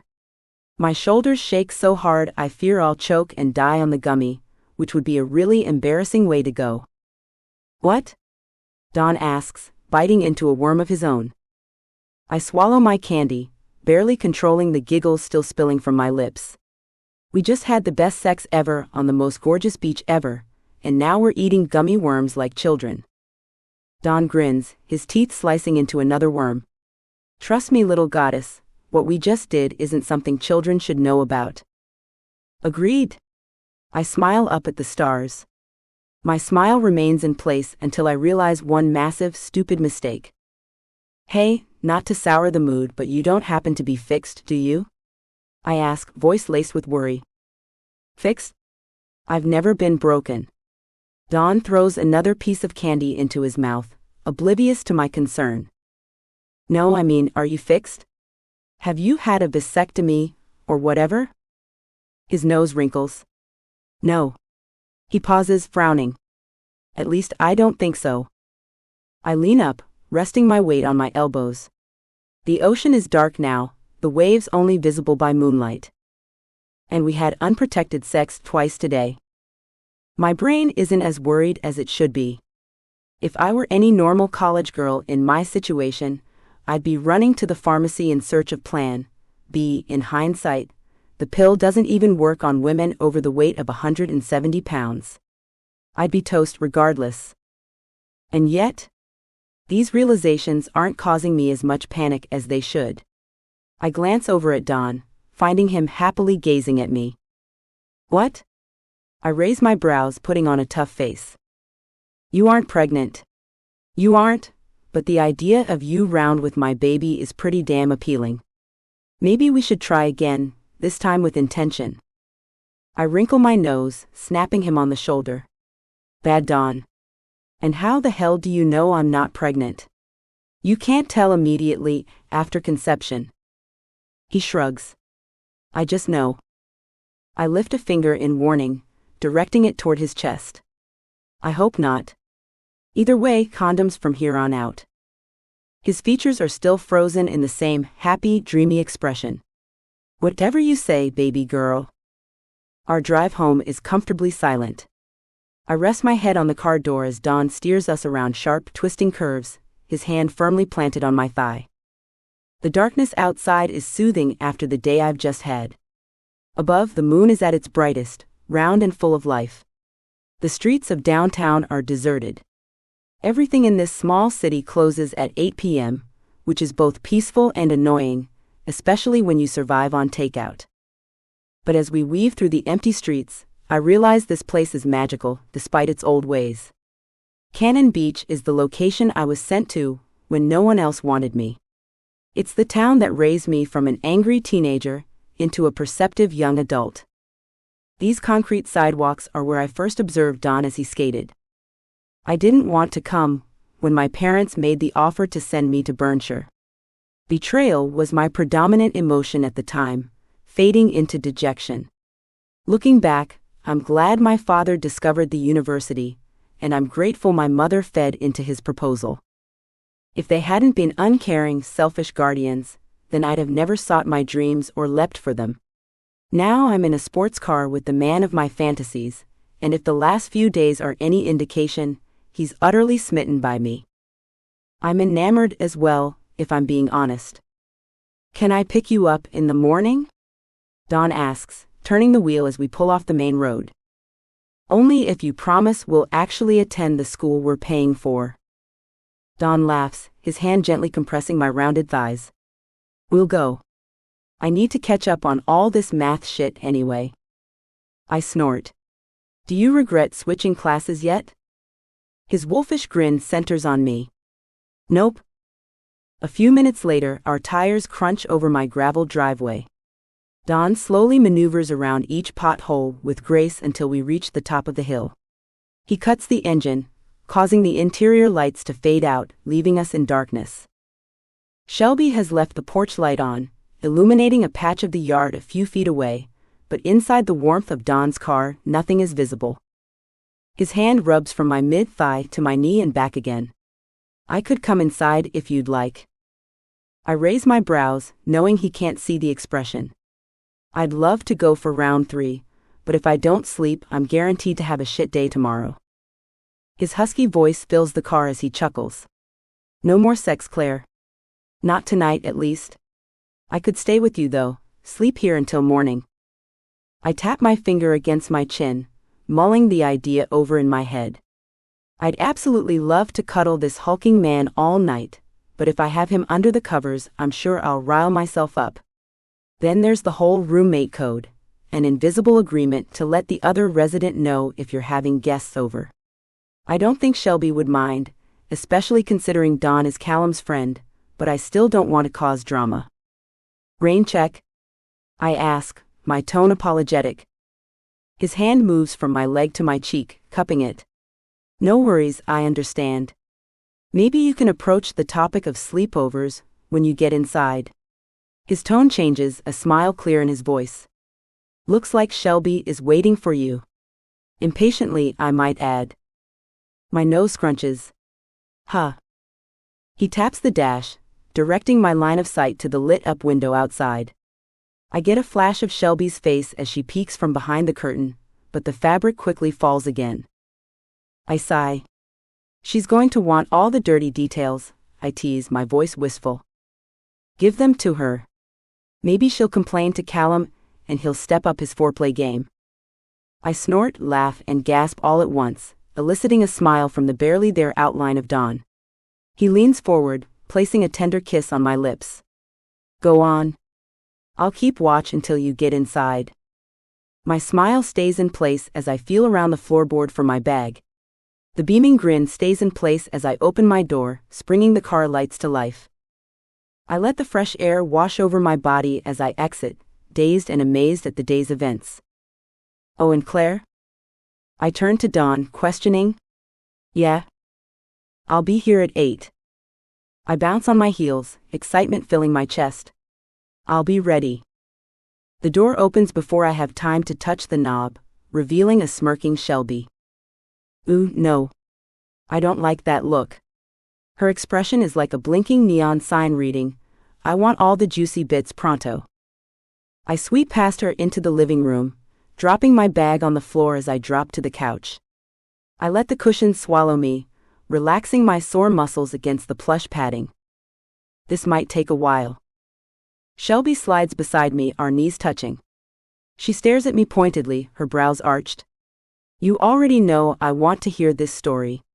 Start at the beginning, and don't skip a single detail." So I tell her everything, unloading all the events that happened this week. The only activities I leave out are those about the shadow demons, which aren't important to the plot anyway. Shelby squeals, claps, and drops her jaw more than once throughout my recount. "And what did you do today? You said you skipped with him." "I want to know what happened," she complains, eyes bulging. She's loving this. Every bit of information I give her soaks in like a sponge. It's honestly astonishing, considering every other story I've told her goes in one ear and out the other. It's not her fault though. Shelby's personality is that of a typical townie. She's a real people person, but even she can't be available to everyone all the time. I've muted others a few times myself, especially when overstimulated by social interaction. Shelby is an amazing friend, regardless of her selective hearing. I bite my lower lip, trying not to smile. The expression gives me away. She screams, her excitement uncontainable. "I've waited so long for you guys to hook up." She places her hands on my knee, shaking me. "You have to tell me how it was. Does he have a massive cock?" She snorts at her inquiry. "Ooh, does he know how to use it? That's the real question."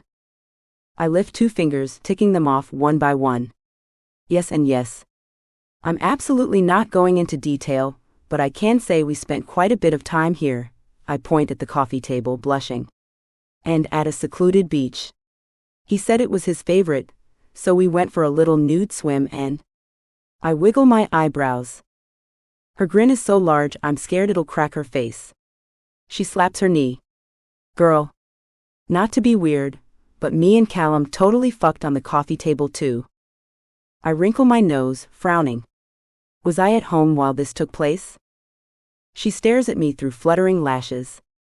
Maybe. I mock gag. And I thought we were being sneaky at the beach. You've both taken it to a new level. Night or day? She glances down at her nails. Day.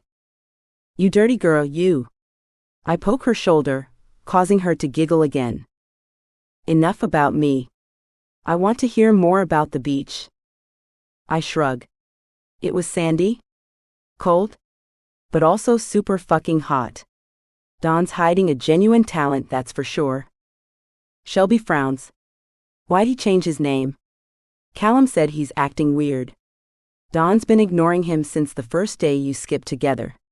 He said Don stormed into the cafeteria asking where you were, then he spotted you from the window and rushed outside. After that, Shelby shrugs. He's been radio silent. My defensive nature activates. I know Callum is probably worried because his best friend has a lover, but there's plenty of Don to share. As soon as we spend enough quality time together, I bet Don would be cool with us doing double dates. I think he changed his name because of his parents. I'm not really sure about the details. Yet. It's definitely on my list of things to investigate. But I know he's not trying to ignore Callum. I think he just realized I was into him, and he kind of fell into our relationship. It's been a bit of a whirlwind. I stare into space, my eyes unfocused as I visualize Don's expression when he looks at me. Really looks at me. Before things were good, he'd stare right through me. Now everything has changed. I know one thing for sure, I whisper, barely aware of my words. Whatever he feels is real. What I feel is real. Shelby grabs my hand, covering it with both of hers. Claire, I'm so fucking happy for you, for real. Callum will get over his issues with Don. My advice is to take your feelings by the horns and ride them for as long as you can. Love is rare, especially love with 2 active participants. There's a hint of melancholy in Shelby's voice, and I want to ask her about it, but she quickly masks the change of mood with another grin. I decide not to stir up things she's trying to keep hidden, instead focusing on the good, like she advised. Thanks, Shelbs. I've got to get to bed now. You should get some rest too. We've got class bright and early in the morning. She sighs, leaning her head against the couch cushion. Don't remind me. I pat her knee as I stand. Night, babe? Night, sweet cheeks? 16. Claire. The next morning, I'm showered and dressed well before Dawn arrives. I even eat banana oatmeal for breakfast, a task I normally skip even on my best days. Everything in the house is silent. Callum and Shelby left 5 minutes ago, so the usual creaking of floorboards doesn't hinder my hearing as Dawn's car speeds up the driveway, grinding over loose pebbles before coming to a stop in front of the porch. Dark tinted windows shield his face from view. I imagine I look like a psycho standing in front of the window, with my bag slung over my shoulder, waiting impatiently. I pretend to search for something on the couch before glancing through the paned glass again, pretending like it's the first time I've spotted his car. Smiling, I wave. The driver's side window slides down, and Don's arched brows are the first thing I see. He totally saw me waiting.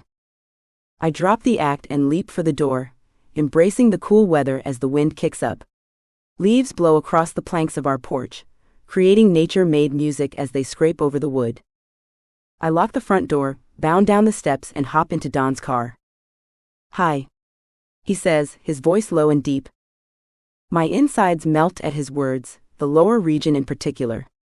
"Hey." A sly smile spreads across my face. I'm not sure how he feels about yesterday's events, now that he's had time to sleep on them. Maybe he's changed his mind about his feelings for me. Maybe. Don interrupts my thoughts as he leans forward, cupping my cheek with one hand.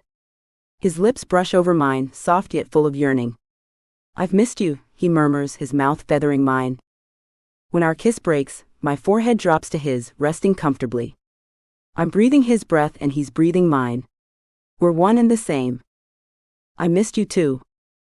His mouth lifts on one side as he leans away. He trails his eyes over my form, letting his gaze roam from my chest to my feet. I'm wearing a bright mustard-colored cardigan today, fit with an old Led Zeppelin t-shirt underneath. I tuck the shirt into my hip, hugging black denim skirt, pairing them over fleece leggings, a necessity as the weather grows colder. Now I'm wishing I had skipped the added protection. Fuck the weather. I want Don to touch me. I press both my legs and my lips together, mentally scolding myself. We filled yesterday with plenty enough sex to last through one school day. I just need to learn control. As if reading my mind, Don clears his throat. "Right? We should get going then." His hand flexes on the gear shift as he cranks the car, peering over his shoulder to reverse. I exhale, releasing any of the lingering sexual tension from my bones and replacing it with a promise of later. Later, I'll have my fill of Dawn. Students crowd the school grounds when we arrive. They're lounging on the grass, standing in the middle of the walkway, and sitting atop the steps, each of them animated as they socialize. It's like this every morning. Most of the students who go to Burnshire either grew up in Cannon Beach or in the surrounding area. Everyone knows everyone. "It's a shame we have to attend today," Don says, his tone wistful. He's planted one of his hands on my thigh, the same position it was in on our drive yesterday. I like the way he grips me, his fingers gentle but unyielding. It's not just a place to rest his arm. When he clutches me, he keeps his fingers firm, never slacking. It's like he's holding on to a puppy's leash, from fear of it running away. Or like a show of possession. A claim of, "Hi there. See this body? It's mine." It really is, isn't it? I smile teasingly, lowering my lashes in an act of seduction. His eyes shift from sexy to surprised as I open my car door, sliding out of his grasp and onto the pavement. "Come, lover boy. It may be a shame, but it's one we'll have to endure. I've got an exam to take today." Upon seeing his frustrated scowl, my grin grows. It's entertaining to rile him up, the same way he's done to me since the moment I laid eyes on him. Actually, now that I'm thinking about it, you also have an exam today. Aren't you so glad you changed majors mid-semester? Don grumbles something under his breath as he exits the car, shutting the door with added force. I'd be scared if it weren't for the knowing glint in his dark eyes. He's enjoying my teasing as much as I am. Don't play games with me, little goddess. I'm the one in control of your orgasm tonight, remember? My eyes widen at his words, and I quickly glance around to make sure no one is in earshot. After realizing we're far enough away for privacy, I slap his shoulder. You motherfucker. No dirty talk around our peers. Don leans into my space, letting his nose drift an inch away from mine. Or what? You'll spank me? I scoff, pushing him away. My cheeks are as hot as the sun, an obvious sign of my embarrassment. I enjoy being sexual with Don, like a lot, but not when a bunch of preppy girls are staring. Which they are. As a matter of fact, at least 3 people have given me the stink eye since exiting Don's car. Another 4 have smiled in my direction with added force, while others just watch on, expressions blank. Don slings his arm over my shoulder as we approach campus, folding me against his chest. I'm not used to being the center of attention, and I think he's taken notice, shielding me with his presence. When arriving at Bernshire for my freshman year, I could blend in. There were students integrating into the college from a lot of the surrounding counties, so not everyone knew one another. Plus I had Shelby, my roommate and my only connection to the town. I angle my head down as we walk, trying not to make things harder on my poor mental state by witnessing all the gawks. Don's been with plenty of other women, so why am I getting the spotlight? Is it my shape? My aesthetic? We're near the old oak tree, the one where Don found me days ago to ask if I'd skip with him when we come to a sudden stop. This gets my attention. Snapping my head up, I realize we're no longer a party of 2. My gaze focuses on the pretty blonde standing directly in our path, her arms crossed beneath her perky breasts. She's wearing a white V-neck thermal shirt, black leggings, and a pair of name-brand fuzzy boots. Familiarity tugs at my mind, before I remember exactly where I've seen this bitch before. She was with Don a few weeks ago. It was the last fling he had that I noted, before the Halloween gathering Shelby orchestrated. Don has a habit of picking up materialistic Barbies and then growing bored once they get too high maintenance, a habit I seem to have broken. I glare at the girl. I remember Shelby telling me her name started with D something. Donna? Diane? Fuck, I don't remember. Just the sight of her makes me want to gag and choke Don all at once. I guess I can't really hold his past against him, but that doesn't stop me from wanting to. Time freezes for a moment, as I quickly decide how to play this. Should I tell the girl to go the fuck on? Question Don about who the hell she is to him? Or be silent and observe how he reacts? Option number 1 and 2 make me seem like a jealous bitch, but option number 3 could result in heartache. In the end, there's only one good choice. If Don is the man I know, he'll send her away. If everything that's happened between us has been an act, a really good one, then I'd like to face that outcome sooner rather than later. I slide from Don's grasp, mirroring the opposing girl's pose with crossed arms. Moment of truth. As soon as I've stepped away from him, the girl strikes. She strides forward, pulling him down and practically smothering him against her cleavage. Oh, Hutson. Why didn't you call me last week? I wanted to tell you about my trip. Trip? I can feel my face blazing red as she speaks. Were they only separated because of some month-long vacation? The thought causes my blood to boil. My eyes narrow as I focus on Don's face. He's watching me and only me, grinding his teeth with a locked jaw. Damn, he looks pissed. Calmly but firmly, he places his palms against the girl's shoulders, gently shoving her away. Hi? He cocks his head as if fishing her name from his vault of ex-hookups. Dana. I'm sorry, but I'm not interested. He presses his lips together and nods his head once in dismissal. Then he repositions his arm around my shoulder and weaves us around the stunned girl. I feel a tiny bit of guilt leaving her beneath the old tree. Her mouth is ajar, her eyes wide and watering. Oh well. What's mine is mine. I smile, leaning into Dawn's side as we ascend the campus steps. As our first lecture begins, I fish my laptop out of my bag. Dawn's frowning, his head cocked as he watches the professor slap a stick against the projector.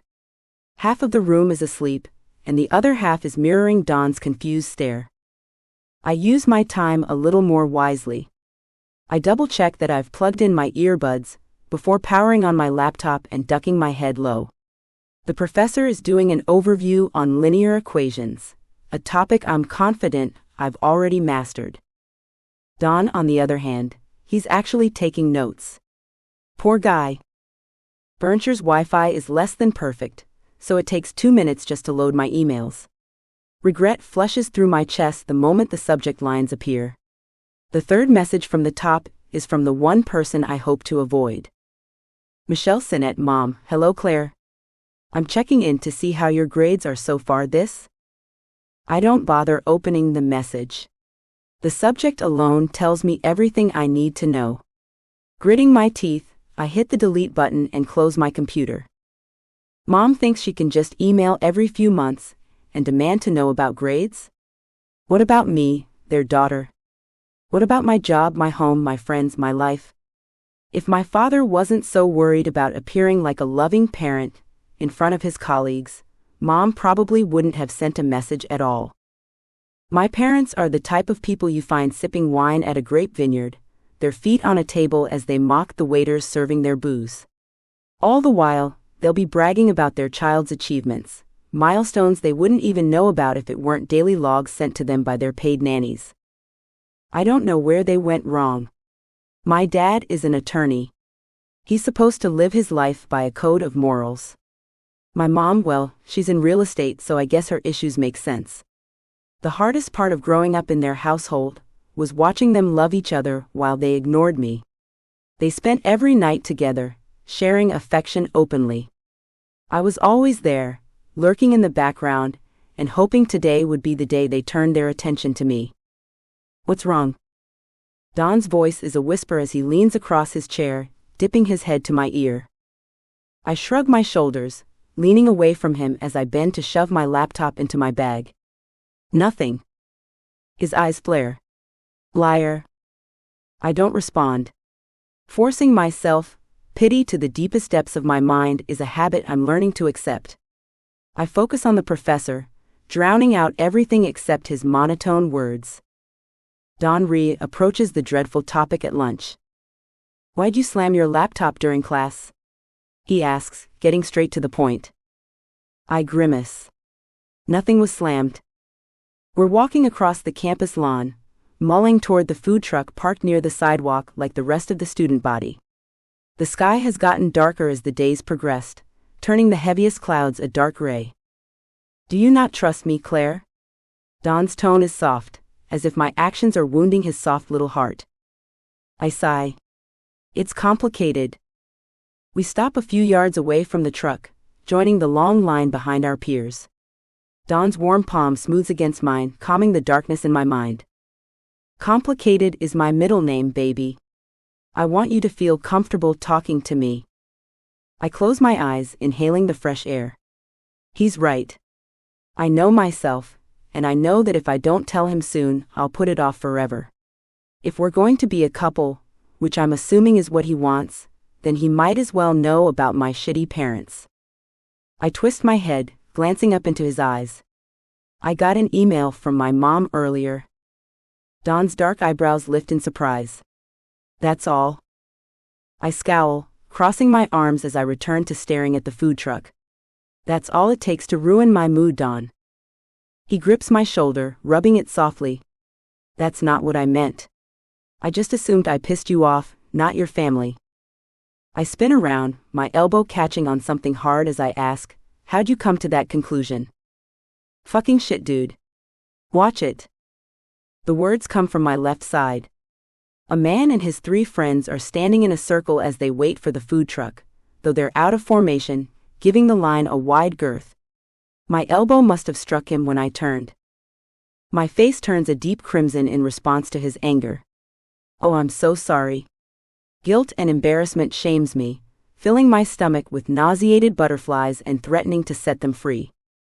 The man isn't anyone I recognize. He's the average jock, wearing basketball shorts and a name-brand sports shirt.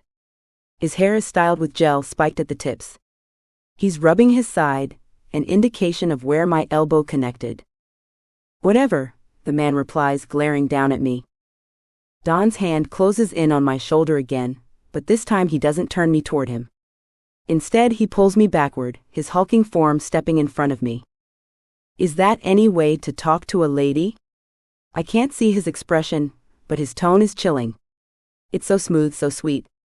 A deadly combination. His back is straight, rigid, and his hands are balled into fists at his side. I peer over his shoulder, finding the jock with an even meaner expression. It's none of your fucking business, man. Chill. She is my business. Chill bumps rush over my spine, causing me to shiver. A small group of people are watching us now, interested in the frightening demeanor overtaking Don. Oh yeah? Well then, tell her to watch where the fuck she's going.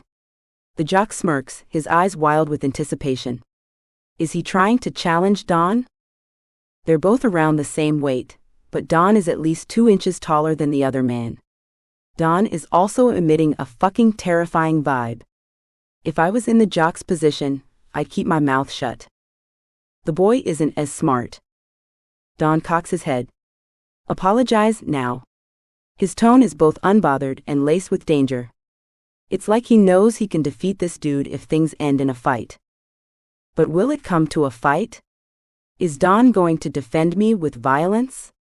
I grab his shoulder, trying to get his attention, but it's already too late. The poor dumb shit face has already opened his mouth. Or what? He asks, crossing his arms. A few of the onlookers yelp as Don lifts the man into the air, walking away with him. The jock, who's slung over his shoulder, slaps his back with an open hand. Put me down, stupid fucker. His voice cracks, causing a few of the onlookers to laugh nervously. Don keeps walking, heading toward the large oak tree. A couple who've been standing there quickly rush in the other direction as he approaches. Don, wait. What if he fucks up and gets thrown out of school? What if he hurts the dude and gets charged or even jailed? Don and the man disappear behind the tree's wide trunk. When they don't reappear, I creep closer. I've never feared Don before, but his hostile body language is throwing me off. Seconds pass in silence before the man screams, high-pitched and primal, like he's facing death head-on. My feet move faster. Don. Before I make it to the tree, the men reappear. Don is smiling with the man's elbow in his grasp. The man's face is wet with tears, but his bloodshot eyes are blank, and his expression is devoid of emotion. What did he do to him? They head straight for me, and once they're in my path, Don thrusts the man forward. Joey here would like to tell you something. He pats Joey on the shoulder like a friend would do. Joey's eyes are unfocused as he stares through me, but his mouth opens. I'm sorry for being a dick, and I apologize for my disrespectful words. It's okay. Worried, I glance at Don. Let him go, Don. I think he's learned his lesson. Don shrugs, releasing Joey's shoulder with another pat farewell. The boy walks away, his feet dragging as he returns to his friends. My hand circles over Don's wrist, gripped deathly tight. I pull him behind the same tree he just took Joey to. What the fuck did you just do? I ask, my glare sharp enough to crack glass. I cross my arms over my chest, hip-cocked. I mean, yes, the man was a complete ass, but did he deserve whatever the hell Don did to him? Very few things make a man scream the way I just heard Joey scream. All of them are varying degrees of horrible. Don leans forward, his eyes narrowed. I stopped that prick from insulting you further, which is my God-given right. I half gasp, half laugh. Are you kidding me? Where did you get your boyfriend 101 handbook from? Because you got a bad fucking copy. He looks at me like I'm crazy, his brows pulled tight. So what? I should have just let him speak to you that way. I grind my teeth. I don't even know how to answer his question. There were countless other ways for him to get his point across to Joey. Doing whatever he did to him shouldn't have been an option. Don grips me by the shoulders, staring deeply into my eyes.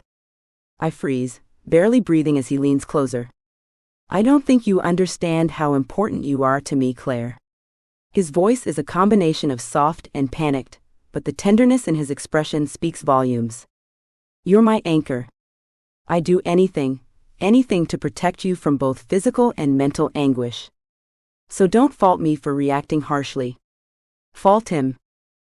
Something about the fierceness of his tone and his need to guard me softens my heart. Joey walked away from the encounter, so I guess whatever happened couldn't have been so bad. And he defended me. It's something I've never experienced before now. And it feels nice to be protected. I purse my lips, scrutinizing his expression. What did you do to him? Don steps away, running his hand through his thick curls as he stifles an exasperated sigh. I told him I'd eat his parents if he didn't apologize. I gape, palm flying to press over my heart. Why the hell did you do that?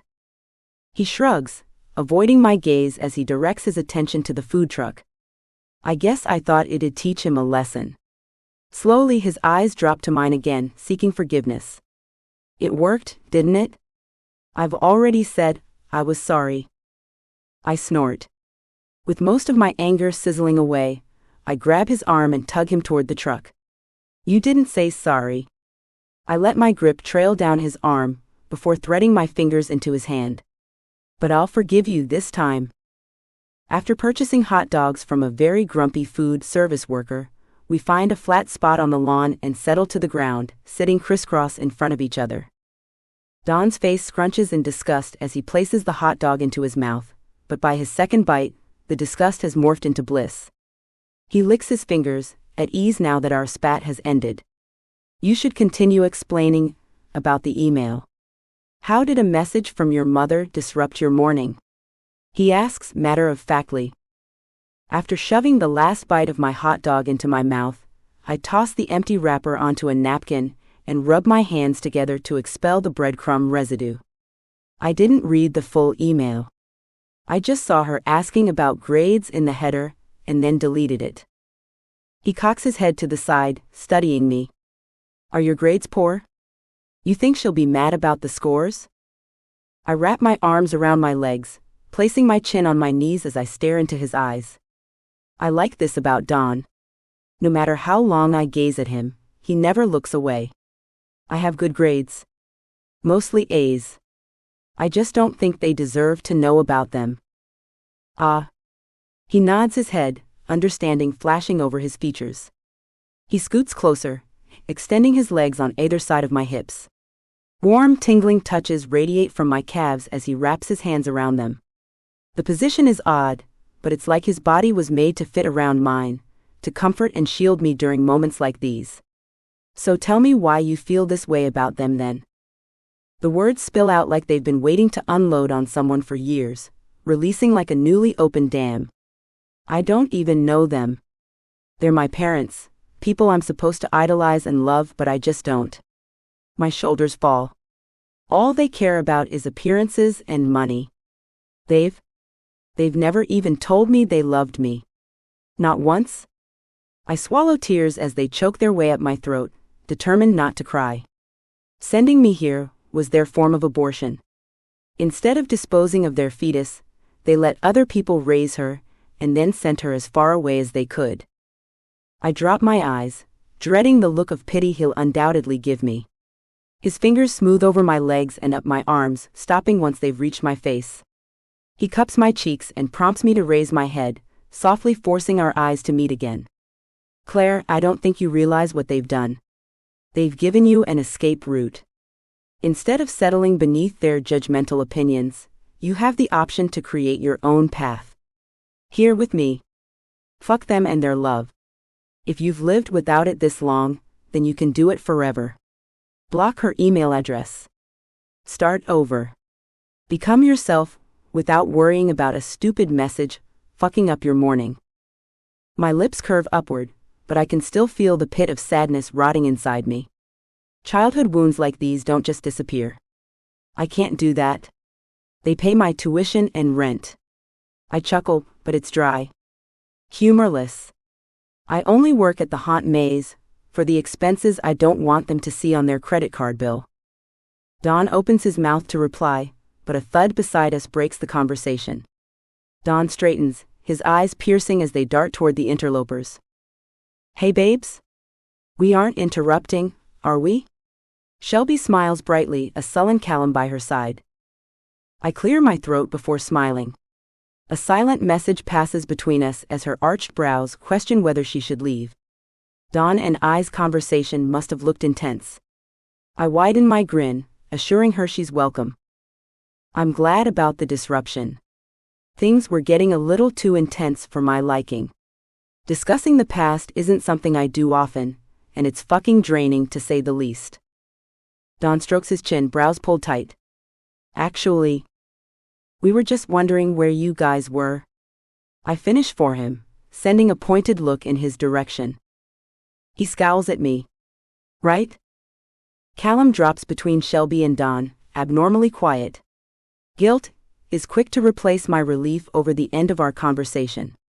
I look from Callum to Don, trying to figure out if I'm the reason for their new gap. Don and I have spent a lot of time together lately. Is Callum pissed at me for it? If so, it'll make things weird at home. I'm used to an annoyingly chatty Callum. Not this sad version of him. So what happened earlier? I heard you beat Joey's ass for cussing out Claire. Shelby says. Her blonde hair is pulled back from her face today, piled high in a messy bun. She picks at a salad in her hands, but I have a feeling she's more invested in our drama than she is in her lunch. Don snickers. That was quick. I didn't expect the whole town to know about our little conversation 10 minutes after it happened. He shoves the last bit of his hot dog into his mouth, chewing angrily. I roll my eyes as I turn to Shelby. No one beat anyone's ass. I accidentally elbowed the dude, he clapped back with a bad attitude, and Don threatened him a little. I shrug. No big deal.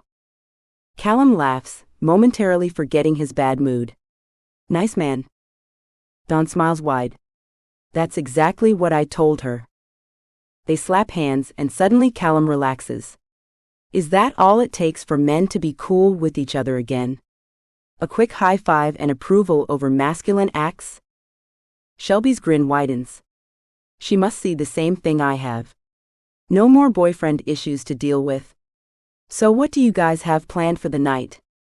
I glance at Don, my bottom lip puckered in question. Upon seeing his sly smile, I realize he's had plans for us all along. I was just about to ask Claire to have dinner with me tonight. My brows arch. You were. He rubs his hands together as he watches me, his cunning expression growing more obvious. My house. I want you to meet my parents. I suck in a breath, instantly choking on air as I inhale. Shelby beats on my back, trying to help me breathe again. It isn't an easy task. Your parents? 17. My Don. After arguing with Claire for the rest of our school day, I'm finally able to talk her into having dinner at my house. She's pissed about it, though. You should have warned me a few days ago, Don. How am I supposed to prepare for this? I need to write a damn script for my act around them. Do they know where I work? Where I'm from? The little creases above her eyebrows are becoming more pronounced with every word she speaks. I reach around her shoulders, resting my arm there as I rub her temple with my thumb. We're walking across campus toward the parking lot, passing various colors of shrubs as we travel the concrete path. You don't need to worry, Claire. I'd like to say I'm sure they'll love you, but that's what all the assholes say in the movies. I scratch my chin. Ah? It doesn't matter how they feel about you, because I care for you. If they disapprove, they'll anger me. The thought causes my chest to feel strange. I'm laughing on the inside, but shielding my feelings on the outside. They don't want to anger me, I promise. How do you know? She asks, fiddling with her fingers. She's nearly caused a callus to form on her thumbs with her constant worrying. This just won't do. I think about what the boy would say.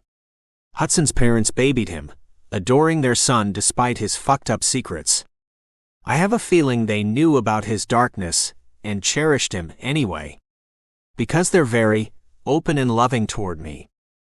I thought you changed your name because of them? Shit. This woman is going to have me knotted in circles with her heightened perception. Yes, but that's related to other matters.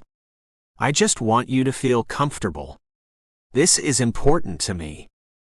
She tilts her head, eyes fluttering as she examines my features. Why? Yet another thing I can't explain to her. Hutson's parents, my parents, are becoming quite suspicious of me. I hoped Claire could calm their nerves. If they see me with her, maybe they'll chalk up my strange nature to young love. It's more than just dealing with the parents, though. Humans are odd creatures. They see meeting the folks as a sort of relationship rite of passage. What I told Claire earlier about her being my anchor was true. Upon first sight, I knew she was no ordinary human. Something about her glow, the intensity of her aura, spoke of her soul's purity. For creatures like me, Claire should have been repulsive. Instead, she was inspiring. By taking Hutson's body, I've realized that feelings, love in particular, aren't simple fables conjured by humans to make them feel better about their primal urges. It's real. The power of my feelings for Claire is greater than any craving. No longer am I engrossed by my hunger for negativity. Now I'm consumed by Claire. Only Claire. If she meets my new parents, maybe she'll see how serious I am about her. I don't just want her for a few months, or years, or decades. I want Claire to be my mate, until time ceases to exist. Claire gazes up at me, her beautiful black hair rippling with the force of the wind. We've stopped walking now, so I use the stillness to my advantage, wrapping her into my arms. Our noses brush as I answer her. Because I want you to know me. I want to bring you to my house after school, feed you at my kitchen table, and then carry you up the stairs to my bedroom so I can taste you. When you miss me, I want you to be comfortable driving to my home to find me. If you have a bad dream, I'd like for you to be in my bed, surrounded by my arms. We can't do any of those things if you haven't met my parents, now can we? I tuck a lock of her hair behind her ears, lips grazing hers. This isn't a fling, Claire. You're mine. Her breath catches. I'm worried she'll stop breathing altogether, but a moment later she exhales through her nose, releasing her fears as she presses her mouth to mine in a rough, passionate kiss. Out of all the flavors I've experienced so far, her taste is my favorite. She pushes me away, as I'm ready to deepen the kiss. I'd take her right here on the campus lawn if she'd let me, but Claire is much too sensible for that. She clears her throat, nodding at me. Fine. You can bring me to dinner. Her gaze flashes around us, observing the other students passing on their way to their rides. Let's go before we get in trouble for PDA. I grab her hand, grinning as I tug her toward the lot. As you wish, my love. I drop Claire off with the promise of retrieving her at 8 p.m. Once on the road again, I shift into high gear, speeding around rural hills. The boy lived in the hills, further from the comforts of town. His parents enjoy this seclusion. They aren't very smart people. Mr. and Mrs. Williams inherited their small fortune from Mrs. Williams' father, which included half the real estate in town. Shop owners lease most of the buildings they own, and since Cannon Beach is a tourism hotspot, they make thousands each year from rent, adding it to their family royalty. Sadly, This means Mrs. Williams was free to run rampant as a young adult. In fact, I was lurking in town 30 years ago, saw firsthand how dark and naughty Mrs. Williams could be. Once she settled with her dearly departed father's money, she and Daniel, Mr. Williams, had Hutson. And so the Williamses have never worked a day in their perfect little lives. They've become quite a tight-knit crew, hiding each other's secrets and tidying each new skeleton added to their walk-in closet. Everyone in this family has a list full of morbid secrets, and if it comes to it, I'll use them all as blackmail. When I arrive at the historic property, the air is already charged. They're waiting for me inside. I toss my keys into the air, snatching them mid-fall before shoving them into my pocket. Combing my fingers through my hair, I climb the steps and open the creaky front door. "I'm homey," I sing. A fight is expected, as it is every night these days. Water splatters against my face, making me grimace and stumble backwards. "Saint Michael the Archangel, defend us in battle. Be our protection against the wickedness and snares of the devil." Mrs. Williams stands at the foot of the stairs, a Bible in one hand and a crucifix in the other. Mr. Williams cowers behind her, an empty glass jar in his outstretched fist. I wipe the assumed-to-be holy water from my face, frowning. What the hell? My eyes narrow in question, glaring directly at them. Mrs. Williams's hand shakes, her wrinkling fingers clutching the spine of the Bible as she steps forward. As she approaches, her husband bundles his free hand in her silk nightgown, holding onto her with craven fear. May God rebuke him, we humbly pray. I cross my arms. Is this about what you saw last night?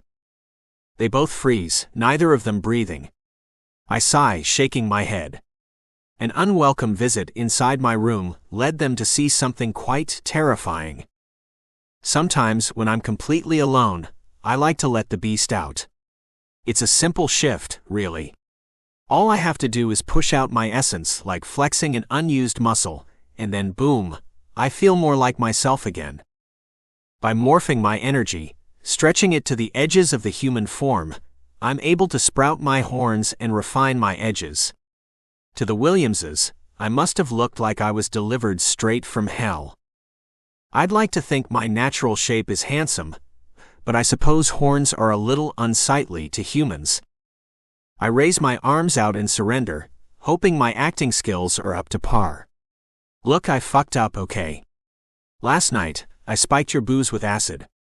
I didn't think you'd both barge into my bedroom and run away screaming, like I was a fucking monster or some shit.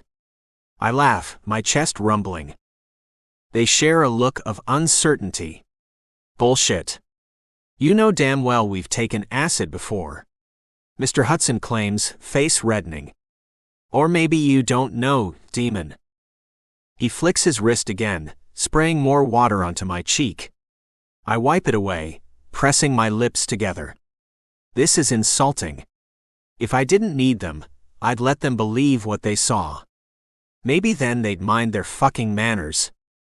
Oh yeah? You didn't feel weird after dinner? Not at all. I smile knowingly, watching them share another look, this one more worried. I have them exactly where I want them. They smoked marijuana last night. If I'm remembering correctly, they waited until the moment I left the table to run to the greenhouse and smoke a fat blunt. I watched from the window while they had their fun. Even Hutson knew they were potheads. He stole from their stash every Friday night. A little weed can sometimes mask the effects of acid if you're unaware of being dosed. Mrs. Williams lets the crucifix fall to her side, huffing. Her pale cheeks are red with rosacea, blonde hair tied at the nape of her neck. If that's true, then why have you been acting weird like a damn hellion? She steps forward, narrowing her eyes and locking her jaw. We've seen you creeping through the hallways at night, talking to the shadows. I even saw you in the safe, stealing money. Money, which is otherwise given to me freely. I lift my chin. Mr. Hutson shakes his head. You walk differently, talk differently, smell differently. You aren't our son. Whatever you say, Dad. I narrow my eyes, sizing them up. Mr. Williams's bald head shines from beneath the crystal chandelier overhead, his white mustache twitching. Jolene, Mrs. Williams, stands in front of her husband with an air of dominance, as if claiming more power than him. I see their dynamic plainly, him as the nervous pushover, and she as the controlling perfectionist. I force myself past them, irked to see them jump a foot into the air and scramble backwards. Regardless of whatever you think about me, both of you need to get dressed. I've invited my girlfriend over for dinner at 8 p.m. She's expecting a feast, so either cook a heaping meal or order takeout. Mrs. Williams leans against the wall, calling after me. The real Hutson would have told us about the acid. He's honest, unlike you. I snort. Oh yeah? Like how you and Dad dropped shrooms with me 2 years ago and found out I lied about where I bought them. I climb the steps, skipping 2 at a time. Hutson's parents are hypocrites at their finest. They've enabled their child to do whatever he wants, just so they can benefit from his actions. Then they shamed him for his methods of purchase. Apparently, buying psychedelics online is looked down upon when you can buy them from Uncle Joe's shop in the middle of bum-fuck Colorado. Oh, and don't forget to make a good impression. I smile down at them wildly, a hint of warning in my tone.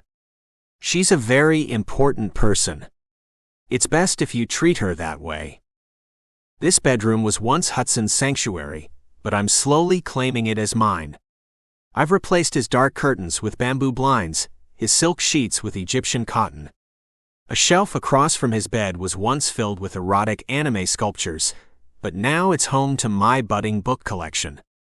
Volumes of philosophical texts, historical accounts, and manifestos line the dark wood, their detailed hardback covers blending together perfectly. After changing into something appropriate for our evening dinner, I lift my blinds, letting the bright rays of the setting sun filter into my room. I've never had the urge to clean before, but right now, knowing Claire will visit this room tonight, I'm beginning to understand humanity's need for order. I bend at the waist, grabbing various clothing items from the floor and throwing them on top of the overflowing basket in the room's corner. As I lift to toss a t-shirt into the basket like a ball, I freeze. A dark shape moves in my peripheral, exiting the woods below my window. My head jerks upward, eyes focused on the shadowy shapes. It's them. Tall one exits the dark woodland first, his neck craning as he ducks below low, hanging branches. Thin one follows close behind, his gray wispy flesh clinging to his bones like the roots of a tree. Their blazing amber eyes shine upward, staring directly at me. My fists clench, teeth grinding. Those motherfuckers have had it now. I bound from my room, leaping down the steps in record speed. The parents make noise in the kitchen as they pull pots from their cupboards. Good. They won't get in my way. I leave the door hanging wide open and jump over the porch railing, raging as I approach the place where my former acquaintances have made themselves known. As I turn the corner, I see the darkness of their forms evaporating into the air. They're testing my patience, playing games of hide-and-seek when all I want to do is crush them with my fists. Get back here, you bastards, I snarl. A part of my humanity splinters as fury takes hold, releasing hints of my true form. I can feel my eyes shifting, changing into their original void, light color. This misstep has worked in my favor, giving me a heightened sense of sight and allowing me to see their retreating energy. I force my thoughts outward, directing the message at their willowy shapes. Touch her again and you'll meet true death. My feet halt as I stumble into the tree line. I've lost them. I can only hope they've received my message and will heed my warning. Threats are not in my vocabulary. Only action. If Claire claims to see them again, I'll hunt both of them down and shred their essences into tiny pieces. If they lay a single shadowy finger on her, I'll scatter their ashes across the world. I've warned them not to fuck with me and mine. Next time, they'll discover the brutality of my revenge. 18. Claire. I'm freaking the hell out, I say, gazing at myself in the mirror. Girl, you look absolutely stunning. They'll love you. I turn to examine Shelby. She's sitting on my bed, comfortably lounging in her sweatpants and tank top. I'm so jealous I could scream. Do you really think so? I ask, brows arched. Turning back to the mirror, I grimace. The only appropriate thing I have to wear is a tight-fitting black dress. It has sheer, long sleeves, but isn't appropriate for the autumn weather. I'll have to suck it up though, because I've torn through my entire wardrobe already, and this is the only thing I have that's both classy and cleavage-less. I'd asked to borrow something from Shelby, but she and I both know I wouldn't fit into her size 2 outfits. So here I am, squeezed into a black form-fitting dress that ends at my knees. It's very, very plain, but the lace sleeves give it a bit of flair. Other than the cool sleeves though, I look like a middle-aged mom showing up to court over a parking ticket. I've smoothed my hair into a tight bun, curling 2 strands of my bangs so they frame my face. My lips shimmer with gloss, but otherwise my skin is clear of makeup. I don't want to overdo it with an entire face. Shelby leans on my bed, her reflection stretched across the mirror behind mine. You look good. Stop worrying. You said Don was sure they'd like you, right? So trust him. I close my eyes, breathing in deeply through my nose. When I open them again, I exhale, trying to force the butterflies in my ribcage to calm down. You're right. I just need to. I push my arms out, palms facing the ground. Chill. Shelby nods. Absolutely. Just be zen. Everything will be fine. Everything will be fine. Everything will be fine. 3 knocks sound at the front door, echoing through the house. I snatch my bag from on top of my bed, speeding past Shelby. He's here. I rush to the door, panic rising all over again. My fingers clutch the cold doorknob, knuckles white as I yank it wide and come face to face with Don. He's as gorgeous as ever. His hair is brushed out, transforming his curls into voluminous waves. Dark, piercing eyes shift as soon as they connect with mine, flashing from indifferent to adoring in seconds. He smiles, lifting a hand to cup my cheek. Hey, beautiful. I blush, dropping my gaze. Shelby is somewhere behind us, watching this encounter with an intense stare, one so strong I can feel it boring into the back of my head. Hi, I reply. I step backward, my eyes darting over his body from head to toe. Don's wearing a white button-down shirt left opened at the top, and black denim pants. His sleeves are rolled up to his forearms, revealing muscular veins running along his skin. I swallow the burst of arousal blooming from the sight. You look great. Casual, actually. My heart lurches. Oh shit. Does this mean I'm overdressed? I smooth my trembling hands down my dress, gnawing nervously on my lip. Don's hands circle around my waist. Absolutely not. You look exquisite. His eyes flash upward, glancing behind me.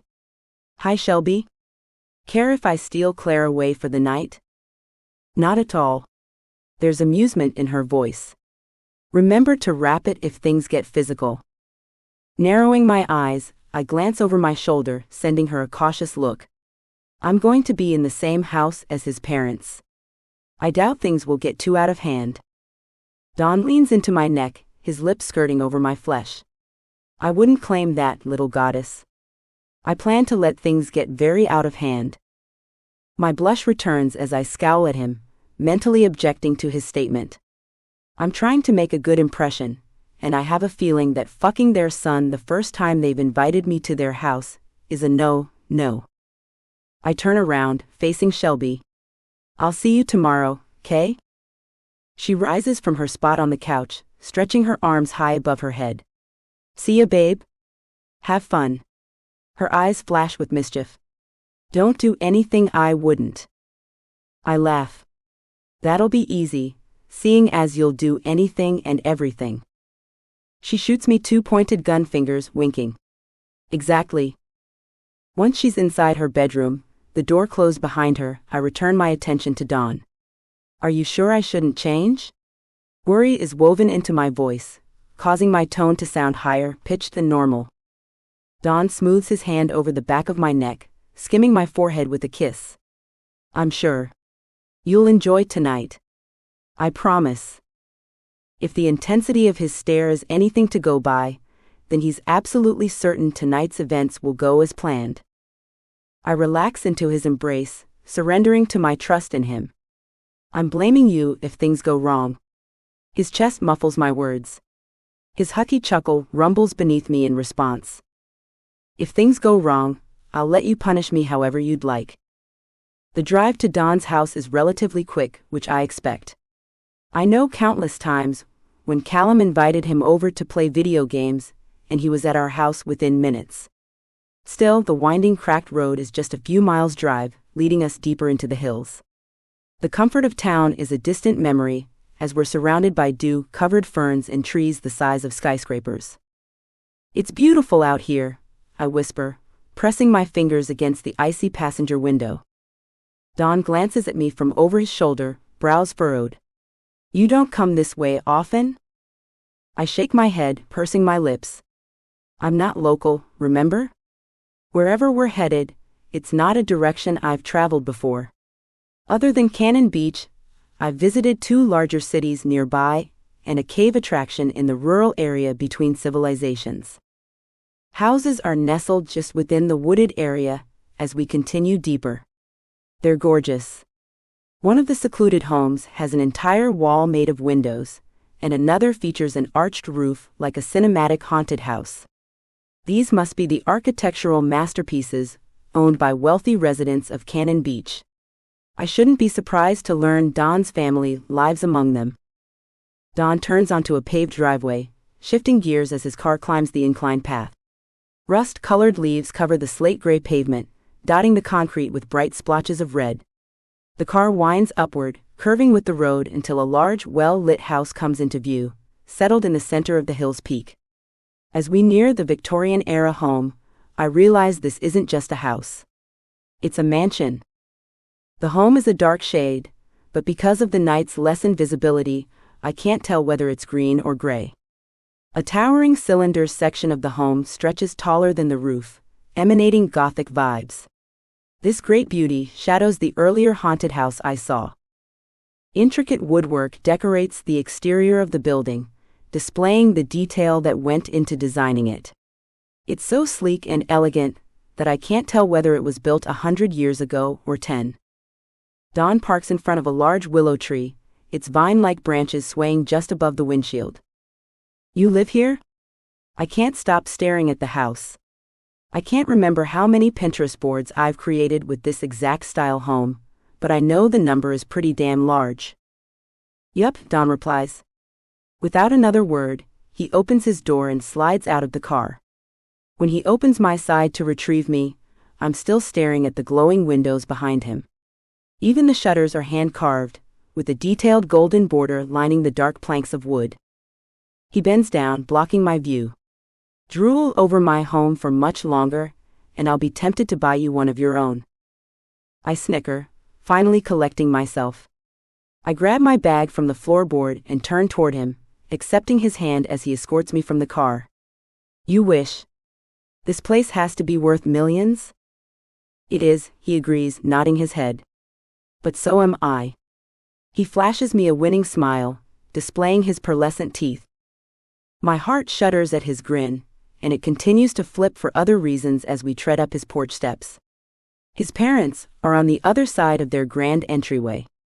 Waiting. Most likely heightening their expectations with every second we take to enter.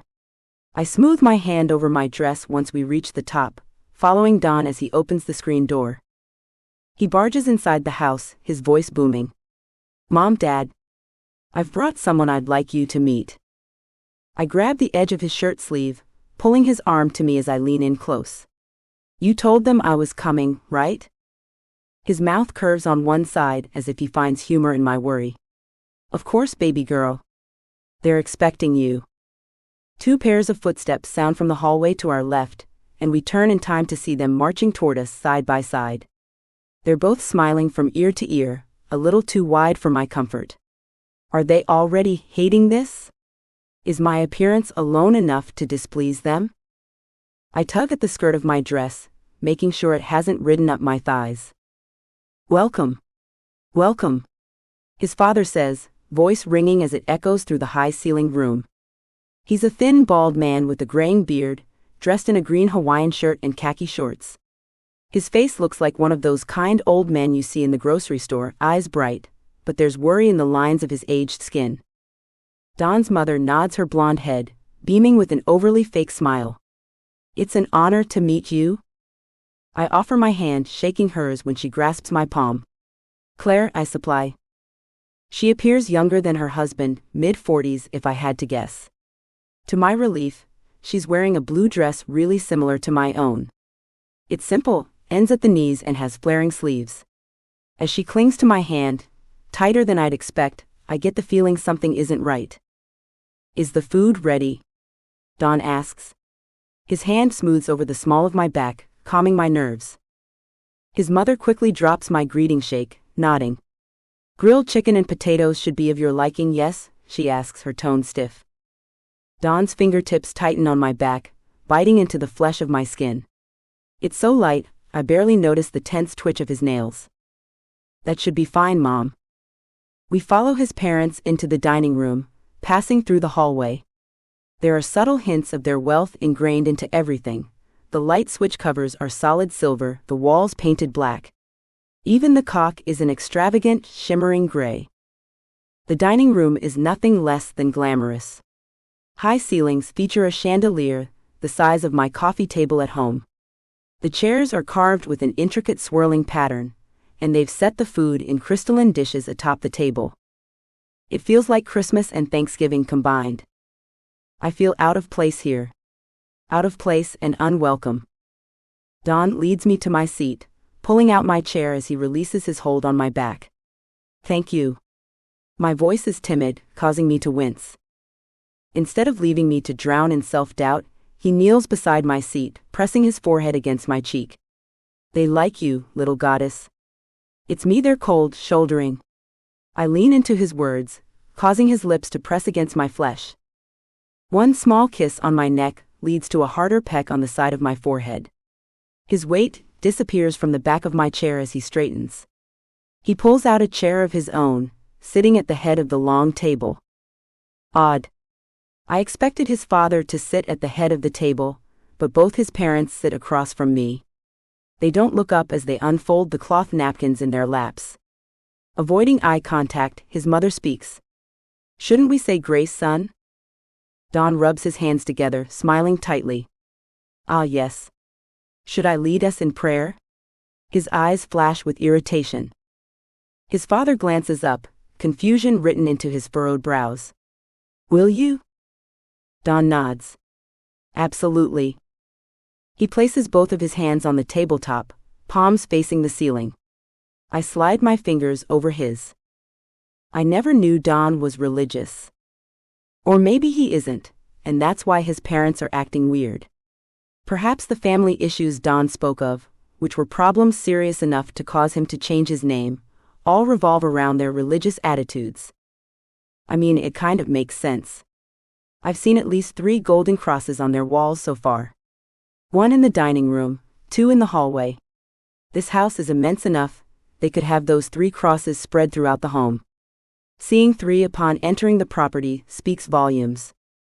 Dear Lord, Don's voice prompts me to drop my head. My parents were never overly religious, but I live in the God-fearing nation of America, and I spent a majority of my social life in high school praying with my friends' families. It never bothered me then. Now, well, I can relate to Don's anger. Thank you for our daily bread. May you bless this food and all who consume it. Send pleasant wishes and many miracles to us and ours. Amen. Don's words are sarcastic, dry. His parents are both glaring at him by the time he's finished. Yup. Totally religious nut-os. When Don's gaze raises, his face is blank. He directs the expression towards his family. Can we focus on Claire now? She's the reason we're having this meal. He glances at me, face momentarily softening. She's special to me. Very special. My stomach explodes with butterflies, flipping and flopping all around. He said I was special. In front of his parents. I grin down at my empty plate, lips pressed together to conceal my giddiness. Of course, his father says, lifting a cloche lid from a dish in the center of the table. Steam rises from the platter, its aroma brimming up the room. I inhale, letting the herb-tainted vapor fill my lungs. It smells of rosemary and fresh sage. Once the heat escapes the dish, a dozen of brown steaks appear, stacked neatly on top of one another. Have as much as you'd like, he continues, placing the lid beside the container. Thank you. I smile at him, hoping to show gratitude with the gesture. His worried frown deepens in response. So, Don's mother says, glancing up with her wide artificial smile. How did you and Hutson meet? We met, I glance at him questioning. At school? It's been a while, so I can't remember the specifics. I'm Callum's roommate. I force my jaw to clench shut, halting any more of my babbling thoughts from surfacing. His mother doesn't seem to notice. She lifts a stainless steel pair of tongs, retrieving a slice of meat from the steak dish. Her eyes lift as she passes the utensil, connecting with my gaze. Ah, I see. He spends quite a lot of time at your house, correct? Callum is a sweetheart, but I can't get him to leave once he's here and logged into the internet. She purses her lips. Well, at least I couldn't when he and Hutson were in high school. I try not to grimace at the sound of Don's forgotten name. He chose a new label, one he felt comfortable with when his old name no longer served him. Has he not told them of his name change? Or do they just not care? Judging by the fierce way Don has protected me, I can only assume he'd react the same way when defending his sense of self. If I'm right, then they're ignoring his new title out of spite. The dynamic between them might not be as cut and dry though, so I try not to pass hasty judgment. I add a steak to my plate, before Don passes the potatoes. Our fingers brush during the transaction, sending a spark of electricity through my arm. I shiver, adding a heap of the roasted vegetables beside my steak. Do you have any family in Cannon, Claire? Mr. Williams asks, his eyes crinkling at the edges. I carve into my steak, shaking my head as I do so. I relocated here for Bernshire, but was born and raised in Arizona. Mrs. Williams arches her brows. I bet that's a big adjustment. From one of the hottest states, to the rainiest. Are you faring well here? Stabbing one of the freed chunks of meat, I smile at her. I'm used to it now. I've lived here for 2 years. It's always so strange to eat in front of people you aren't comfortable with. My lips close over the fork, sliding the skewered meat free. I chew with tiny, controlled movements, doing my best to remain classy. Everyone eats in silence for a minute. The only sounds in the room are the clinking of metal on glass, and the occasional crinkle of a napkin. Don watches over the table at his king's seat. Our eyes lock more than once, and whatever sour expression he's wearing at that moment always morphs into a tender look of admiration. I notice he picks at his food a lot, but hardly eats. After an uncomfortable amount of noiselessness passes, Don stands. The tension in the room heightens as he braces against the table, sighing. I'm going to retrieve a bottle of wine from the cellar. He directs his attention to his parents. Play nice while I'm gone. I'll go with you, I offer, placing my napkin onto my cleaned plate. He circles around the table, stopping behind my chair. Bending low, he whispers into my ear, "Stay. They'll warm up to you better while I'm gone. It'll just take me a few minutes." I grit my teeth, smiling through my unease. Fine. His footsteps retreat down the hallway, and I loosen my smile for his parents' sake. Once he's gone, his parents transform into an animated power couple. His mother leans across the table, eyes wild. How do you know Don? Oh, so now she wants to use his name? I frown, confused. We already discussed this. I met him at school, but we really became acquainted while he was at my house, hanging out with Callum. No. She closes her eyes momentarily, sniveling. How did he get you to be his intimate partner? Has he threatened you? My face twists in disgust. Suddenly, this conversation is more than offensive. My loyalty to Don fires into overdrive. Are you serious? I glare, eyes fiery. Mrs. Williams huffs, leaning back into her chair. You don't know. Know what? I examine both of them, trying to piece together this insane family puzzle. Don's mother crosses her arms, staring at me with a blank expression. His dad, however, is bent over the table, scribbling onto a wrinkled paper towel. He folds the note before rising, his watery eyes intent on my face as he slides the folded paper across the table. He leans forward, whispering, "Open this when you're alone." I take the scrap paper between my fingers, lifting it from the tabletop. Loud footsteps grow in strength as Don returns from the cellar. His parents both straighten, replacing their fake smiles. I shove the note into my bra just before Don enters the room with a bottle of red wine. Drinks, anyone? Yes, please. I reply, scrutinizing the odd couple in front of me. Don's parents are nutjobs. Are you sure it'll be okay? I whisper. My arm is outstretched as Don drags me up the stairs. As soon as his parents excuse themselves from the table, lover boy here transformed into the incubus I know him as. His mouth parts as he beckons me, leading us both to the second story. He wants me to spend the night with him. Here, in his religiously fanatic household. Don tilts his head. Do you think I'd lie to you, Claire? I snort. If it means you'll get your dick wet, maybe. He laughs, his voice bouncing against the walls. I force myself to relax. His parents have retreated into another section of the house downstairs, so I don't think it'll be too awkward for me to stay with him for one night. Regardless of how wet either of us gets, I want you here with me. Don replies, winking. Once we reach the top of the steps, the room opens up into a large recreational area.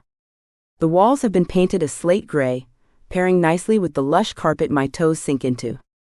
Across from where we stand is a personal theater with a row of reclining cinema seats, surround sound, and a flat screen that takes up half the wall. Another corner is complete with 3 arcade-style games stationed beside each other. There's also a bookshelf lined with vibrant hardbacks, an air hockey table, and a minibar with rotating stools lining the counter. Damn. I bet your childhood was phenomenal. I say, gawking at the extravagant space. Don flicks his wrist, dismissing my statement as he leads me toward another door on the opposite side of the room. None of these toys ever get used. They're just here for whenever my family pretends to be normal. He opens the entrance, gesturing for me to go in before him. This space differs from the rest of the home. The walls are the same color of gray as the game room, but in here they remind me of a dark cave. It's cozy and reclusive at the same time. A lamp in the corner radiates red light, basking one side of the room in a crimson tint. The other side is lit with a simple desk lamp, casting shadows everywhere. His room is a controlled mess. A basket overflows with clothes beside the sliding closet door, and his red bedding wrinkles over his mattress. Papers are spread over his desk in disarray. Apart from those messes, the room is tidier than the average college-aged person's is. The carpet appears freshly vacuumed, novels perfectly line the shelves, and the air smells of cotton and vanilla. He definitely tidied up before I got here. Do you like it? Don's chest presses against my back, his arms locking around me. I nod my head, suddenly on fire now that we're alone and in a private setting. Flashes of memory from our sex on the beach flash behind my eyelids as I lean against him. It smells nice. Don chuckles as he runs his lips over my neck. You should smell the bed. Sheets are fresh out of the dryer. I allow him to envelop me. I'm close to stripping naked and dragging him into the bed myself, until I remember the hidden note in my bra. I'll let you tuck me in, after I go to the bathroom. I straighten, stepping out of his arms. Bathroom is through there. He points to a part of the room hidden in shadows. I can see the faint outline of a door in the darkness, if I look hard enough. Don't go anywhere. I turn toward him, fluttering my lashes seductively. He's already unbuttoning his shirt. Those abs, sweet Jesus. His muscles glisten as he pulls the buttons apart one by one, causing my mouth to dry. There's nowhere I'd rather be, little goddess. He replies, winking. I turn, rushing through the bathroom door. This needs to be fast. After locking myself into the restroom, which is absolutely glistening with crystalline decor, I sit on the toilet and pull the paper towel from my bra.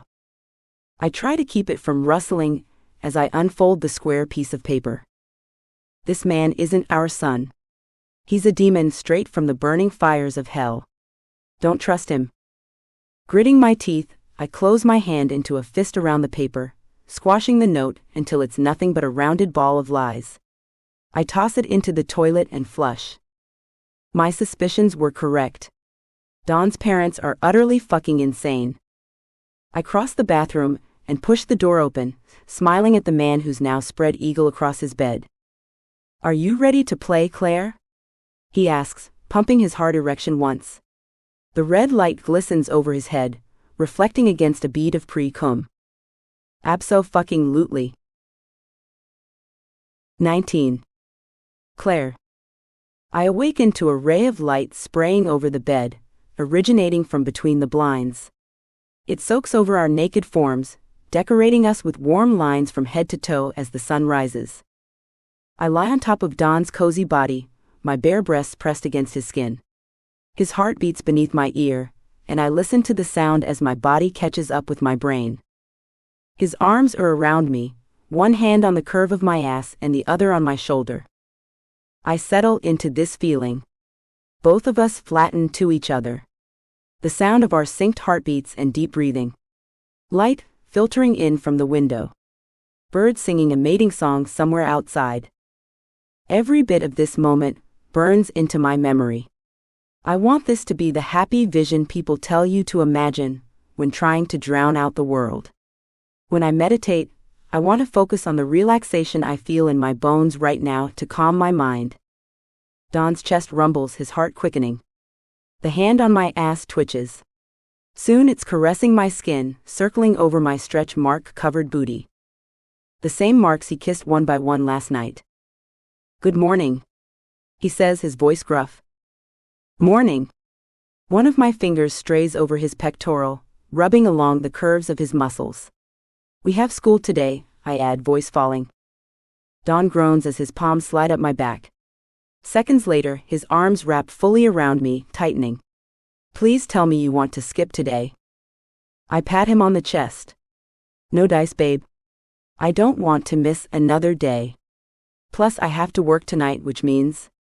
I arch my chin upward, staring at his sleepy face. He frowns at me. Which means it's my first night on the job, and I need to get my shit together? Exactly. I poke his arm, grinning. And you have to take me home so I can get ready for class. I didn't bring any spare clothes. He rolls over in bed, causing me to yelp. His body presses me into the mattress as he gazes down with a piercing stare. I'll be ready in less than 2 minutes, if you let me taste you first. His words are vehement, urging me to accept his offer. But, before I have time to reply, he slides low, disappearing beneath the cover. I grip his metal headboard as his toasty, wet tongue licks my pussy from bottom to top. Okay, I whimper, trying to keep my voice low. But make it quick. I reach under the covers with one hand, knotting my fingers into his hair. His tongue circles over my clit, forcing me to seal my lips together. It takes all the control I can muster not to moan so loud the entire household hears. Holy fucking damn, he's good. School is more enjoyable when you've been fucked within an inch of your life beforehand. The day is an average one. Don and I walk together from class to class. We eat lunch picnic style with Shelby and Callum, and no one gets threatened. I'm even able to ignore the stares from both men and women alike. It seems Don is a hot commodity these days, and jealousy runs rampant between our peers. If they don't want to fuck Don, then they want to be him. I've never noticed the attention he receives before now. Once our last lecture ends, Don collects my books for me and slings my bag over his shoulder. Wow. I back away, eyeing him from head to toe. Such a gentleman. In response, Don pecks me on the lips and exits the row of desks. We walk to the back of the lecture hall and retreat through the double doors, trailing behind a crowd of other students. The hallway is congested. People mill through the bright corridor with their eyes glued to their phones, earbuds in their ears, or a friend on their arm. Although the school is large, the hallways are thinner than my high school in Arizona, so escaping the suffocating horde feels near impossible. Don grabs my hand, leading the way as he parts through the sea of people. It seems like the air pushes the crowd out of his way. Everyone just moves. No shoving. No polite excuses. Do you need to drop me off before we drive to work? I ask, keeping my voice low. I don't want any of the onlookers to overhear our conversation. Privacy is important in relationships, and the last thing I need is for one of these jealous girls to show up at the haunt maze, hoping to steal my man away. It's hard for me to imagine him ditching what we have just to sleep with a Barbie replica, but can I not wear this? He hugs me close, peering down at his denim jeans and black t-shirt in confusion. He'd rather spend our hour of free time together. I grin up at him, eyes giddy. You can absolutely wear that. Mark will get you set up with a costume. My eyes narrow, squinting as I imagine him dressed as a creepy ghoul. I wonder what your story will be? Don pushes the lobby door open. Bright light beats onto my face, temporarily blinding me.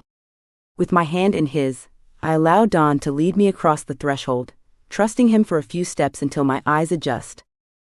The wind howls as it batters against the side of the building.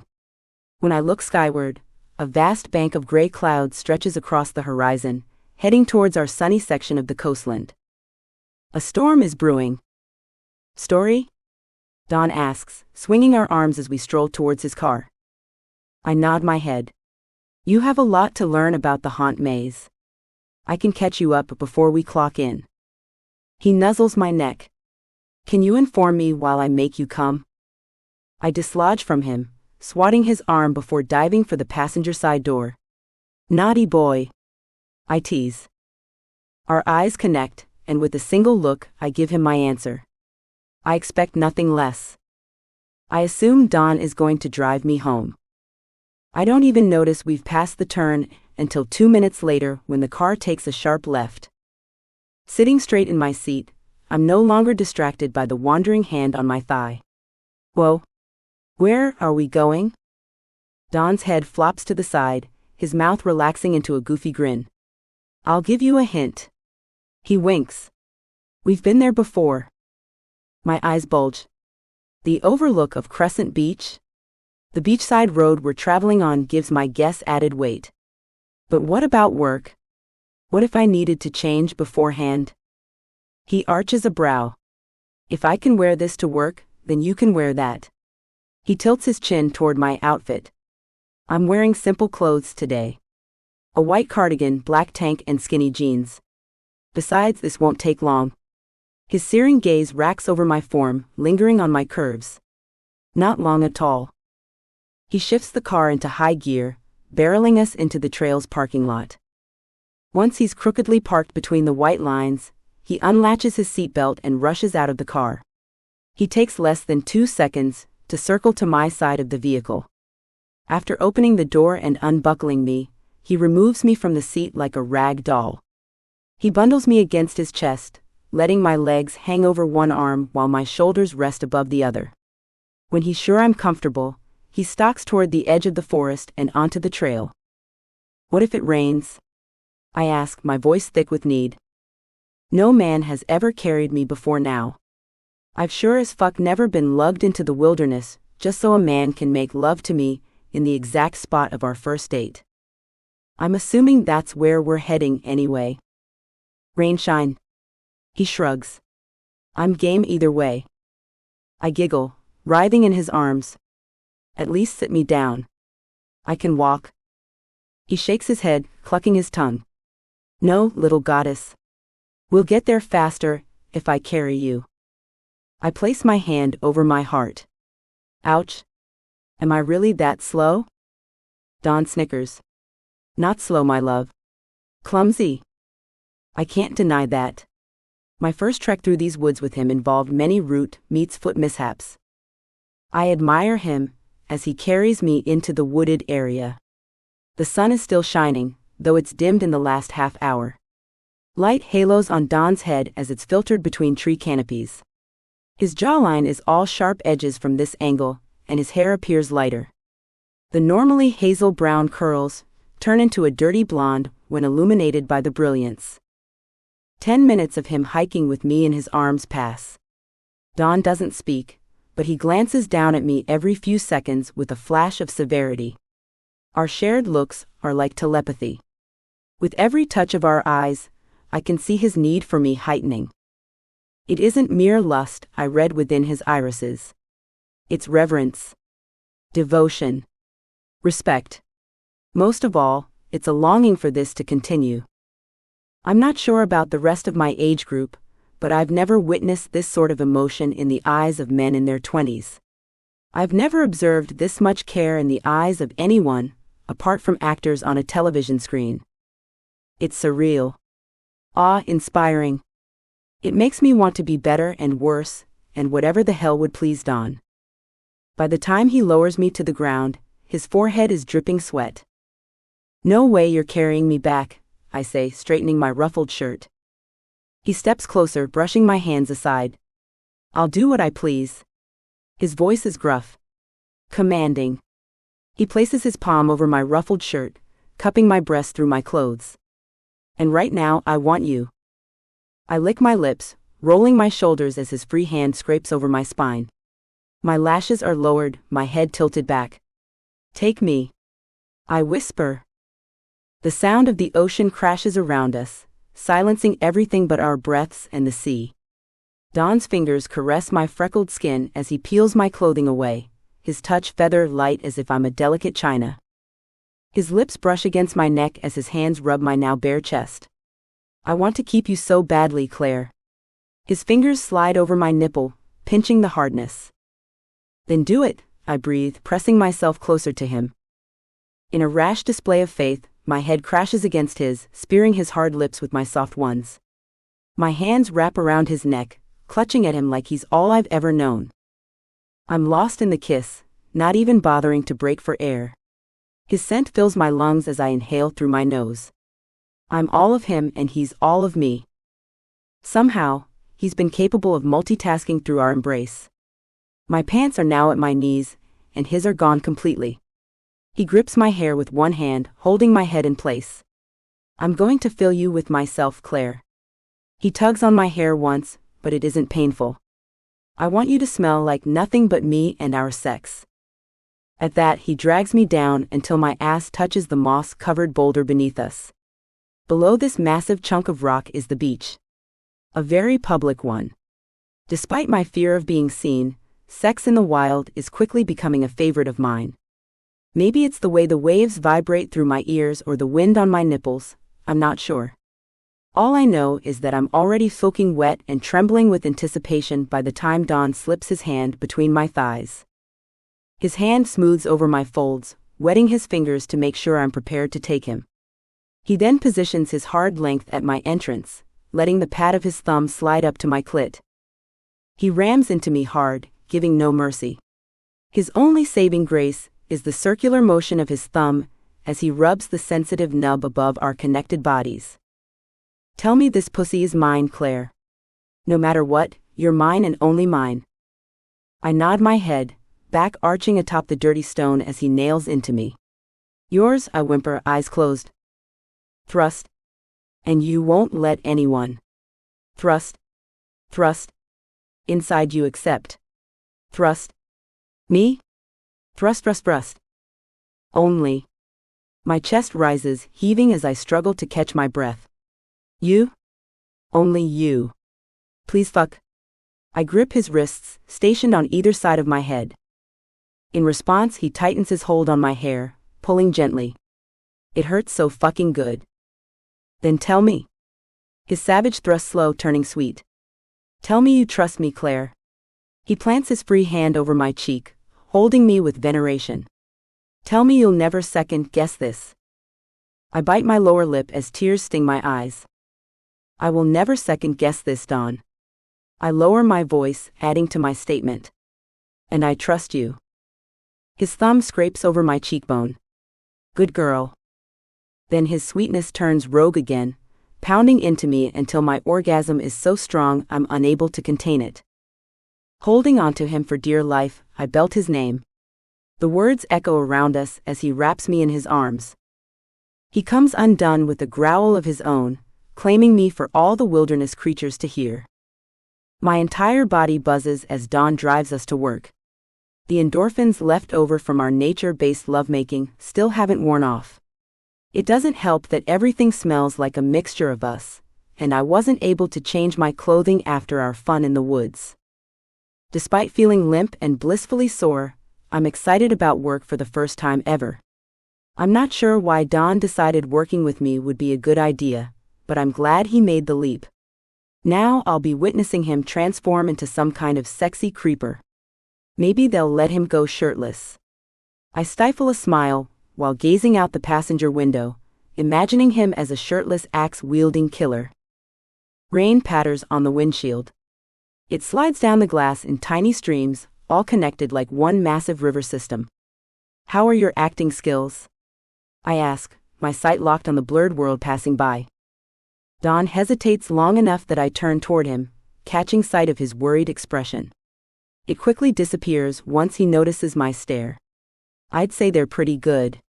Why? Because, I drawl. You'll need them for tonight.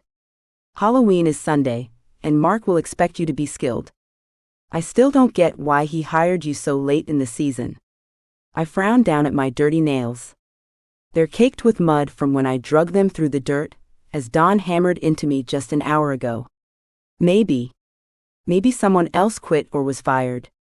It makes sense for him to hire a newbie if he was short-staffed.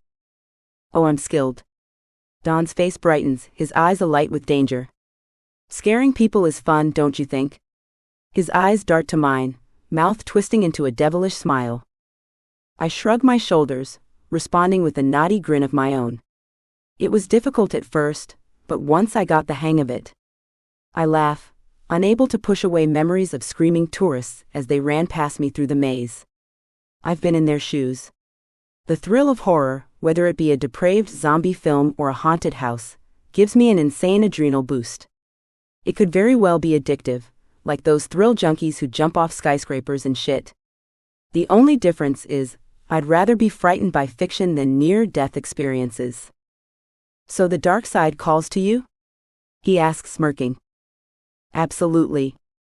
My grin widens. If I could graduate with a master's in the history of horror, I'd switch majors in a heartbeat. It's a shame they don't offer such a degree. I purse my lips. Dawn pats my knee as he turns the car onto a narrow street with cracked pavement. Until the world develops such high standards, my love, you can gain as much experience as you'd like. He gently squeezes my knee. With me. I lean against his arm. I bet you'll be some psycho with a chainsaw. Dawn shakes his head. Doubt it. He turns the wheel, whipping us into the half-full lot behind the haunt maze. It's the less pleasant parking area of the two on the property. This one, hidden behind the shopping center, features splintering concrete, deep potholes, and parking lines with paint fading into oblivion. My visit through the maze ended with a chainsaw chase. Not sure there'd be room for 2 chainsaw stars. Dawn finishes. He parks us in the far back, away from the other vehicles. The sun is just now falling, a sure sign that the haunt maze will be up and running within the hour. Maybe you can be a werewolf. Or a zombie. I offer. I unlatch my seatbelt, letting it recoil into the car's interior. I could be the date who stood you up, Dawn suggests, his eyes glittering. You can stab me with your knife if you'd like. I roll my eyes and exit the car, grabbing my bag from the floorboard on my way out. Don follows suit, rising from the driver's side door, shutting it behind him, and then pressing a button on his keys. The car beeps twice, its lights flashing to signal it's locked. I walk ahead of Don, hoping Mark didn't see us arrive together. It'll be okay if we appear to know each other, but if he thinks we're in a relationship, he might fire us both. I'm sorry, lover boy. The decision is the boss's to make. As if my words summoned him, the back door to the haunt maze swings open, slapping against the brick exterior. Don Williams? Pleased to see you here, boy. Mark grins like a drunken sailor, his balding head shiny with sweat. He treads toward us, steps heavy as they slap over the pavement. I pray he doesn't embarrass me in front of Don. On an average night, Mark will bitch me out for a multitude of reasons. 2 minutes of tardiness, ripping my costume, smudging my makeup. Nothing brings the dude happiness, not even when customers leave raving reviews about the heartbroken ghost on Yelp, aka me. Don seems to have the opposite effect on the grouchy man. He's nearly skipping toward us, face bright red as he exerts himself just to reach Don's side. They shake hands in a formal greeting. I notice Don wipe his palm over his t-shirt afterwards. Eck. Mark sweated on him. My nose wrinkles in disgust. Mark can't see my reaction with his back turned, but Don can. There's a trace of a smile in his eyes, but his face remains blank, keeping my revulsion a secret. Are you ready to get spooky, lad? I bet you've wanted this job since high school. What prompted you to apply? Mark's eyes round eagerly. Was it your mother? Please don't tell him it was me. Please don't tell him it was me. Don lifts his gaze to mine, reading the warning plastered over my features. No one prompted me. I've simply decided to have a bit of fun for the rest of the season. His eyes brighten as he stares down our pudgy boss. There's truth in his statement. Is that what this is? Fun? Am I simply fun for the season? I cross my arms, pushing my legs to move faster as I speed walk toward the building. Mark and Don's voices grow fainter with every step I take until... Claire. Come here, please. Mark calls. His tone is 1,000,000 times more respectful, while in the presence of Don. My feet halt as I freeze, grinding my teeth at the disruption. I need to go inside and prep for makeup, not stand around wondering if Don is as in love with me as he claims. Love. That word again? I turn on my heels, smiling sweetly.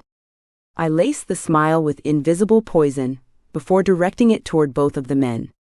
Don's face pales at the sight of my face. I stride forward. Yes, Mark? Mark presses his lips together, but there's no malice anywhere in his features. He nods his head, gesturing toward me. I'm going to need you to show Don the ropes before we open. I've informed him of his role, so all he needs is a costume change, makeup, and to be directed to room number 17. Can you handle that? I nod enthusiastically. For sure. I'm always willing to help in any way I can. My smile is wide, but I'm not sure anyone believes it. Mark doesn't expect anyone to love the nuances of their job, especially when they make minimum wage with no pay raise in sight. Mark pats Don on the shoulder with brotherly affection.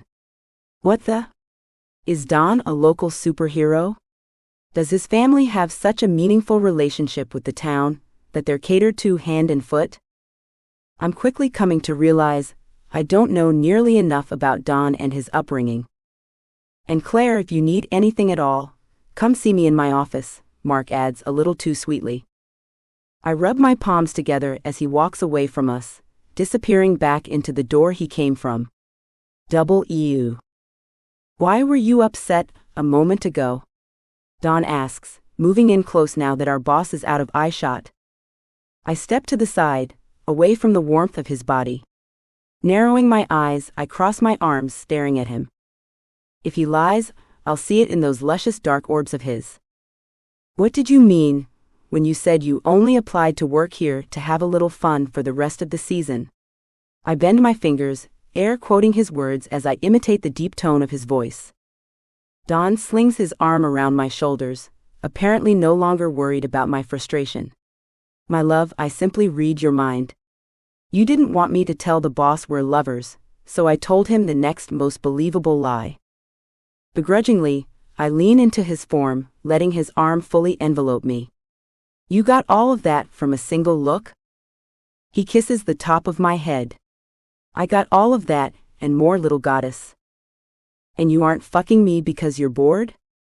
He stills, his arm tightening around my shoulders. He positions his free hand on my chin, lifting it until our eyes meet. Do you really think that? While looking into his honest, open expression, I know the answer is no. I pride myself on being perceptive enough to read body language.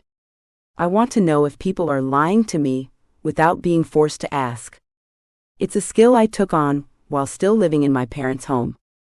So although it seems unreal, I know every action Don has enacted points to one conclusion. This fairy tale romance is real. There are no catches. My dreams have come true, and now I have to accept them. Slowly, I shake my head. He swipes his hand over my cheek. Good. I'd prove myself to you every day, if that's what it'd take to calm your fears, but it's so much easier when you just trust me. I grab his hands, kissing his knuckles.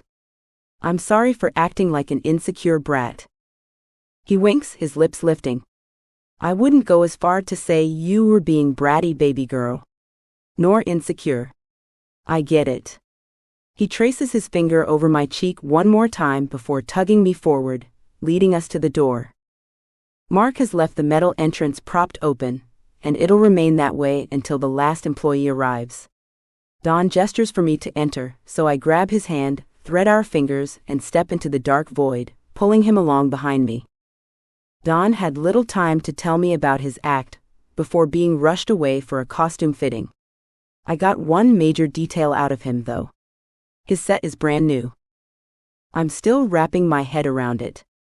Why the fuck would Mark hire Don to start on Halloween weekend and give him an entirely new skit? The only conclusion I land on is that Don is important.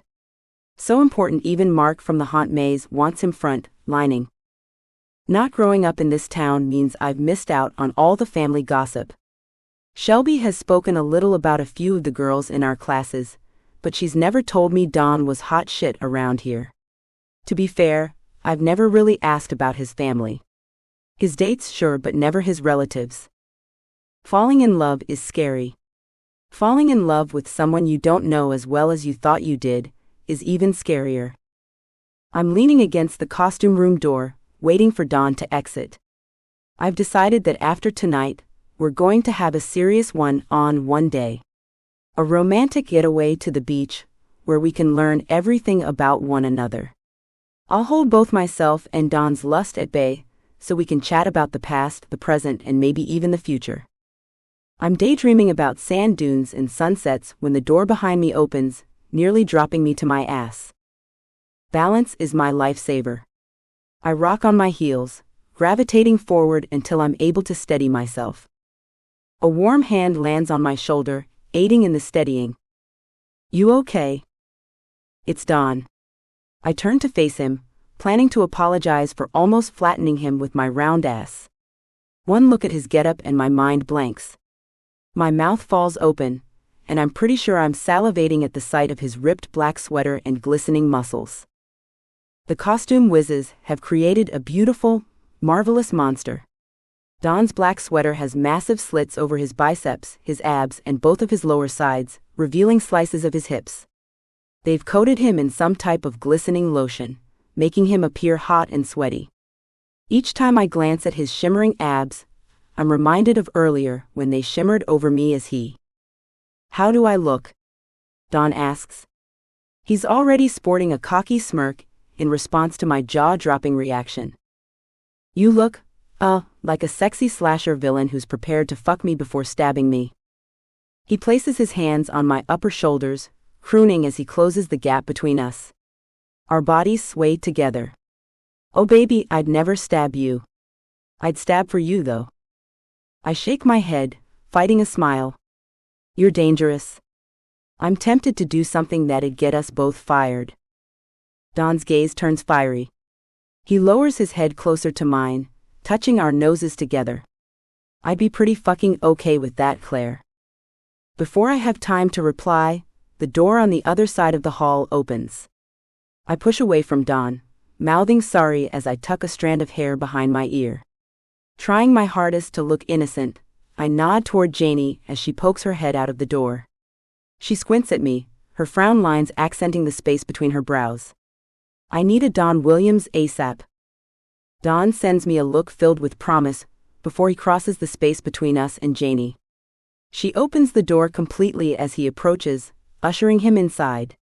Before swinging the door shut again, she pokes her head out to glare at me. You're next, Claire. She snaps her fingers. Costume. Now. I bow my head. Yes, ma'am. When both she and Don are gone, I exhale, releasing the tension that's been building in my chest since arriving at this dreaded place. I love scaring people, but I don't love having to scare them. Especially not when I barely make enough to cover my gas to drive here every evening. Once my body has relaxed a bit, I turn around and enter the costume room, ready to transform into the heartbroken killer. Don is waiting for me in the hallway when I exit the costume room. Again, my jaw drops. He doesn't even look like himself. If it weren't for the black cut-up sweater, I don't think I'd know who he is. Janie has painted his face a pale shade of light gray. Not an inch of his skin is visible from the neck up, and his hair has been sprayed with a black temporary dye. A thick charcoal ring circles his eyelids, and when he stares at me, I realize his eyes aren't even his anymore. They're just white. No pupil to be seen, only white and more white. It's fucking creepy. I approach slowly, arms outstretched with my palms facing him. Okay. Tell me who you're supposed to be, again? Don smiles, his dazzling white teeth now blending into the paleness of his makeup. I'm a demon. Mark called me the flesh eater. I bite my lip. Flesh eater? Like eating flesh. Don pushes away from the wall, approaching slowly, like a predator advancing on its prey. I keep my hands braced in front of me. It's hard not to be frightened when facing a monster, no matter how trained you are. Flesh, yes. Are you scared of me, little goddess? I squint up at him, bluffing. Not at all. We're both frozen, waiting for the other to make the next move. I'm starting to relax when suddenly... Boo. Don leaps into the air, arms at the ready. I scream, flattening myself against the wall. Shit. The entire crew just heard me squeal like an infant. I huff, pushing away from the wall. That was so not fair. I complain, lifting my chin as I look at anything but him. He steps forward, placing his thumb below my jaw. I'm sorry, baby. I couldn't prevent it. It's the way of the land here at the haunt maze. I roll my eyes before focusing on him. If you're banking on jump scares to frighten people, then you'll be in trouble. Over half the crew uses jumps to get people moving through the maze. You'll be less memorable. Don chuckles low. I'll be memorable. Trust me. 20. Maiden. After my little goddess is transformed into a stunningly frightening ghost, she walks me to my station, which is actually just an old, repurposed storage closet. It's narrow, with arrows taped to the floor to reveal a thin path through the room for the guests to follow. The walkway is further constricted by rows of trash cans on either side, and when the flickering lights brighten, I realize the cans are filled with gory pieces of bloody flesh and body parts. Impressive. This is it, Claire speaks, disappointment hinted in her voice. I face her, eyes trailing over her features as I search for the source of her unease. Her makeup is pale like mine, but her lips have been painted ruby red, and a trail of teary mascara falls over her cheeks. It's hard to see her this way. The makeup, despite my knowledge of its artificiality, tugs at my heartstrings. I don't like the embodiment of sadness they've transformed her into. What's wrong? I place my hands on her shoulders, rubbing upward until I reach her neck. I cup her delicate skin gently, careful not to smear her cosmetics. Your room looks fucking awesome.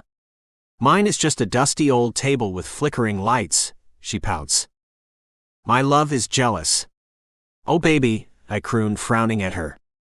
I'll have a little chat with Mark sometime tonight. It's easy to compel the man, especially when he already idolizes the Williamses' wealthy family.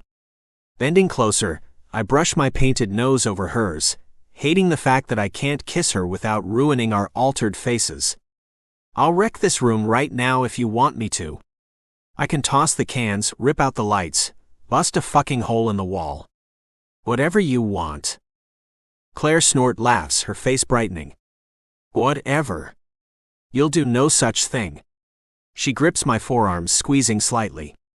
I have to run. The show starts in 5 minutes. She hesitates, nibbling on her lip. Are you going to be okay tonight? Think you can do it? She asks, her brow arched. She's worried about me. Silly girl. I flash her a dazzling smile. I'll be fine. Go to your station. We'll meet again after closing. I breathe in her scent, inhaling deeply before I release her. 5 hours apart may not seem like long, but I know the minutes will drag on forever. I'll be thinking about her every second we're away from one another, as I always do when we're apart. Claire backs away, her hair bobbing with her steps as it skirts over the shoulders of her white gown. See you later, Gator. And with that, she's gone, slipping out of the room and disappearing into the dark maze. I've been given detailed instructions on how I must act tonight. My task is to stand in the darkest corner of the room until the members of each group are fully inside. Since there's limited space, they'll be forced to enter in a single file line. Once inside, I'll reveal myself by stepping beneath the buzzing blue light. In my arms, I'll carry a heap of body parts. This is when I'll be pretending to be a terrifying creature from the underworld. There are only 2 rules. No touching. No socializing. I'm only permitted to scare the humans from a distance, and that's all I need. An intercom blares static through the air before signaling the staff with a blaring beep. That's our warning. The show begins in 3 minutes. From what Claire told me, this room is one of the last the humans will enter, meaning their fear will be primed by the time they reach me. And then I can feed. Slowly, I circle the bins, letting the darkness envelop me. Thrill builds in my chest, pairing with my body's physical reactions to the emotion flooding my veins. My stomach is flipping, my feet tapping. But despite my excitement, there's still something missing. I loosen the tightly structured formation of my body, stretching and pushing against the skin. My forehead aches and my scalp is on fire, but the outcome will be worth it. I squeeze my eyes, forcing myself to expand. 2 pops sound off in the darkness. The burn of my scalp lessens as gaping twin holes expand atop my crown, releasing a buildup of trapped energy. Darkness pours from the wounds, strengthening until they've molded into 2 spiraling horns atop my head. I roll my neck, releasing more tension as my bones crackle. My head is 10 pounds heavier now, but the added weight is worth it. My horns are a part of my soul, and they have a right to bear witness to the feeding frenzy that will take place tonight. Even in the astral realm, I adorned these horns, regardless of whether I was mostly shadow or a manifestation of my self-created body. Now I'm ready for the chaos. A minute passes with nothing but stillness in the air. Everything is stagnant until a scream sounds in the distance. Seconds later, even more screams erupt, growing louder as they get closer. I grin, bathing in the negativity thickening the air of this horrifying establishment. As more and more souls enter the maze, the environment condenses. Like a sponge, my essence absorbs the fear, using it to strengthen every ounce of my being. My mind is already sharper than it was before arriving here, by the time the first human enters my station. It's a teenage boy, no older than 17. His blonde hair sweeps across his forehead. He pulls his twitching fingers through the pale locks as his bulging eyes dart around the cramped room. Behind him, a youthful girl scans the room, curiosity heightening her stare. She's nervous, but conceals her fear in front of her assumed date. I'm guessing they're young, ruthless lovers, speeding through the maze as an excuse to be together tonight. If I were a normal human, it'd warm my heart to see such a budding romance, but my heart boils from the anticipated terror instead. The girl leans into the boy as they move toward the room's center, her fingers knotting into the fabric of his sweater. Almost there. They take another step together, signaling my time in the spotlight.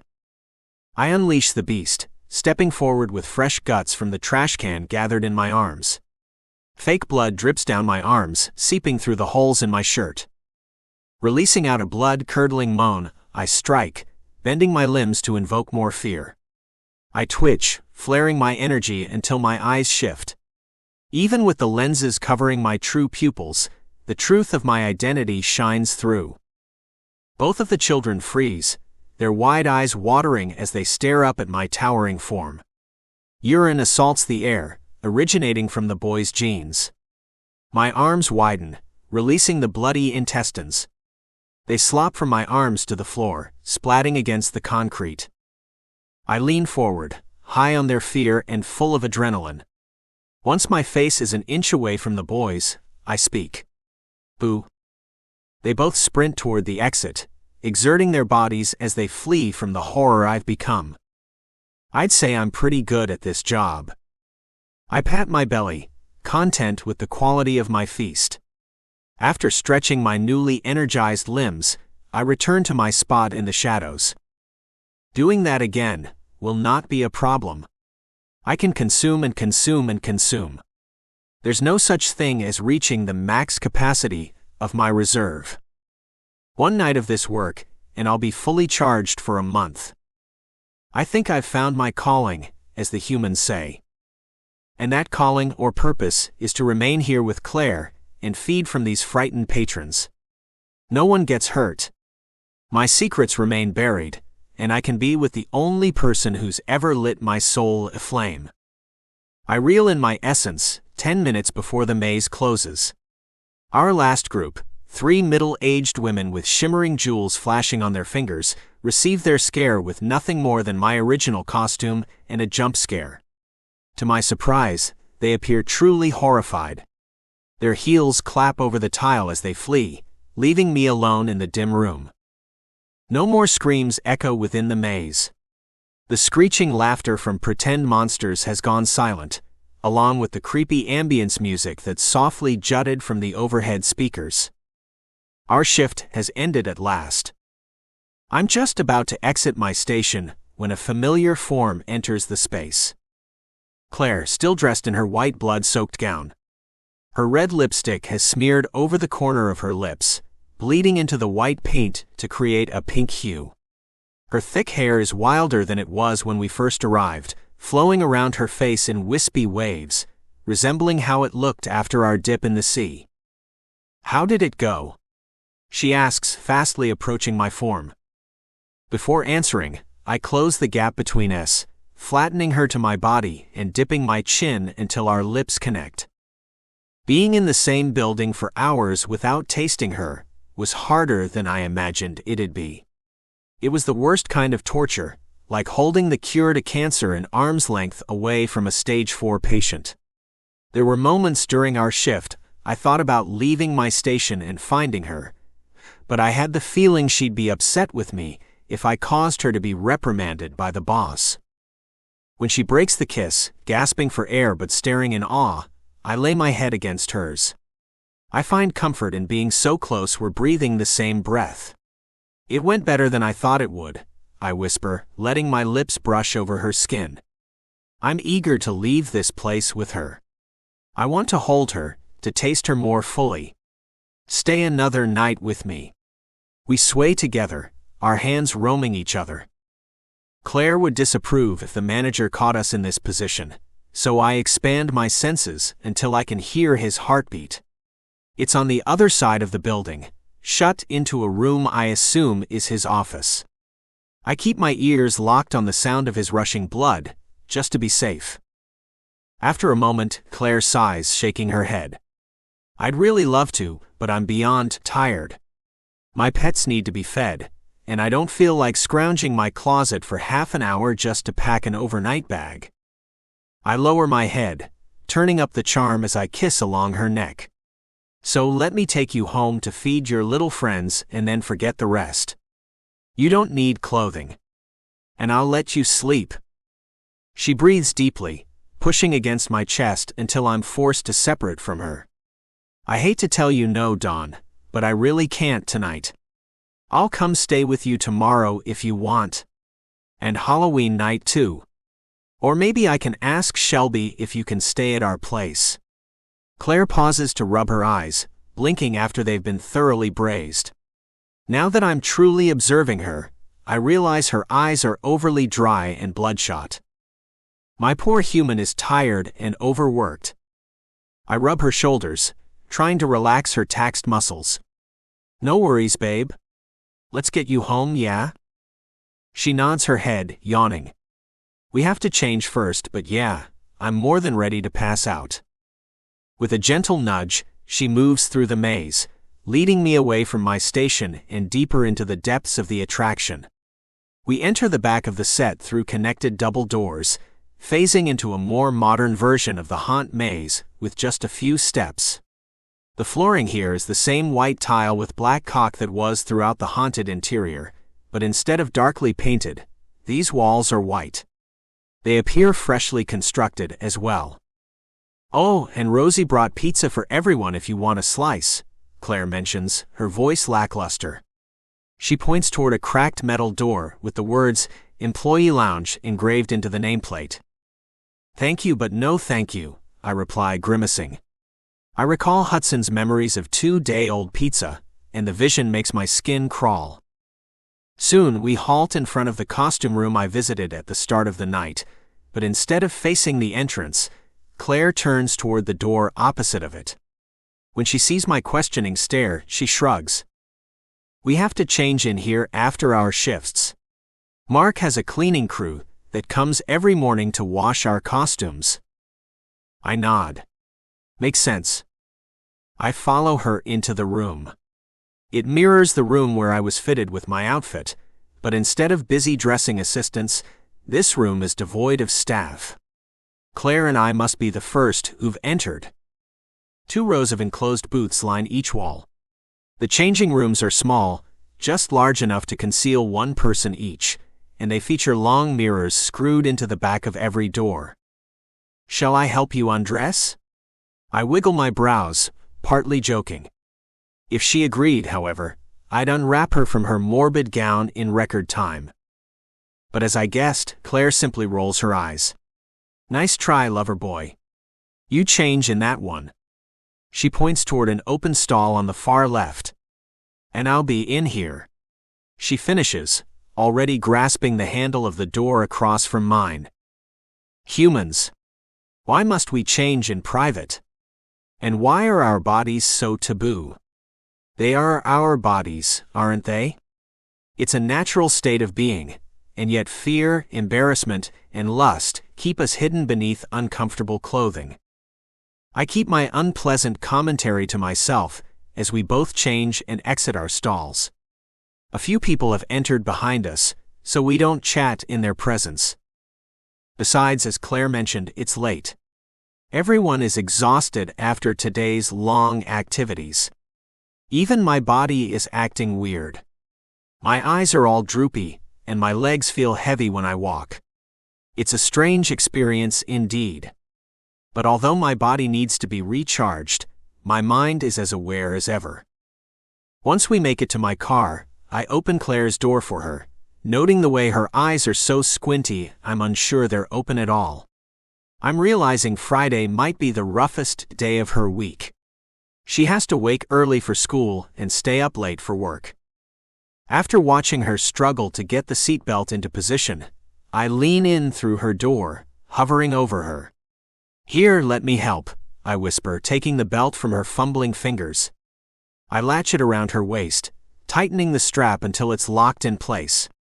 Before closing her inside, I kiss her forehead. Her eyes are already closed, lashes fluttering as she dreams. I hope whatever she's seeing is beautiful. As I circle the vehicle, wind whipping against my body, I have the acute realization that the simple acts in life, such as helping your lover into the car when she's sleepy, or giving her your notes during a lecture so she won't have to cramp her hand with writing them, matter more than any spoken words or promises. Claire doesn't just need me for my charming looks, the car I drive, or the person I used to be. She needs me for this partnership, for this kind, gentle, love-filled support during life's trials. And I'm beginning to realize that's why I need her as well. 21. Claire. Warmth akin to a steamy bath washes over my arm. The heat seeps up to my shoulders, causing my tense muscles to unwind beneath the blanket of touch. Claire. Claire, baby, wake up. The warmth says, its tingling caress rocking my arm.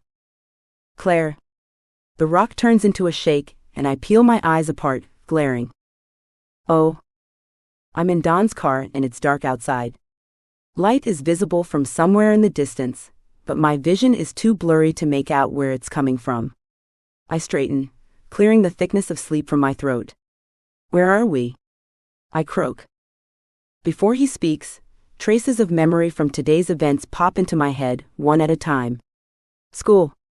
Wild forest sex. Work. And now. You're home, little goddess. Do I need to carry you inside? I press my fists into my eyes, rubbing the sleep away. Absolutely not. Don carrying me through the house like a toddler isn't something I'd want to explain to Shelby later. With my eyes freshly cleared, I lean my head against the headrest. I'll walk myself in. Thank you very much. Don chuckles, his deep voice surrounding us inside the small space of his car.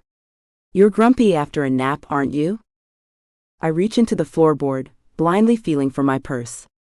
So grumpy, you should be thankful I've vowed not to bite anyone until I've been awake for 10 minutes. My fingers pass over the patchwork of my multicolored bag, and I bunch a handful of the material, pulling it up, at whatever angle it's in and hoping nothing tumbles out. His hand wraps around the back of my neck as he lets out a gruff laugh.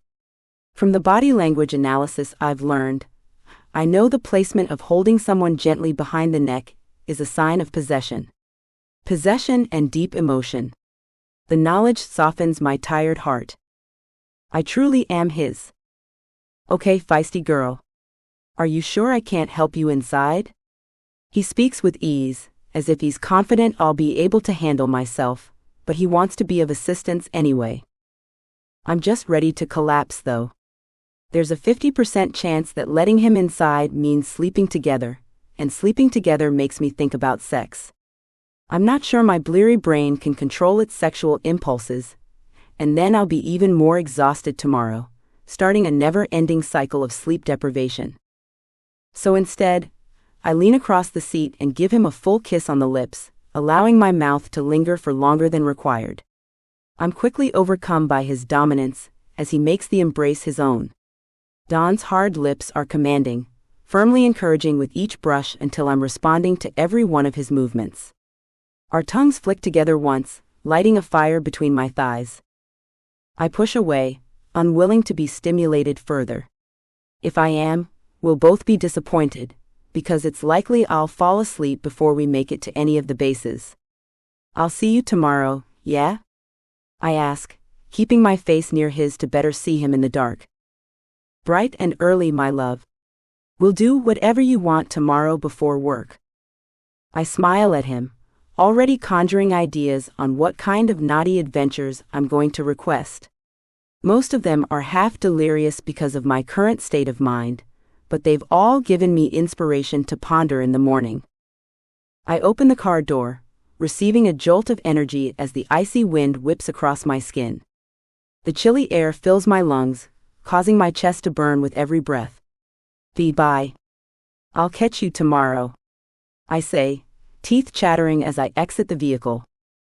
I'll wait here until you're inside. I bid Dawn another farewell with a smile, unable to do much more since I'm being frozen into a statue at the moment. I shut the door and race to my porch.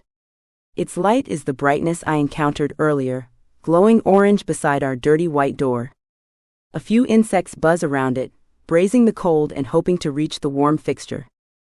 My hands shake as I retrieve my keys, but with a ton of effort, I'm able to insert the house key into the lock.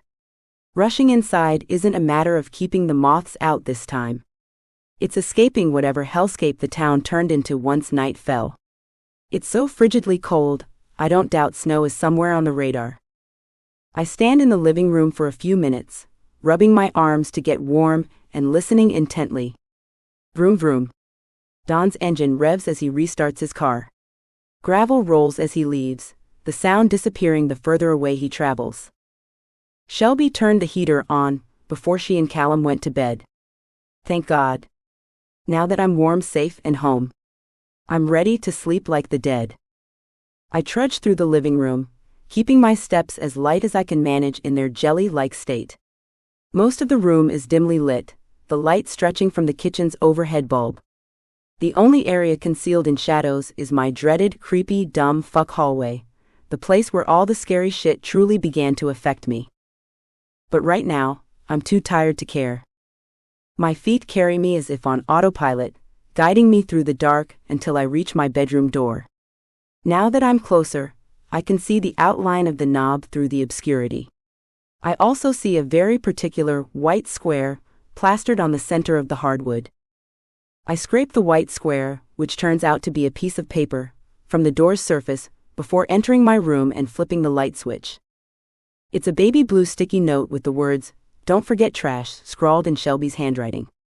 The letters are all capitalized. Phewick, I groan.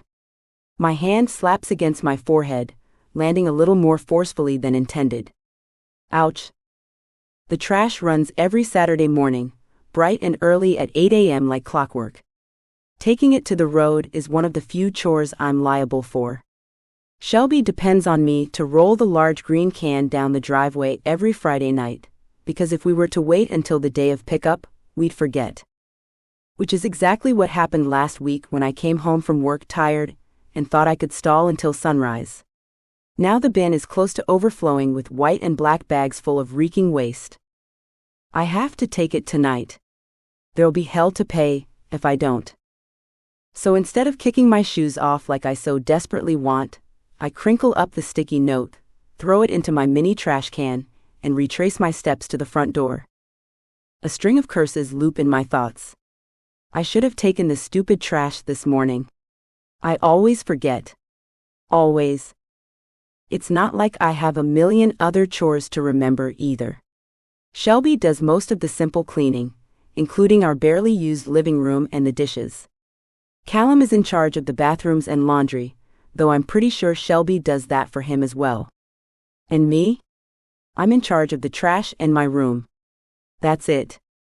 I snatch my winter coat from the rack behind the front door, shrugging on the thick white fleece and zipping it to my chin. I take a deep breath before leaving the comfort of indoors, preparing myself to brace the cold.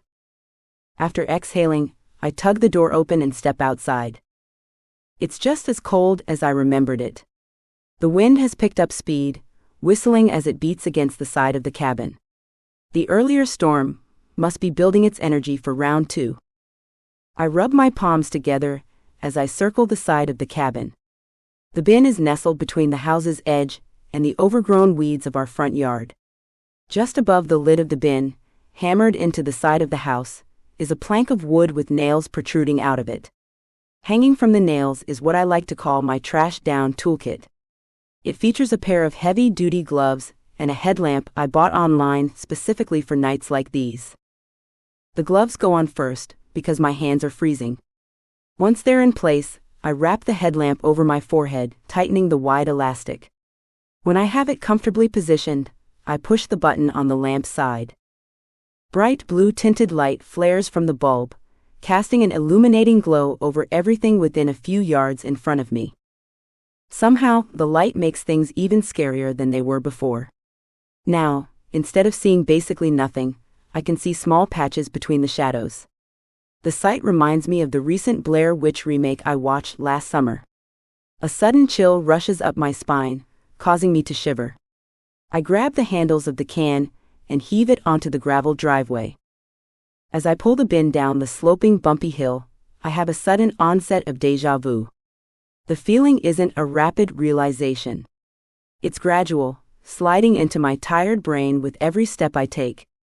Eventually, the feeling is so strong I recognize it. But just as my brows furrow with heightened concentration, hoping to remember where or how I've been here before, I'm stopped dead in my tracks. By a puppy. I hardly make out the shape of the little fellow in my peripheral vision. It's just to the right of our driveway, sitting directly in front of the waist-high weeds. My head snaps to the side, revealing the cute pupper with my light.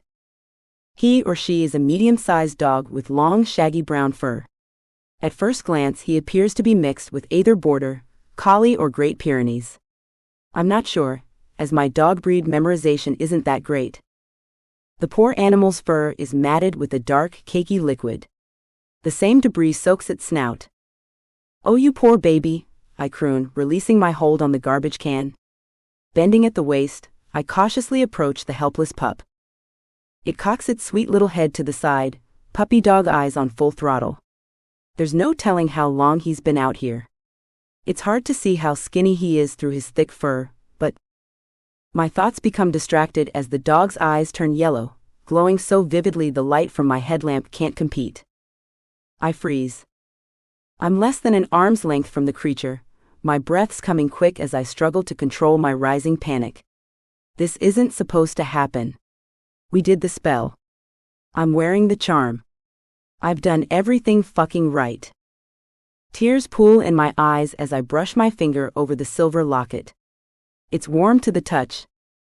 The dog's head is still cocked, but its features are morphing into something more than natural. And when my finger strokes over my locket, the demonic mutt smiles, its snout reshaping to widen the grin. I back away slowly. Every one of my senses is in overdrive. My feet on the gravel echoes like an avalanche.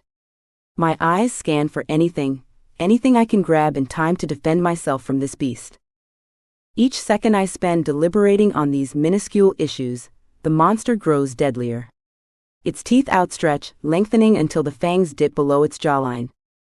Its nails are strengthening too, extending until they're as long as a screwdriver and as thin as a needle at the tips. "Nice doggy," I whisper.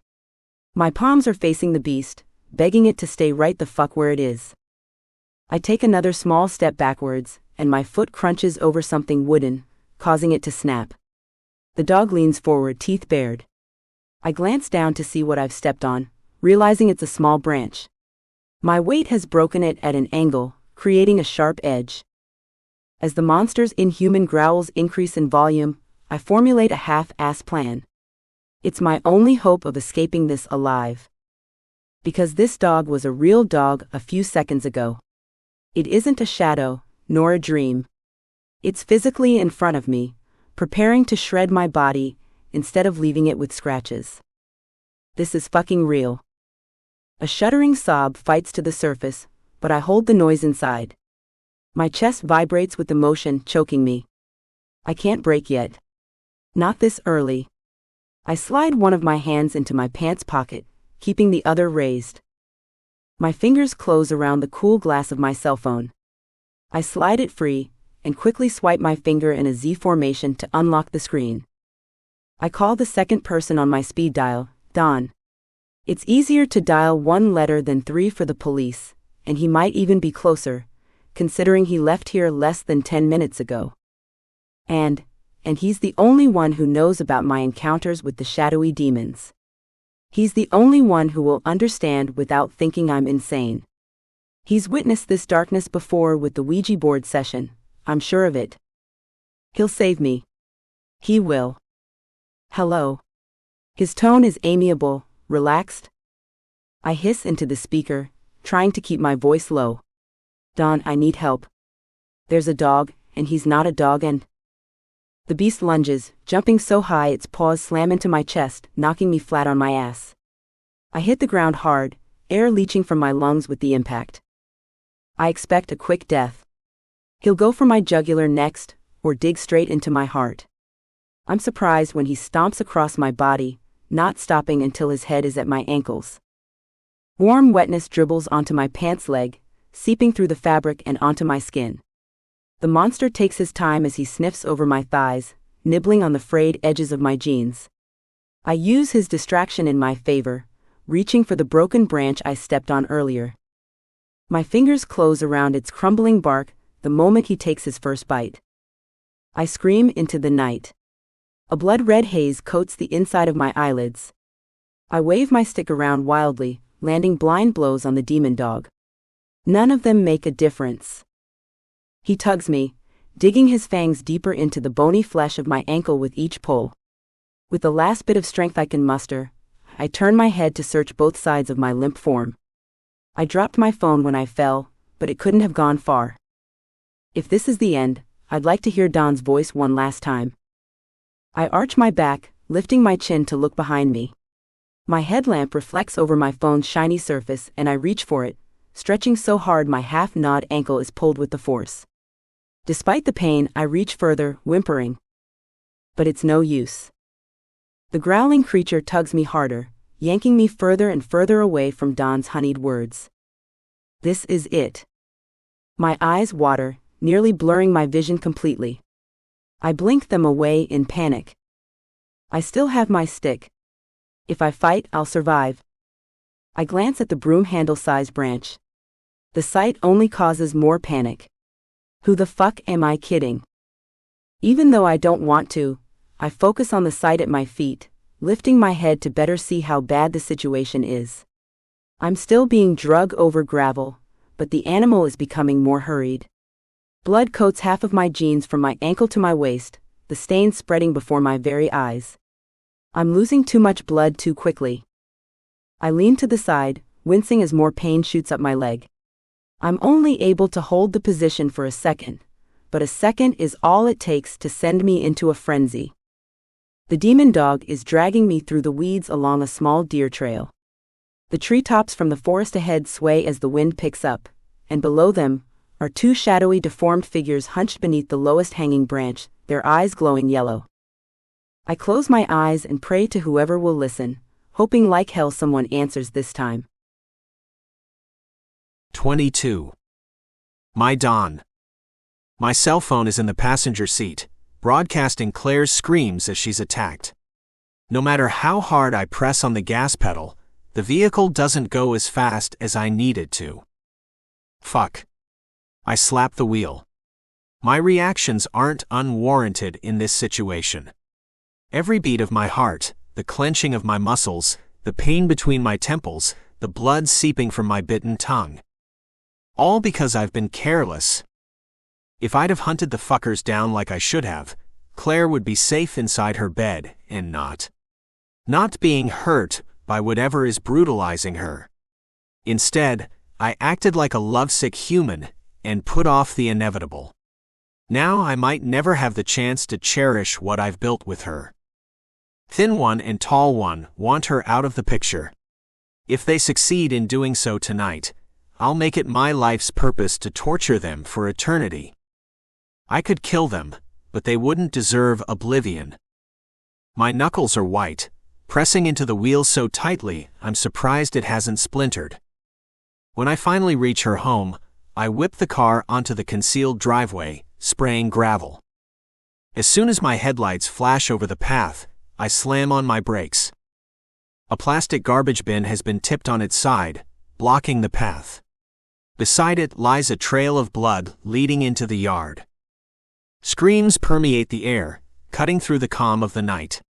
I exit my car, nearly tearing the door off its hinges in my haste as her cries grow louder. I run in the noise's direction. Not only are her cries increasing, but the fierce growls of her attacker are as well. Claire mentioned a dog. Her bloody trail leads me to the edge of her yard, directing my vision to her form as it's dragged over the crisp leaves. There's blood everywhere. coating the ground below her. Sprayed on the weeds, covering her ivory skin. The monster is there too, bent out of shape and hulking over her. Perhaps it used to be a dog, but what I'm witnessing is nothing less than evil. Tall one and thin one have been playing with their environment, using it to inflict pain on my precious. I beat against the overgrown grass with my hands, fighting my way to her. The creature hasn't noticed me yet. Its snout is closed over Claire's ankle as it yanks her closer and closer toward them. Tall one and thin one stand at the forest's edge, hunched over and drooling as they watch Claire writhing beneath their horrid creation. I growl, pushing myself to run faster. Both of their glowing yellow eyes snap upward as they catch my movement. I glare at them, relaying my thoughts with a simple look.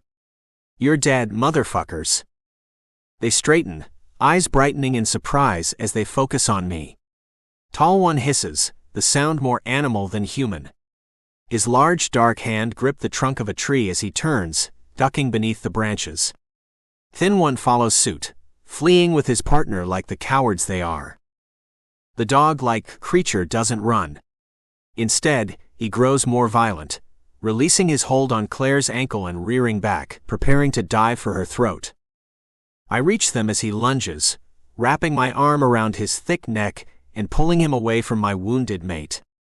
Claire's eyes are open, though weak. Her nose is bloody, and her cheeks are sickly pale. She's lost a lot of blood. Too much. As I stare at her with the wiggling beast in my grasp, I realize my gig is up. There's no going back from this. Sure, I could pretend whatever she's about to see is just a figment of her imagination. A side effect from her trauma. But I don't want to hide anymore. I don't want to lie to her.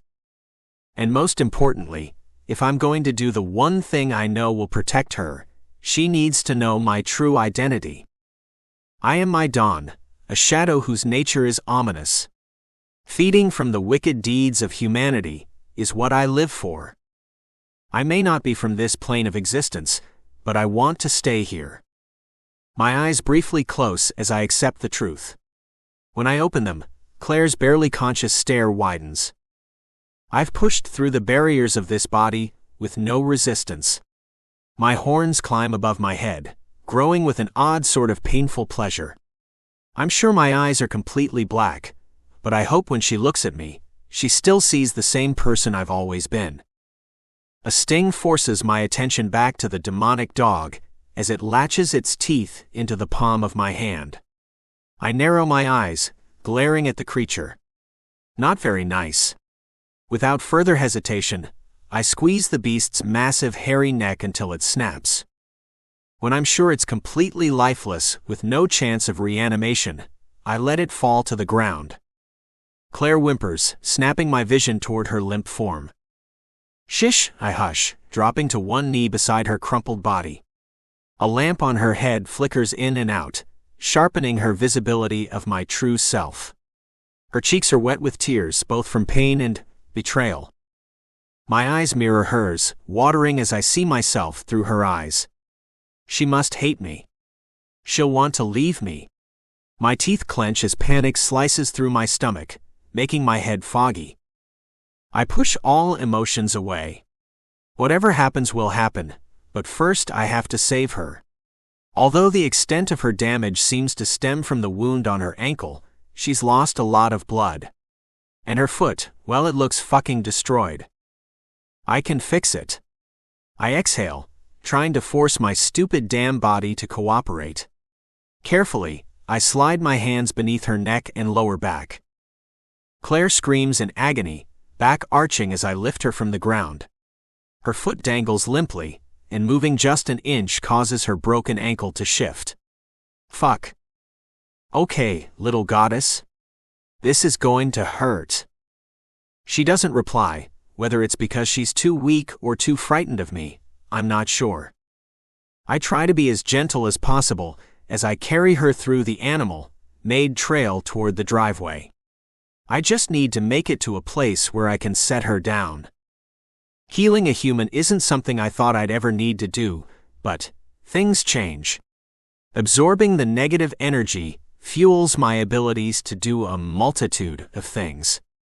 It helps me take life, but it also allows me to give it. I've never practiced the art before, but all things are easy to conjure once an intention is set. Claire sobs openly as I walk. She tries to lean away from me, but when that only leads to more pain, she grabs my shirt and buries her face in it. She's ripping my fucking heart out. I'm sorry you had to see me this way, Claire. I was hoping things would be different. Those assholes weren't supposed to be anywhere near you. I tried to send them away, but you lied to me. Her weakened voice breaks, bleeding into more tears. I hug her closer. If I wasn't intent on taking away her pain, I'd be in pieces. I'm trying to hold things together, but my body's chemistry amplifies everything I fucking feel. The pain in my chest is real. And it fucking hurts. Listen, Claire. I swear to you, I'm not a monster. I'm still the man you fell in love with. My soul may not be human, but it's there and it's bonded with yours. Nothing has changed. Her tears are drying, caking to her skin. Her features fall into a blank, glossy-eyed stare. Everything has changed, she whispers. No. You might not understand this right now, but you will. And soon. Because after I fix you, we're going to stop this from happening ever again. Her jaw sets. We aren't doing anything. I sigh. Yes, we are, my love. We've reached my car. Instead of trying to maneuver her into the back seat, I lay her flat on the hood. She tries to sit up, but when she does, her eyes flutter and she falls back again. I tug my hand through my hair, gritting my teeth. She's stubborn even while bloodied and injured. Just chill for a minute while I fix this. Our gazes connect, and as soon as her eyes scan over my face, she grimaces. Close your eyes. My command is softer this time. I'm surprised when she does as I say. I know my true form isn't particularly pleasing to her human eyes, but I want to remain outside of my body's mold while I heal her. It'll heighten my power and hopefully speed up the process. Slowly, very slowly, I place my finger above the ragged bite on her ankle. She cries out, her eyes going wide again. I just need to see, baby. I promise to make this quick. Without responding, she falls back to the hood with a thump, her back arched. She's in a lot of fucking pain. Her body twitches, her fingers tap against the car, and her eyes are squeezed tight. I need to do this as fast as possible. Focusing energy through my finger, I push one of my nails out, sharpening it to a point. My eyes dart over Claire, just to make sure she isn't watching. Seeing this would only frighten her further. But her eyes are still closed, and she's biting her lower lip so hard it's bleeding. Wasting no more time, I place my new claw under the bottom of her pants leg and slowly press it upward, slicing the denim from her ankle to her knee. Her ankle is worse than I thought. Pink swollen flesh is exposed more than an inch deep, and white bone shines from under the bloody gash. The worst of the punctures is 3 inches across, but there are 3 other wounds equally as gruesome. The blood has already coagulated, flakes of it crusting on the surrounding skin. I close my eyes, feeling the warm, tingling sensation of my power deep in my chest. I pull from the well of energy, forcing it up until it surges through my arm and into my palm. Claire howls in pain, her voice traveling through the night as I cover her wound with my hand, pressing against her gash with a firm hold. I pump a collection of charged power into her, visualizing the darkness stitching her wounds and healing the inflammation. Slowly, her cries become less frequent, until finally they disappear altogether. I finish the healing by sending a final thrust of energy into her ankle. I've filled the current with thoughts of love and a vision of her skin reforming without scars. As soon as the task is over, I feel my essence draining. I shrink into the shape of my human body, welcoming the sensation. When I open my eyes, now hornless and declawed, I come face to face with a painless Claire. Well, a painless and pissed Claire. She's sitting straight up now, arms both flattened against the hood as she glares at me. Her body is tense, her spine rigid. "Who the hell are you?" she hisses. Now for the hard part. I am my Dawn. I offer her my hand in greeting. Though we've met many times before, I add, smiling in uncertainty. Her anger wipes my expression away a second later. My Dawn. My Dawn, from the Ouija board. She shakes her head, eyes glittering. How the fuck could I be so stupid? I place my hands on her legs, ignoring the way she flinches at my touch. You aren't stupid. Would you have let me get close to you, if I was honest? She doesn't answer, just continues to glare. I can't fault her for hating me. In fact, I'm starting to hate myself. When I saw you in that room with the others, I knew you were special. I'm going to admit my selfish nature by saying this, but I couldn't stop myself from getting to know you. I did the only thing I knew to do. Claire's eyes shift, turning from pissed to horrified. What did you do with Hutson? My eyes narrow. She still thinks of him. The childish sadist with so many skeletons in his closet, he couldn't keep up? Hutson is exactly where he belongs. I lean closer to her, teeth grinding. In oblivion. Blinked out of existence. I snap my fingers for emphasis. A single tear falls from her cheek. I want to swipe the offensive droplet from her skin. How could you? I snort. How could I? I shake my head. You have no idea how horrible that boy was. He was shallow, conniving, and downright fucking disgusting. What you saw of him, I wave my hand through the air. Illusion is exactly how he wanted to be seen. The real Hutson was just as much of a monster as that mutt. I shove my thumb toward the fallen beast. Claire shakes her head, but her eyes are no longer focused on me. She's scanning the surrounding area, trying to be sly by glancing at me every so often. She's going to run. I widen my stance in preparation. Do you want to know what he did to deserve this level of my disgust, little goddess? She shakes her head again. You're a liar. Whatever you say won't work. I laugh, my voice echoing through the air around us. I may be a demon, but I am no liar. As soon as she shifts, I'm ready for her. She tries to slide to the left of the hood, lifting her legs upward and out of my grasp. Silly human. She drops to the ground, her feet crunching over stones. I'm there before she has time to look up. Her chin lifts, expression shocked as she stares at me with wide eyes. I lean forward, trapping her against the car. You can't run from me, Claire. You can choose not to listen, but you will not flee. The others are still out there, and they won't stop hunting you until you're no longer in their way.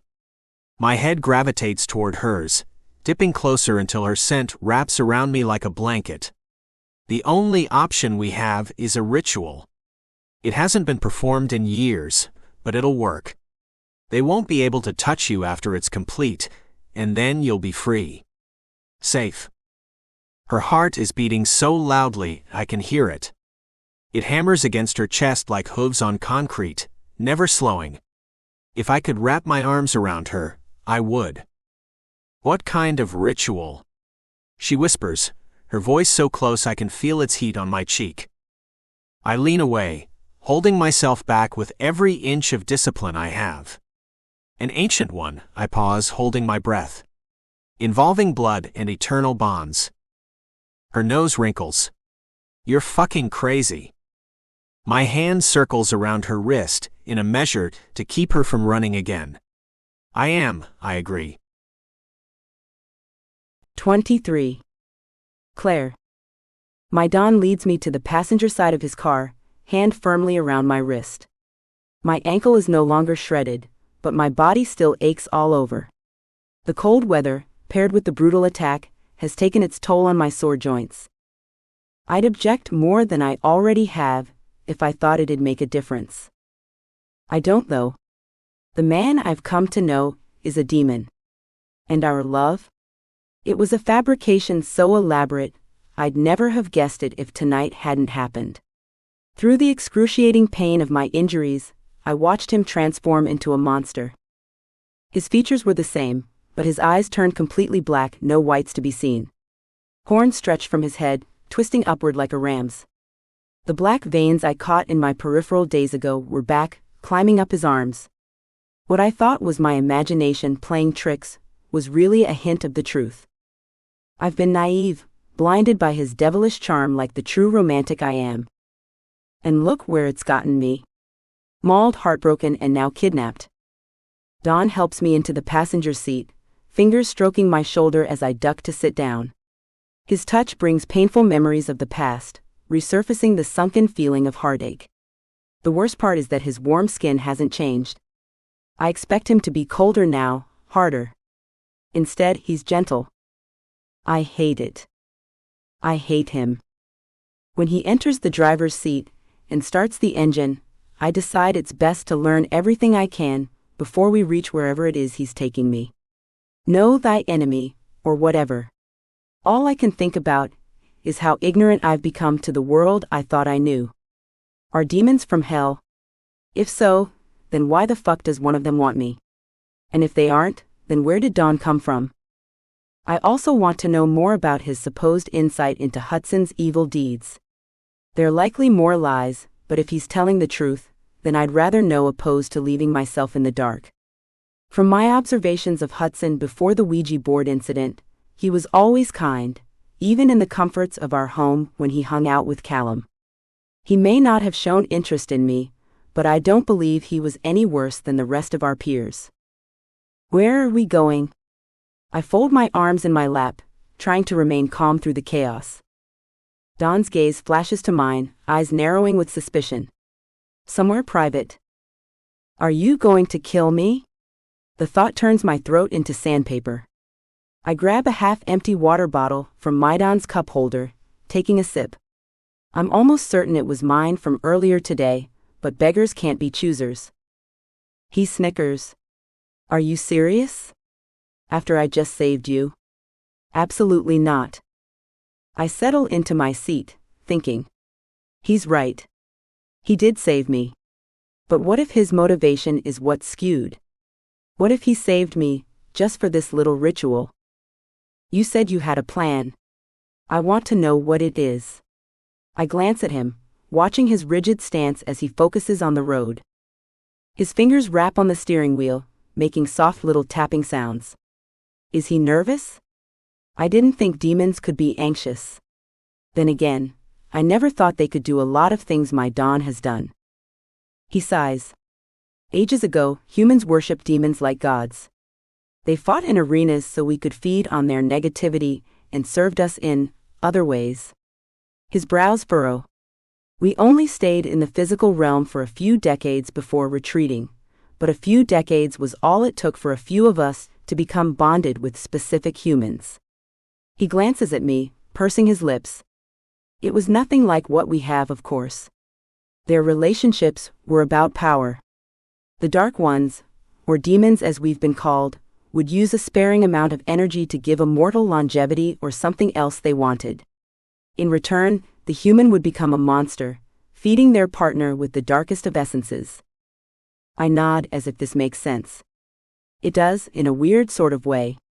The Egyptians believed in gods with animal heads.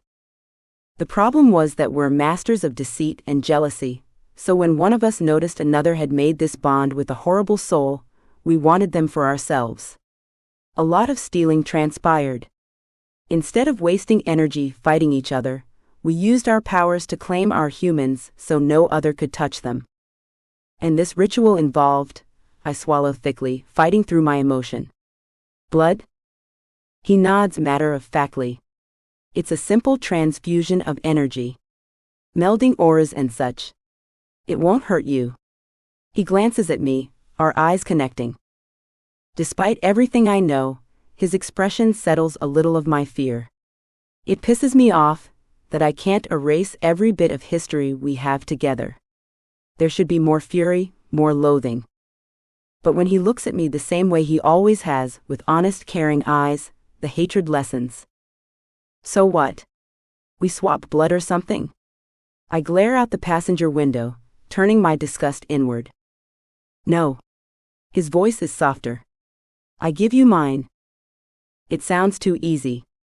You give it to me in some sort of vial or something. I turn to him, deciphering his expressions. He looks uncomfortable, with slightly furrowed brows and tight lips. Not exactly. He avoids my gaze. We've passed through the heart of town and are climbing the ramp to the interstate. Bright overhead street lamps blow past, lighting the interior of the car and my Don's face as he accelerates. Beneath the lamp's glare, my Don looks like the man I've always known. Like Hutson, Don, and himself all rolled into one. Tonight has been a blur, and as I stare out the windshield, I realize my life is a horror movie. Everything feels like a hazy fever dream. The game, my first date with Don, our amazing sex, the love I felt for him. I'm not sure if any of it is real. I'm inclined to believe this is a nightmare, but my nightmares have never lasted this long. Don, my Don, whoever you are, I begin, staring straight ahead as the car whizzes over the pavement. I want to know everything. Who you are, why you chose me, what my life is now. My eyes water. I swipe at the tears angrily. I'm not letting this break me. Make me understand. His hand falls to my thigh, squeezing just below my knee. It's a familiar gesture, one he's done so often in the past. I'm too numb to flinch away from his touch, and if I'm being honest with myself, I need the comfort. Even if it comes from a demon. I'll explain everything during the ritual. For now, just know that nothing has been a lie except my identity. I never planned to hurt you, and I won't let another harm you either. Just trust me. Trust. Such a funny, meaningless word. I should have known this is where he'd take me. The car comes to a rolling stop in the same parking space we were in before. The sea is visible in the distance, stretching onward like a black abyss. If it weren't for the white waves crashing onto the shore, I wouldn't even recognize it. We're at the secluded beach my Don brought me to before, the one he claimed to love. The one meant to be peaceful and calming. We made love on the sand here. Now we'll do a joining of another kind, and I'm not sure I want to. He claims it's the only way I'll be free of the shadowy men who are out to kill me, but what if he's wrong? I could try another spell from the metaphysical shop, or buy a newly charmed item. My current ones may not have helped in the long run, but they must have delayed the creatures from hurting me until now, right? But I have a feeling my Don doesn't give a shit about my theories, and he doesn't want a temporary fix. He just wants to bind me to him, winning the petty battle with his demon friends. What does it mean when a human is bound to a demon? I ask. We're both sitting still, watching the ocean and silently preparing for the next step. I'm pretty sure he's only stalling to comfort me and offer an illusion of choice, but I'll take as much time as he'll give me. It means no one can harm you. He answers, staring ahead. Okay, but what does it mean for me? Will I be free to do as I please? My nails dig into the palms of my hands, leaving tiny crescent moons with their force. Could I leave you? His head snaps to the side, glaring. If that's what you wished? He grits out. But I'd chase you. I'm still me, Claire, and I've been fixated on you since day one. That obsession won't disappear if you flee. I remember the time he took one of our peers, Joey, behind the tree, and scared him so badly he was in shock afterwards. He said he threatened to eat his family. I thought it was a bizarre joke at the time, but if Joey had seen his true self, his black eyes. I have no reason to doubt Maidon's claims. He'd chase me, and probably hurt anyone who tried to protect me. No one in my life would be safe from him. But then again, he hadn't killed Joey. He just frightened him. Wouldn't a demon take things to the extreme? I clear my throat, lowering my gaze from Don's hard stare to my hands. And I wouldn't be different? I wouldn't turn evil, like you said the humans of the past did. We didn't force them into their evil deeds. They acted voluntarily. Imagine a serial killer pairing with the shadows who attacked you. That's what it was like. I imagine the Zodiac killer, and how he went undetected for so long as he murdered dozens. Did he have a demonic helper? Were there monsters feeding from his killings? So my life will stay the same, except you'll stalk me for eternity. Great. I lace my tone with dry, bitter humor. I can hear his teeth grinding. We'll work it out, okay? After. Right? Fine. Let's do your stupid fucking ritual. If it doesn't work and those asshole shadows kill me, then I'll come back to haunt you forever. I swear it. He pulls the keys from the ignition. It'll work. Walking through the forest after just being mauled by a crazed demon dog isn't enjoyable. Crunchy leaves accent every step we take, and an owl hoots every few minutes. My headlamp malfunctioned when I was attacked, going all fluttery like a strobe light, so I left it in Maidon's car. I'm regretting that decision already. I feel like at any moment, a shadow will jump from behind a tree, or another rogue dog might leap from a branch and chew my head off. Maidon keeps pace with me, but he's left an arm's-length gap between us. I'm glad he's keeping his distance, but I'm also worried he won't be able to save me in time if something jumps us. I gradually curve my pace, weaving closer and closer to him until we're less than a foot apart. Luckily, the trek is short. The trail widens after 5 minutes, leading to the sandy beach. Maidon takes the lead, jerking his head toward the left side of the shore. I follow him, my steps shifting over the sand. Now that we're closer to the ocean, the sound of the rolling waves is a ferocious roar. In the silence between Maidon and me, I let the ocean's voice take center stage. There's something about the rushing water and the crashing of tides that calms my center like nothing else has been able to. It's like the sea is a physical entity, and the waves are her words, telling me everything will be okay. Just go with the flow. Here will be fine, Maidon says, kicking the sand. There's nothing particularly special about the spot. A log of driftwood lies at an angle near the water, and the trailhead isn't visible at this distance. Other than those two aspects, this is just a random section of the beach, wedged between dunes and white waves. I don't question his judgment, though. I've realized Maidon won't answer anything until the ritual is over. Fine by me. I'm tired of trying to unravel this fucked-up mystery. Alright, so what's next? I ask, crossing my arms over my chest. My blood-stained white coat has done its job until now, but the wind is brutal near the sea. It cascades over us, blowing my hair against my face. Don drops to one knee, scooping handfuls of sand from the ground. I'll start a fire to keep you warm. Once it's lit, we'll perform the rite. His eyes rise to mine, barely visible in the darkness. Be prepared to see me as myself again. As himself. I shiver, hugging myself tighter. He means he's going to transform into his feral form. His true being, set with dark eyes and horns that reach heavenward. I close my eyes, remembering the unnerving scene from earlier. Although most of his features were the same, the parts of him that had transformed resembled something out of a Clive Barker novel. But he still had Hutson's hard jaw, curly hair, and high cheekbones. When he touched me, it felt like it always had. Gentle. Reverent. I've watched supernatural dramas on television. I can handle his horns and onyx stare as long as he's still himself. If I can't deal with Maidon, then I'm dead anyway. Once his hole is dug, Maidon looks toward the forest's edge. Stay here for a minute, he says, voice low. I don't object when he leaves, even though being alone forces my mind to process everything that's happened. There's a peaceful sort of acceptance shifting in my heart. Acceptance because I can't change the past or future, and peaceful because I trust Maidon to keep me alive. For one reason or another, he wants me to be his. Whether that means he really cares for me, or wishes to consume my soul, is irrelevant. I want to stay alive, and that means letting his game play out. Eventually, he'll slip up. If I want to escape him, I'll dip out and go on the run, never stopping. The bolting route would change my life forever, but at least I'd have a life to decide for. Maidon's footsteps break my thoughts as he returns. He carries a bundle of twisted twigs between his biceps and chest. For the first time, I see him without the rose-colored glasses.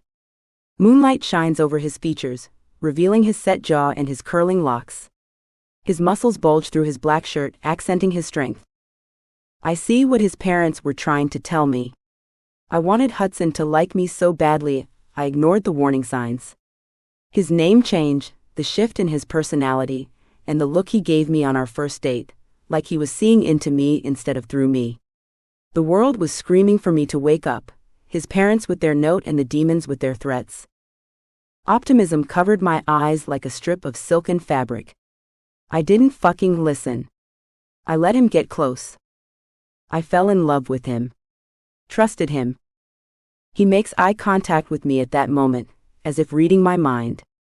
Between our stare is an invisible language. Without a sound, he tells me he's sorry. And I tell him how deeply his betrayal cuts. Because it hurts to be lied to, and deceived and taken advantage of. Sometimes, in our most intimate moments, all I could feel was a profound, honest devotion. He could have told me anything between those silent instances, while we were pressed together, basking in how right the growing attachment between us felt. I might have forgiven him. Instead, he stayed in character, preferring to lie instead of admitting the truth. And now we're here. He drops the sticks into the pit and kneels. Do you have a lighter? My throat is scratchy and sore, a result of my earlier tears. He rubs his hands together, dislodging the sand from his palms. I don't need one. Our eyes remain locked for a moment, until slowly I notice his shift. His gaze darkens, starting with his pupils. At first it looks like his eyes are adjusting to the light, but then the darkness of them stretches further, bleeding outwards until it overtakes the whites. Black eyes blink once, the depth within them never changing. Soon I hear the cracking of tiny bones, like when twisting one's neck to release the stiffness. The cracking morphs into ripping, and soon I'm watching two sable horns spiral above his crown. They grow over a foot long, with razor-sharp tips glistening in the morning light. Before, I saw him in a delirious state of pain and confusion. Now, though, I'm seeing his features with clarity. His horns are as black as his eyes, textured with thumbprint-sized grooves that vary in design. The grooves spread all the way up, not smoothing until they near the wetted peaks. I expect to see lengthened fangs or extra fingers. Something to dehumanize him greater. Right now, he's too much like the Don I came to know. His movements are easygoing as he places his hands over the bundled wood. When our eyes connect, I can still read him like a book. Why aren't you scarier? I ask, my head cocked as I stare at him. His mouth parts, and when he speaks, I expect to hear a deep guttural voice. I'm proven wrong. Because I'm still in Hutson's body, he replies, side-eyeing me. I lean closer, studying what's visible from the horn's base. Do they grow straight out of his head? Does it cause his skin to get red and raw? I can't see much around his hazel curls, despite my efforts. Explain that to me, I reply, voice low. He slides his hand between the teepee of twigs. I cock my head, frowning as I watch the bizarre placement. Tiny flames flick in the center of the mound, originating from his pale skin. Maidon's hand lights up as his flesh covers with fire. Panic claws through my throat at the sight. It's an impulsive reaction, but it's strong enough to force my body into action. I grab his free arm and squeeze it in alarm. It's okay, he says, his voice calm, leaning closer to mine. The fire won't hurt me, human body or not. How? My chin rises, eyes narrowing as they match with his gaze. Maidon shrugs. I can heal. This body is being regenerated and strengthened on impulse, like how you don't direct your breaths. It just happens on autopilot. I nod, still frowning. I'm relieved when he pulls away from the fire, his skin unburned. If you saw me without a body, I'd be much more frightening, he says. It takes me a moment to realize he's answering my earlier question. He watches my expression closely, not continuing until he's sure I'm attentive. It's sort of like I'm confined in a shell. Only the shell doesn't protect me, it protects you from seeing something terrifying. Most of us like to remain in our world between worlds, staying invisible as we feed from the chaos. When we have a need to interact with the physical world with a more lasting impact, we inhabit host bodies. Entering a human demolishes their soul, leaving just their body. The form you're seeing is like a hermit crab sticking its legs out of its shell, only revealing the pretty parts. He smiles. I press my lips together, shivering. So Hutson is dead? He isn't in there somewhere, suffering. My Don snaps a twig in half, thrusting it into the fire. No. His voice is flat. Why did you say he was evil? What did Hutson do? I gaze into the fire, unsure of myself. I watched Hutson from the sidelines for 2 years. He could be shallow, sure, but he wasn't a monster. Maidan's tone remained stale. You'll find out in a few moments. I'm beginning now. And with that he stands, one twig in hand, and strides away. He doesn't go far, maybe a few yards before stooping low. He jabs the stick into the sand and walks, bent over as he draws on the beach. I soon realize he's drawing a circle around us. What about the salt? I call. You used salt when we did our spell. Maidan's gaze darts over his shoulder, but he never stops moving as he marks the thin line around our setup. There's salt in the sand, love. Salt water leaves traces of the element everywhere. Duh. I slouch, watching him work and pondering everything I've learned. Admittedly, I haven't learned much. But my Don claims I'm about to. Once he's encircled us, he returns to the fire. With horns towering from his head, he looks bigger. His added height makes him more intimidating than ever. I'm going to speak a few words. You understand? I nod my head quickly, remaining calm but eager as fuck to get this over with. Blood. I swallow, closing my eyes as I deepen my breaths.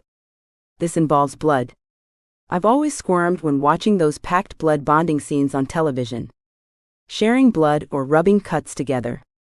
It just never seemed like a good idea, even in the fictional world on screen. True to his words, my Don straightens his spine, looking upward at the glittering sky. Moonlight streams onto his face, illuminating his skin with a shimmery glow. I lick my lips, watching him in fascination. It's not every day a person gets to observe a demon performing magic. He opens his mouth, speaking in a low, hurried language I've never heard. I expect the fire to rise and sizzle, or the wind to blow unnaturally hard. None of that happens, but the energy of the air seems to shift. It's like when you're alone and someone watching you, or when you have a premonition and feel something terrible is approaching. A knowing, or a heightened sensitivity. The thickness in the air grows denser as his words become more pronounced. His voice rises, pushing the spell from his lips until his chants are riding an invisible current. And then he goes silent. When his words die, our surroundings do too. The wind loses its force, the god-forsaken owl in the distance silences, and the waves calm. It's like we're in a storm's eye, and the sky is about to drop out at any moment. My Don walks beside the fire, staring into my eyes. He pauses less than a stride away, and offers me his hand. Sit with me. As if in a dream, my hand floats toward his in slow motion. When we touch, a buzzing vibration settles in my chest. It's strong, so deafening that the constant roar fills my eardrums. I thread my fingers in his, captivated by the magic in the air. We sit directly in front of one another, both beside the fire's warmth. My Don leans forward, our noses inches apart. Faintly, I recall being afraid of him. Afraid and pissed. But right now, all I feel is oneness. Like before this moment, I was in pieces and now I'm whole. I want you to know I love you, Claire. If the shadows hadn't attacked you, nothing would have changed. My only motivation was to unravel your mystery, but it grew into more. His thumb strokes the back of my hand, causing tingles to rise up my arm. We can't change tonight's events, but we can rebuild better. You might hate me. He stops, puffing through his nostrils. You might hate me, but if you would give me a chance to prove myself, you'd be surprised to find I'm not as cruel as the demons in your folklore. He releases one of my hands and reaches upward. I watch as he strokes his horn, eyes shutting as he grips the edge before yanking upward. Blood dribbles onto his face and down the front of his shirt, originating from his hand. He lowers it, giving me a chance to see the extent of his damage. There's a long gash on the heart line of his palm, reaching from his index to the knuckle of his thumb. I try really hard not to care if he's hurt, but in the end, my impulse is to mend him. Are you okay? I lift my hand, hesitating. If I could take his wound and wrap it, I would, but I know he's done this on purpose. Blood is the only way to save me. Earlier, I asked if I'd carry the liquid in a vial. I could wear it as a necklace, or maybe keep it in my purse. I should know these things are always more elaborate than strange gifts. Do you trust me? My Don asks. My answer is immediate. No. He grins. Very well. Before I can protest, my Don leans forward, cupping my neck with his non-bloody hand. Drink. I visualize the words, rather than hear them. He places his hand loosely over my mouth, keeping me still despite my struggles. It's okay, baby. Just drink a little more. You'll be safe then. He cradles me to his chest, rocking us slowly. Blood smears over my lips, warming my face.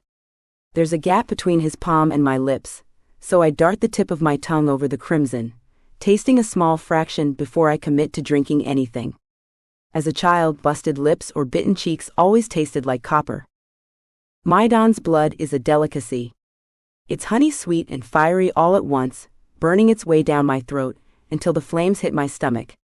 The strangest part is that one lick creates urgency, a craving unlike any I've ever felt before. My mouth widens, taking in more of the red liquid. I'm faintly aware of Don's hand petting my hair, and the way our bodies sway as he rocks me. It feels like I'm being sucked into him, falling through a spiraling hole of darkness until I can no longer feel his arms caged around me. Instead, I feel an expanse of budding life. I'm not sure which way is up, but I know I've stopped falling. Everything is as dark as the center of an undiscovered cave. I can float forward, feel the rush of my body speeding up, but I can't tell how far I've traveled in this shadowy place. Without warning, a door appears in the void. It's directly in front of me, glowing brighter than anything I've ever seen, with an intense golden hue. Open it. Maidon's voice whispers. I twirl around, searching for him in the darkness.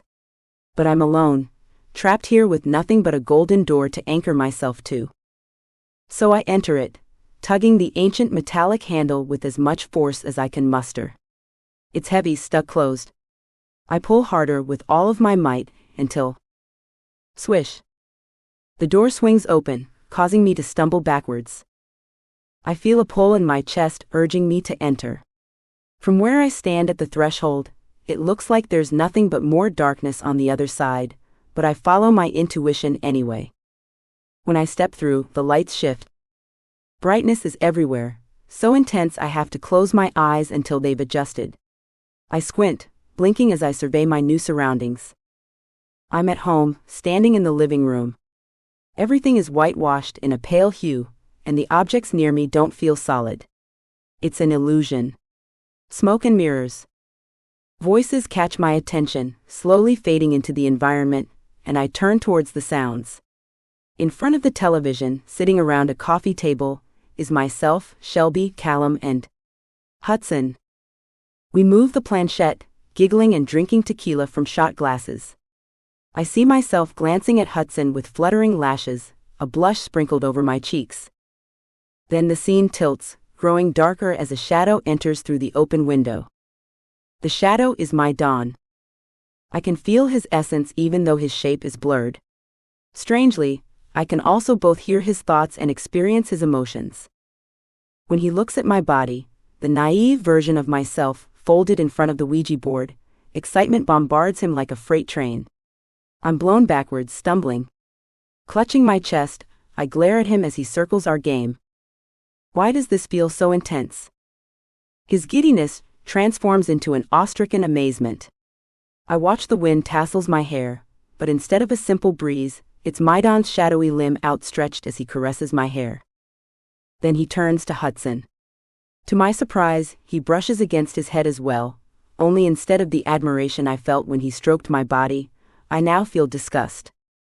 The shadowy figure looks up at me, its eyes shimmering a glittering black. This is why, he says. I'm yanked again, but this time there is no golden door. Now I'm pulled directly toward Maidan and Hutson. As I reach them, Maidan lowers his gaze to Hutson's head. He snatches my hand and slaps it over his, pushing a part of me into Hutson's body. Tears. Her tears are the first thing I see. I'm in a hazy room, staring through the eyes of Hutson Williams as he hovers over a half-conscious girl. She's a teenager, no older than 17, with blonde hair and a heart-shaped face overcome with helplessness. I can see a depth of hurt in her eyes, but her face is slack. Then I see the cup beside her on the sheet, less mattress, half empty. He drugged her, Maidan confirms. I close my eyes, breathing through the fear. I have to know, have to see what he did. Opening them again, I watch as Hutson pokes her chest. Though I'm seeing this unfold inside through his eyes, I can somehow visualize his expression. It's blank. Cold. He pokes her chest again, waiting. Can't move, can you? He asks. The girl doesn't respond. More silent tears slide down her face. Hutson downs the last of his liquor before shoving his hand up her shirt. His perverse mind conjures images of other girls. Girls he's done this to before her. He continues to feel her up as he places his other hand on his pants zipper. Enough, I whisper, squeezing my eyelids tight. The void sucks me up again, spitting me out somewhere cool and sunny. When I open my eyes, I'm standing behind another version of myself. This time I'm at the Overlook. It's the day Don first asked me to skip class with him. We're talking, smiling, staring into each other's eyes. Warmth radiates by my side and I glance over. The shadow, Maidan, is beside me again, watching the scene with me. His dark hand slides into mine. When our forms connect, a lightning strike of emotion nearly flattens me to the ground. Love. Desperation. Confusion. I feel everything he felt on that day. He didn't know how a human could make him experience feelings he wasn't supposed to have. His awakening was rapid and profound, absorbing every ounce of space within his being. He loved me from first sight. It didn't matter that it was unnatural, or taboo, or dangerous. He felt what he felt, and then accepted it. To him, the choice was easy. He left behind his acquaintances, his freedom, and his truest form for me. Because he wanted what we had. He pursued it. And now I know seeing me hurt was just as crushing for him as it was for me. This, the binding, isn't what he wanted. He wanted to let me bloom into who I was meant to be, supporting me along the way. Tears spring to my eyes as I watch him, feel him loving me. My hand squeezes the dark, shadowy grass by my side. Now I understand. 24. Claire. The return to my body is intense. One moment I'm with my Don at our spot, and the next I'm falling to the earth like an asteroid, crash landing into my body. I clutch my chest, gasping for air. I'm faintly aware of Maidan's arms encircling me, his warm chest against my back. My face is wet. I lift one shaking hand to my cheek, smearing my fingertips over the tears I didn't know I shed. What just happened? I ask, sniffling. Maidan rocks me against him. You became an extension of myself. Now you'll have a part of me forever. His forehead leans against my head as he whispers the words. I feel raw. Exposed.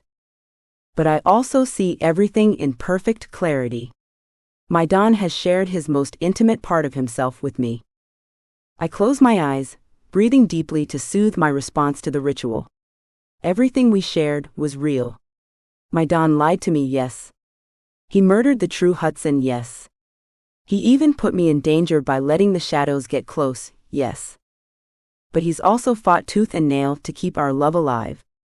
He wanted me, and I was eager to receive his attention. Now's the moment I decide whether the pain is worth it. Why me? I twist, gazing into his eyes from over my shoulder. When you entered our home, what caused you to come for me? My Don lowers his head, skating his nose along mine with a tender reverence. Your light. The lack of fear in your eyes. The smell of your skin. He closes his eyes, nostrils flaring as he inhales. You're beautiful, Claire, but it's more than that. You remind me of the goddesses of this world's past. The stories of women who were so worthy of worship men bowed at their feet, hoping to receive a single glance from them. When I felt you, he strokes my hair as he did when his shadowy form first met me. I could see pieces of myself, which had been missing for decades. I need you. His face drops closer, lips skirting over mine. Want you, he whispers. Never lie to me again. I say, staring into his eyes. Never. And then I kiss him, shedding my fear, shame, and resentment of the past. I wanted a partner when he first approached me. Now that I have one, and one so fucking real, I can't let it slip away. When our kiss breaks, Don folds me against his chest, propping his chin on my head. I lean into his neck, absorbing this moment like it's the only one that'll ever matter. He rubs slow circles over my back, swaying from side to side as he comforts me. I promise, Claire. From now on, there'll be nothing to hide. We spend a long time in that position. Don holding me, and me clutching him like he's a personal security blanket. I don't think he minds, especially knowing what I've just gone through. Eventually, the sun rises. Its orange glow spreads over the sky, filtering into a pink coral shade as it seeps through the clouds. I didn't get any sleep, I say, voice low as I stare over the ocean's horizon. I should take you home. My Don says. Despite his words, his arms tighten around me. Will the shadows try to attack me again? My Don is silent, contemplating. After a moment, he shakes his head. They'll know they can't hurt you now. You smell like one of us. Like me. His lips dip to my neck, brushing over my sensitive skin. I lean into him, sighing. So that's it. I'm free to live my life however I please, as long as you're in it. He doesn't answer. I twist inside his arms, scrutinizing his expression. His brows are furrowed, his eyes sad. Upon seeing my questioning stare, he finally answers. If you don't want to be trapped by me, Claire, I can disappear. I may not really leave you, because I can't do that. His eyes flash with panic. But I can watch you grow old from a distance. You'll never have to think about this period of your life again. My head is shaking before he's finished speaking. No. No? His frown lifts, but only slightly, as if he's unsure he heard me right. I sigh. No. I'm done fighting myself over morals versus instinct. I'm going with my gut on this one. Stabbing my finger into his chest, I smile. And my gut tells me you're the right choice, demon or not. His smile strengthens. In slow motion, he places both hands on my cheeks. Claire, you're... A low moaning carries from the forest behind us, breaking our conversation. Don's posture hardens, his eyes flashing dark. I'm too scared to look behind me. I clutch his shirt, pulling him closer. You said they couldn't hurt me, my Don. You said they wouldn't.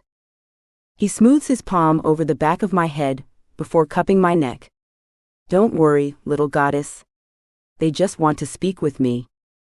Speak to you? Can they talk?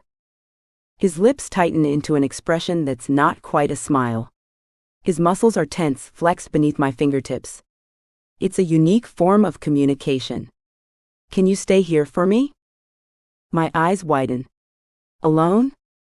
The circle is still intact, and they couldn't hurt you even if they got inside. You trust me, right? I bite my lower lip, nodding even as unease floods my midsection. Then stay here. He presses a last kiss above my brow, before rising to his feet. I watch him circle around me, but once he disappears, I remain facing the sea. I don't want to see the monsters, nor my approaching death, if they're able to breach our magic circle. Instead, I focus on the waves. Trusting my Dawn to keep me safe is the only life raft I have, and I'm going to hang on until I'm wrenched from him by force. 25. My Dawn. The bastards went too far. They know it, and yet here they are, continuing to torture me. My hands are fisted at my sides, sand kicking with each angered step as I approach them. Thin One stands in front of Tall One at the forest's edge. Their lidless, emotionless eyes stare through me, caring about nothing but themselves. I told you to leave her alone, I hiss. They continue to stare, unmoving, as I step over the protective circle carved into the sand. When they realize how furious I truly am, either by my stance or the blaze of my aura, they shrink, cowering in on themselves. Tall One is the weakest, clutching himself as if I've already struck him. Why? I spit, halting just in front of their forms. Thin One frowns, leaning to the side so he can search for my Claire. Not fucking happening. I grab his wispy head, gripping his essence like it's a bundle of writhing snakes. He makes a disgustingly shrill sound. Drama queen. Are you both jealous? I look from Thin One to Tall One, aware of their diminishing courage. My energy is dark with hatred, even more so than when we fed from the child killer in Japan. They've known me for decades. I've helped them. If they think I won't kill for the one thing I've ever loved, they'd be wrong. I shake my head, T.S. King. Perhaps you're just powerless without me. Is that it? You've grown so dependent, you can't hunt on your own. Tall One drops to his knees, head bowed. Thin One's head is in my hands, otherwise his nose would be in the sand as well. Thin One's eyes are closed, too spineless to face me. I drop him, rubbing my palms together as I brainstorm how to best punish them. Oblivion isn't harsh enough. A mere striking won't suffice either. No. I need a creative form of vengeance. I stroke my chin, circling them. So why are you here, lads? Come to kill her in front of me. Or perhaps scare her until she goes mad. I have a feeling you're both too gutless to end her life yourselves. That's why you subjected the poor mutt to such torture. You need a helper to do your dirty work for you. They moan, lowering themselves deeper into the dunes. I haven't even touched them with my power yet. They're both wimpish little assholes. Standing behind them, I sigh. You know, it's a shame you both had to act out this way. We could have remained friends. Instead, me and my bound, I accent the word, watching as their bodies stiffen. They haven't gotten close enough to smell Claire's changed scent yet. They might have thought they could take her out, after facing my wraith. Now my only weakness is guarded by a shield of unbreakable diamond, and they can do nothing but whine for attention. We'll live our best life for an eternity, and both of you will be stuck searching for another gentle darkling to help you navigate life in the shadows. Maybe you'll find someone who's experienced enough to feel pity. I shrug. Or maybe not. Thin One sends me a silent plea. It radiates through the air, felt rather than spoken. I shake my head. Sorry to disappoint, boys, but my mercy has been exhausted.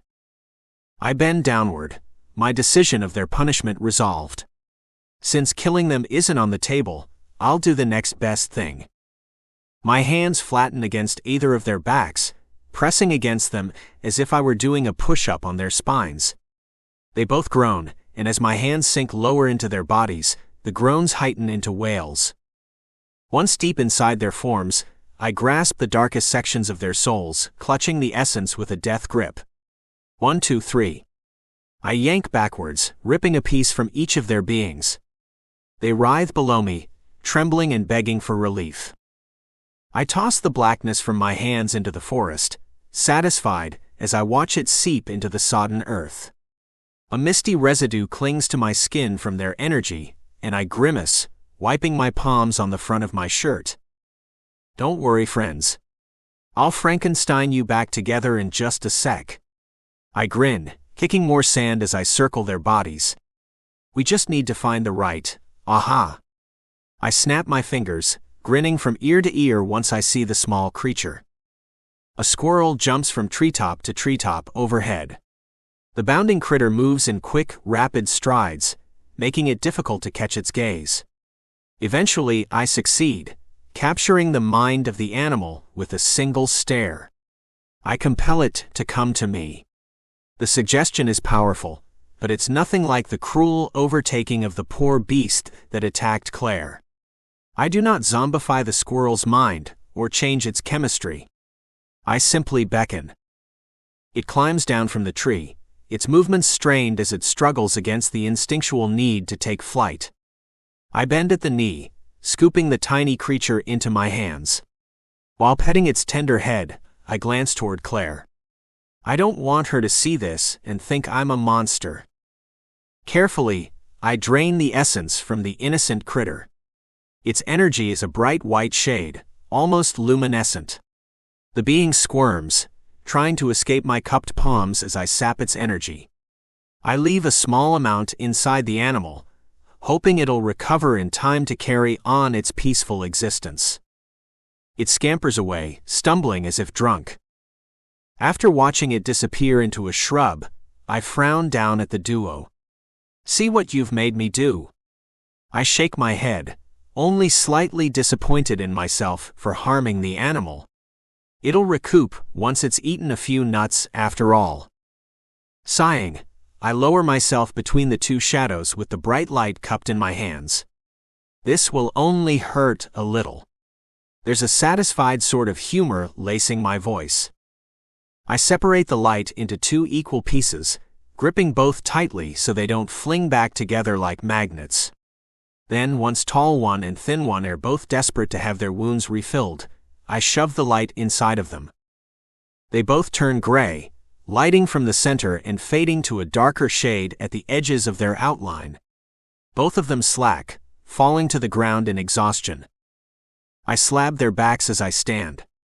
Later, boys. Claire is in the circle by herself, probably worried sick, so I start towards her in a slow jog. Without turning around, I call behind me. Oh, and don't fuck with me or mine again. I reach Claire a moment later. Her eyes are sealed, her hands muffling her ears. My mood shifts like the weather, turning from boastfully triumphant to concerned.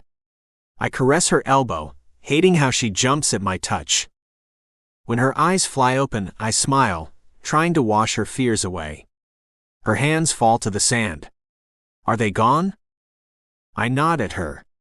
Yeah, baby. You won't have to worry about them anymore. I grab her arm, prompting her to rise. Let's get you home. Claire sleeps peacefully on our drive back. Her black hair is mashed against the driver's side window, splaying over the glass like tiny threads of yarn.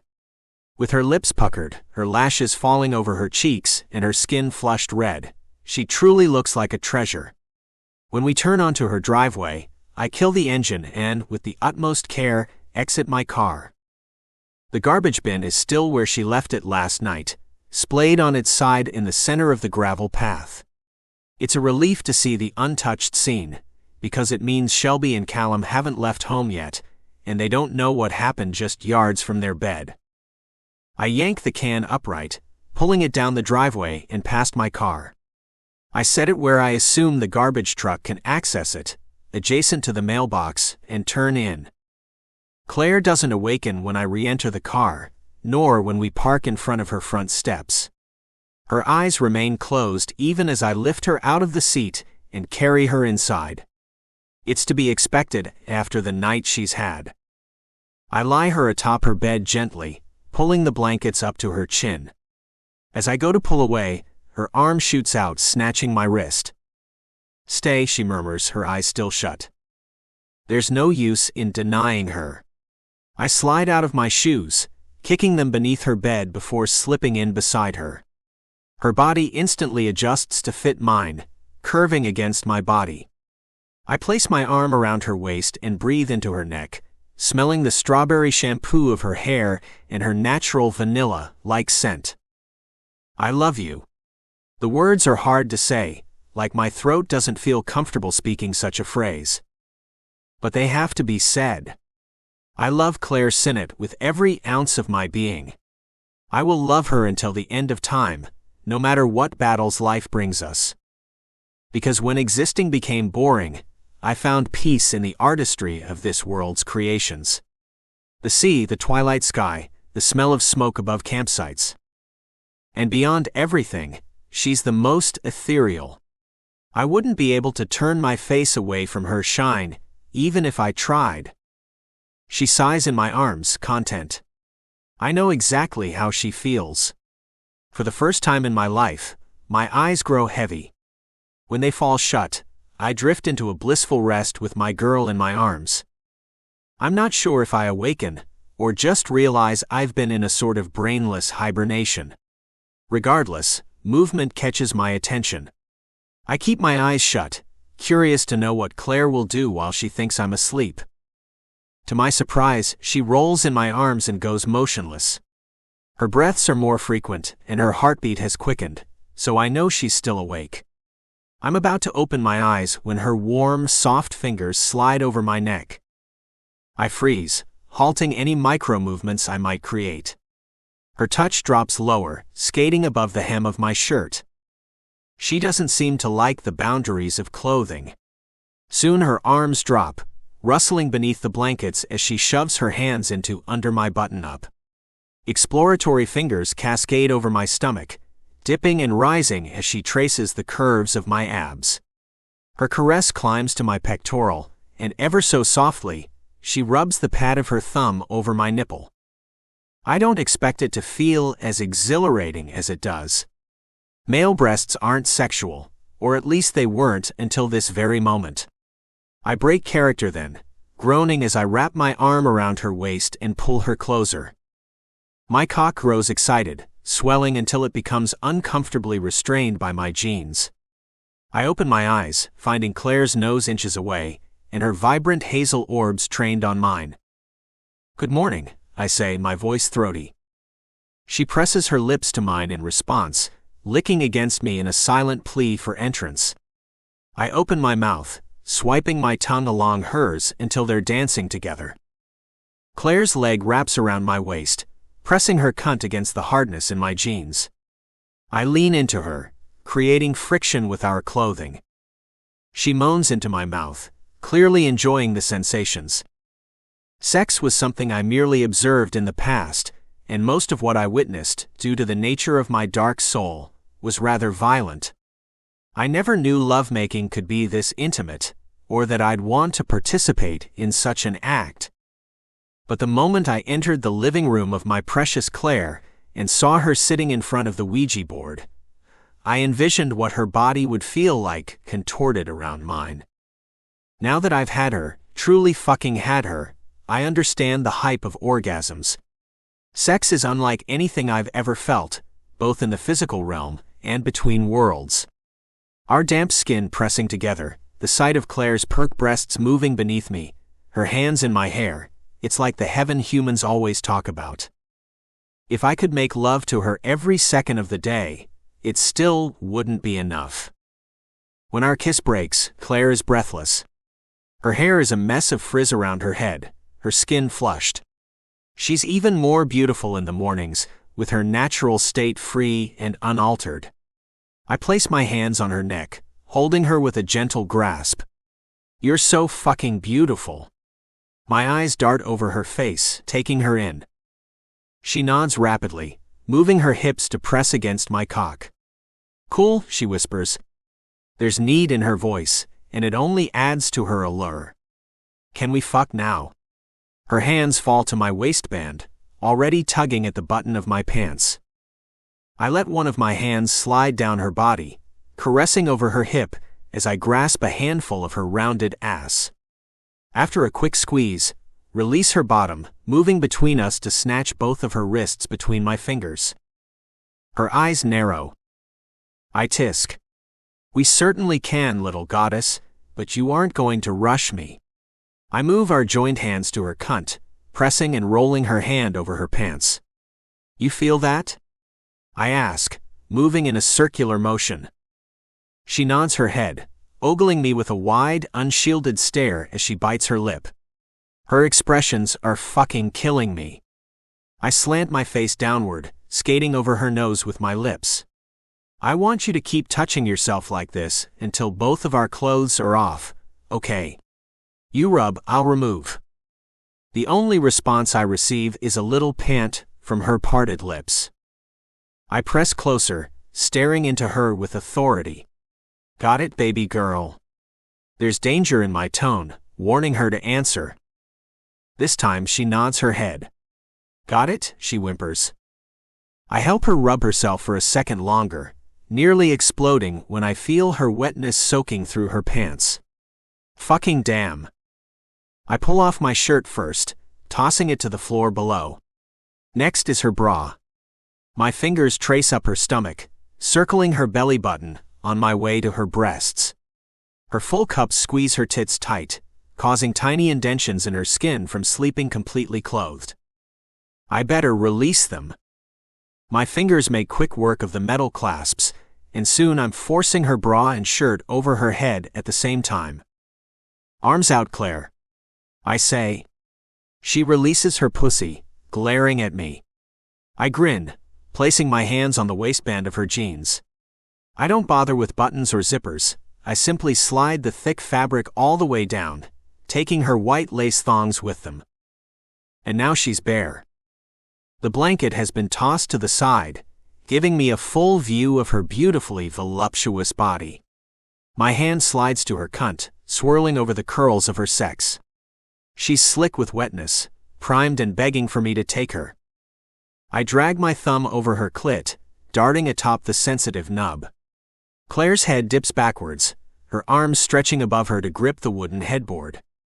Her breasts hang free, and her pale pink nipples harden under my gaze. Why aren't your pants off?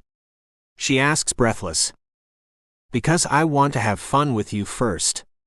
Two of my fingers slip deep inside of her, stroking in and out. Her mouth opens, a low moan escaping her lips. Does this feel good, little goddess? Her brows are pulled tight, her face overcome with ecstasy. She says. It's more of a whimper than a response. I pump in and out, pressing my fingers to the hilt as my thumb swipes over her clit. Watching her has caused my cock to grow so fucking hard it hurts, but I refuse to let it out until she's come at least once. I rub my free hand over her belly, loving the softness of her skin and the pricking reaction my touch causes. How good, baby girl? My eyes never leave her face. If I look at how soaked her thighs are, or the juices covering my hand, I might spill in my jeans. No fucking way I'm allowing that to happen. She rolls her hips, slamming herself down to match my pace. Really? Really? Good. I slide my hand up and over her breast, gently kneading and squeezing. Do you want more? More than I've already given? Her eyes open, connecting with mine. There's an unmistakable yearning in her gaze, but also an awareness. A deeper meaning lies in my words. We both know it. I want everything you have to offer and more, she whispers. One of her hands drops from the headboard, feeling down her body until it lands on the hand I have grasped over her breast. She places her hand over mine, squeezing. Now give me it, magic man. I chuckle, grinning at her lidded expression as I lower myself between her legs. Ask and thou shalt receive, I quote. Breathing deeply, I drop my head, overwhelmed by the scent of her excitement. My lips press against her clit, fingers continuing to thrust under my chin. A simple taste is all it takes to convert me into a savage. Claire's breath hitches. You, she pauses, panting. Ask the question. I laugh against her, lapping her wetness as I circle the tip of my tongue over her pink, swollen nub. My free hand is around her thigh, pulling her tighter against me. I could do this for hours if she'd let me. I pressed my erection into the bed, thrusting over the sheets with every lick I take. There's a thickness in the air, a building of intensity. Claire's hand grips my hair, tugging roughly with her desperation. "Coming," she cries. I suck harder, thrust deeper. Seconds later, I feel her tightening over my fingers. Her orgasm rushes through her body, gushing over my hand. Fuck. I want more. Need more. I lift to my knees, shoving my pants past my cock with one hand. Playtime is over, little goddess. I pump myself, climbing between her thighs with little patience. Before I enter, I make sure she's okay, palming her pussy as I look into her eyes. She's watching me with parted lips, glancing from my face to my hard member. As if answering my silent question, she spreads her thighs wider. It's all the permission I need. I dive into her, thrusting as deep as my cock will take me. Her pussy clenches and her back rises from the bed, pressing her breasts into my face. I move my head to take one in my mouth, suckling lightly as I move in and out. Her hands circle my neck. Fuck, you feel so good, my Don. It's the first time she's spoken my true name during our matings, and the fierce rush of gratification I feel from her praise fills me with a tingling sensation. I thrust harder, resulting in a searing burn as she tugs on my hair. Feels so good. I pump roughly, pressing my lips over her dewy chest. Say my name again, I command between kisses. My Don, she moans. In and out. I beat into her so viciously that concern flashes through my mind, causing me to slow.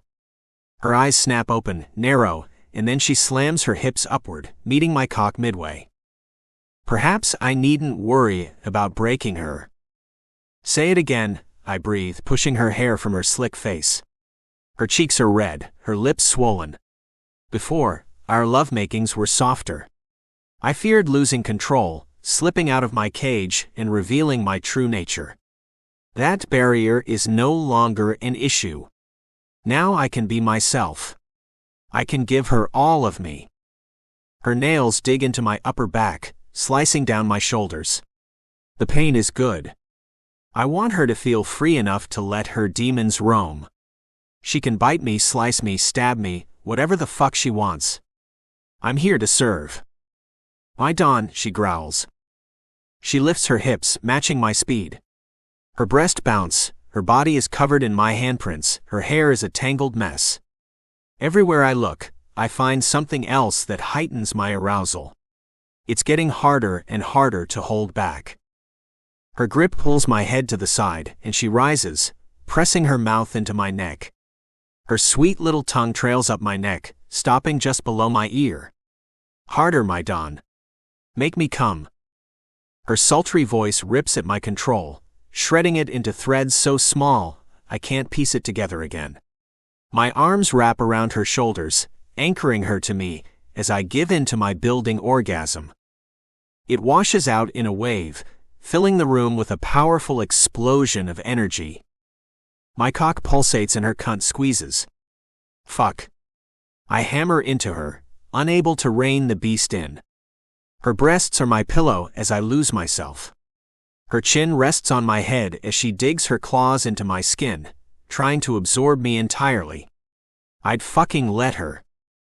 My hips slow, body aching as the ecstasy transitions into a stunned, dopey contentment. As I collapse, I wrap an arm around Claire's shoulder, pulling her atop my chest when I roll aside. We both lay there, struggling to regulate our breaths. Wow, Claire says.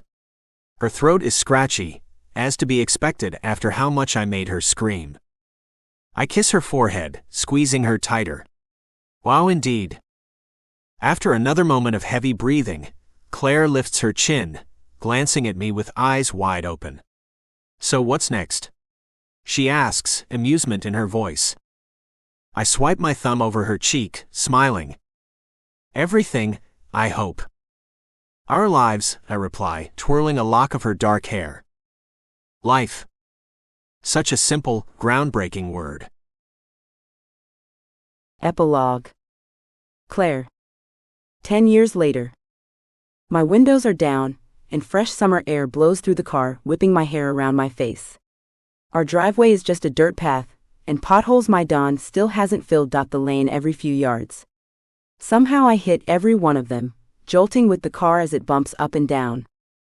All the day's stressors fly away as soon as the cottage comes into view. It's one of my favorite sights. The cobblestone exterior, the climbing roses covering half of the stony exterior, our screened-in porch. My Don wanted to go bigger, with a more extravagant home. I won the battle though, and I'm almost 90% positive he's glad I did. In fact, over half of our garden has sprouted with his care. I pull beneath the open cedar garage my Don built last summer, parking my car with a heavy sigh.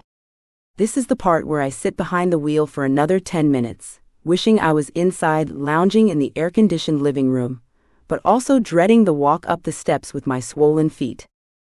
My phone beeps and I grab it, clicking the message open. My Don, do you need help? I bite my lower lip, debating on telling him yes. If I do though, he'll subject me to the torture of not leaving our bed for the rest of the night. He's antsy now that I'm in the last trimester of my pregnancy. I rub my hand over my belly. We can manage, can't we, little one?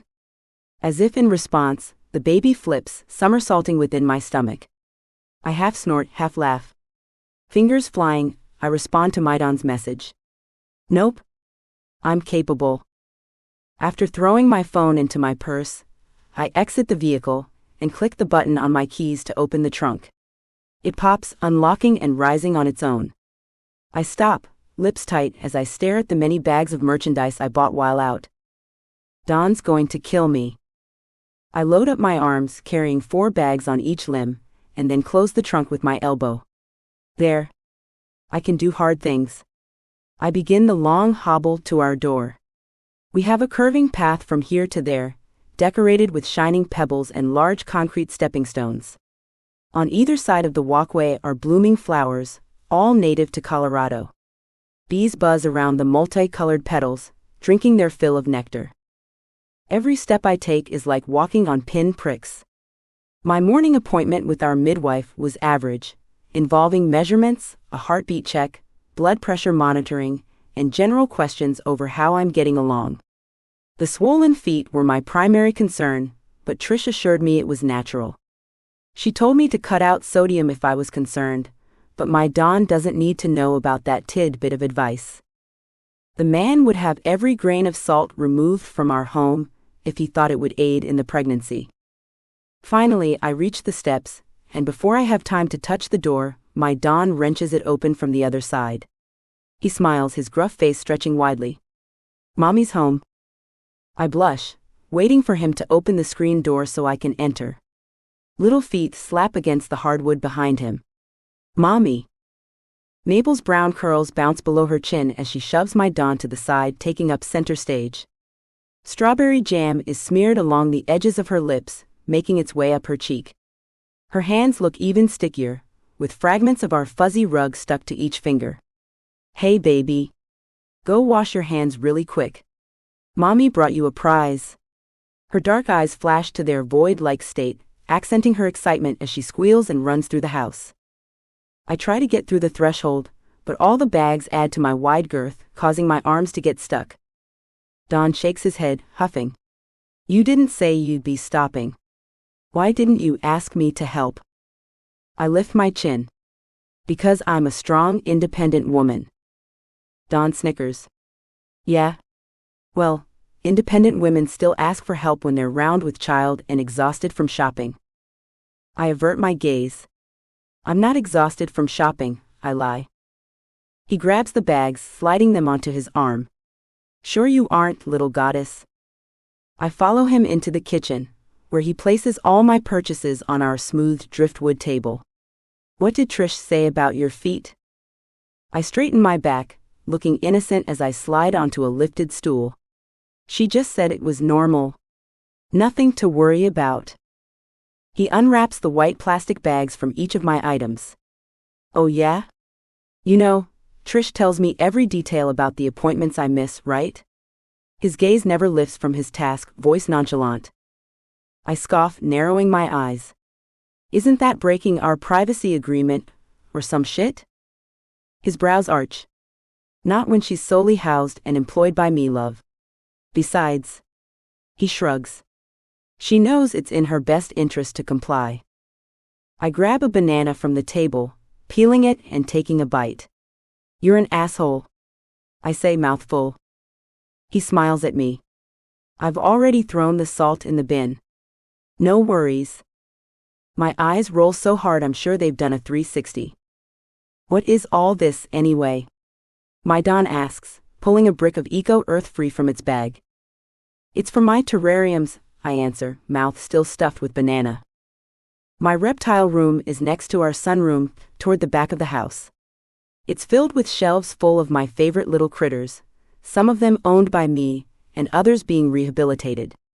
I'm in the process of finding adoptive parents for a few of the animals who are close to their release date, and I've decided I want to create cute little transports for when they leave to their new homes. I might have gone a little overboard though. Mommy. Mabel's feet rattle the floor as she races towards us, wet fingers wiggling. I washed my hands. Can I have my prizes now? I beam at her with my biggest smile, reaching for her. I didn't say prizes, now did I? Dawn quickly steps over, pulls out another stool, and lifts our wriggling toddler into it. He pushes her close to me. She bounces in her seat, filled with excitement only a child can maintain. Yeah, but you always get me too. She lifts 2 fingers, shoving them near my face. My Dawn laughs. She's right. You've spoiled her. There's no such thing as spoiling this angel. I ruffle her curls. Her eyes flash black again, responding to my praise. She has so much of her father in her. Yet so much of me too. My stomach jolts as the baby kicks. Its movement catches Maidon's eye, and the glimmering adoration on his face as he stares at my round belly causes my heart to flutter. I'm not sure I'll ever be over how great of a father he is. His gaze lifts, catching mine. We share an invisible moment, spellbound by the love we've created, both within ourselves and in our children. I bite my lip, cheeks reddening. I'd like to blame it on my hot flashes, but I'm acutely aware of how my Dawn has always affected me. Can you hand me the brown bag? I ask, pointing at the lone coffee-colored plastic. He slides it toward me, and then I push it towards Mabel. All yours.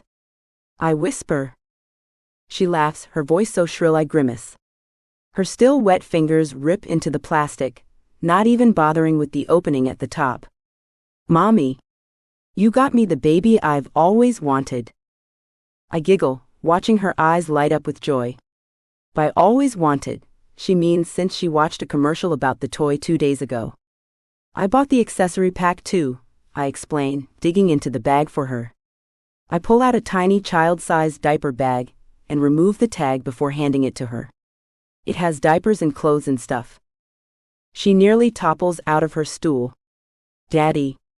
Look. She leans across the table, shoving her toys into Maidon's face. He becomes overly animated. Oh my goodness. It's the baby me 2000. We're gonna have so much fun taking care of this baby before your little brother gets here. She laughs, arms wrapped tight around her new toys. I've gotta make it a house in my bedroom. All right, sweetie. Don't dump your toy box over again, please. He says, lowering her from her seat to the ground. She skips down the hallway, disappearing around a corner. A second later her door slams, and then the telltale sign of her toys as a mountainous crash rumbles from behind her door. Just like her father. My Dawn places the last item from my purchases on the table, stacking my supplies in one spot. He approaches me, walking around the table until he's right in front of my stool. I spin to the side to face him, lifting my arms and wrapping them around his neck. Thanks for watching Mabe today. He kisses my temple, dropping his forehead to rest on mine. Don't thank me. I'm her father, and you deserve a break. His fingers rise to the back of my neck, tangling in my hair. Even if that break involves walking on your sore feet just to buy dirt and baby dolls. I smile, brushing my mouth over his. If you were the one fat and swollen, you'd force yourself to do the same. It's like a challenge. If I can make it through the department store, then that means I'm not just a human oven for this little one. I poke my stomach, surprised when it pokes back. Don smiles at the movement. He untangles his hands from my hair and flattens them against my belly. I have a feeling he's going to be a troublemaker. Dear God, I hope not. I sigh, leaning into his embrace. I can only handle one of those around here. My phone chimes, disrupting our moment of peaceful enfoldment. My Don releases me. It could be one of your adoption applicants. He's right. My phone has been alive all week with people interested in adopting Sophie, or resident gecko with a missing limb. I snatch my phone and check the notifications. Nope. Just one of those news headlines. Says here a group of Satanists were murdered on the East Coast. The person they kidnapped is still missing. I shake my head in disbelief. Wild. I click the side button on my phone, putting it back to sleep. My Don flashes me a winning smile. At least our lives are no longer as dark. I raise my brows. Says the demon who owns 3 haunted house locations and feeds from the scared teenagers who visit.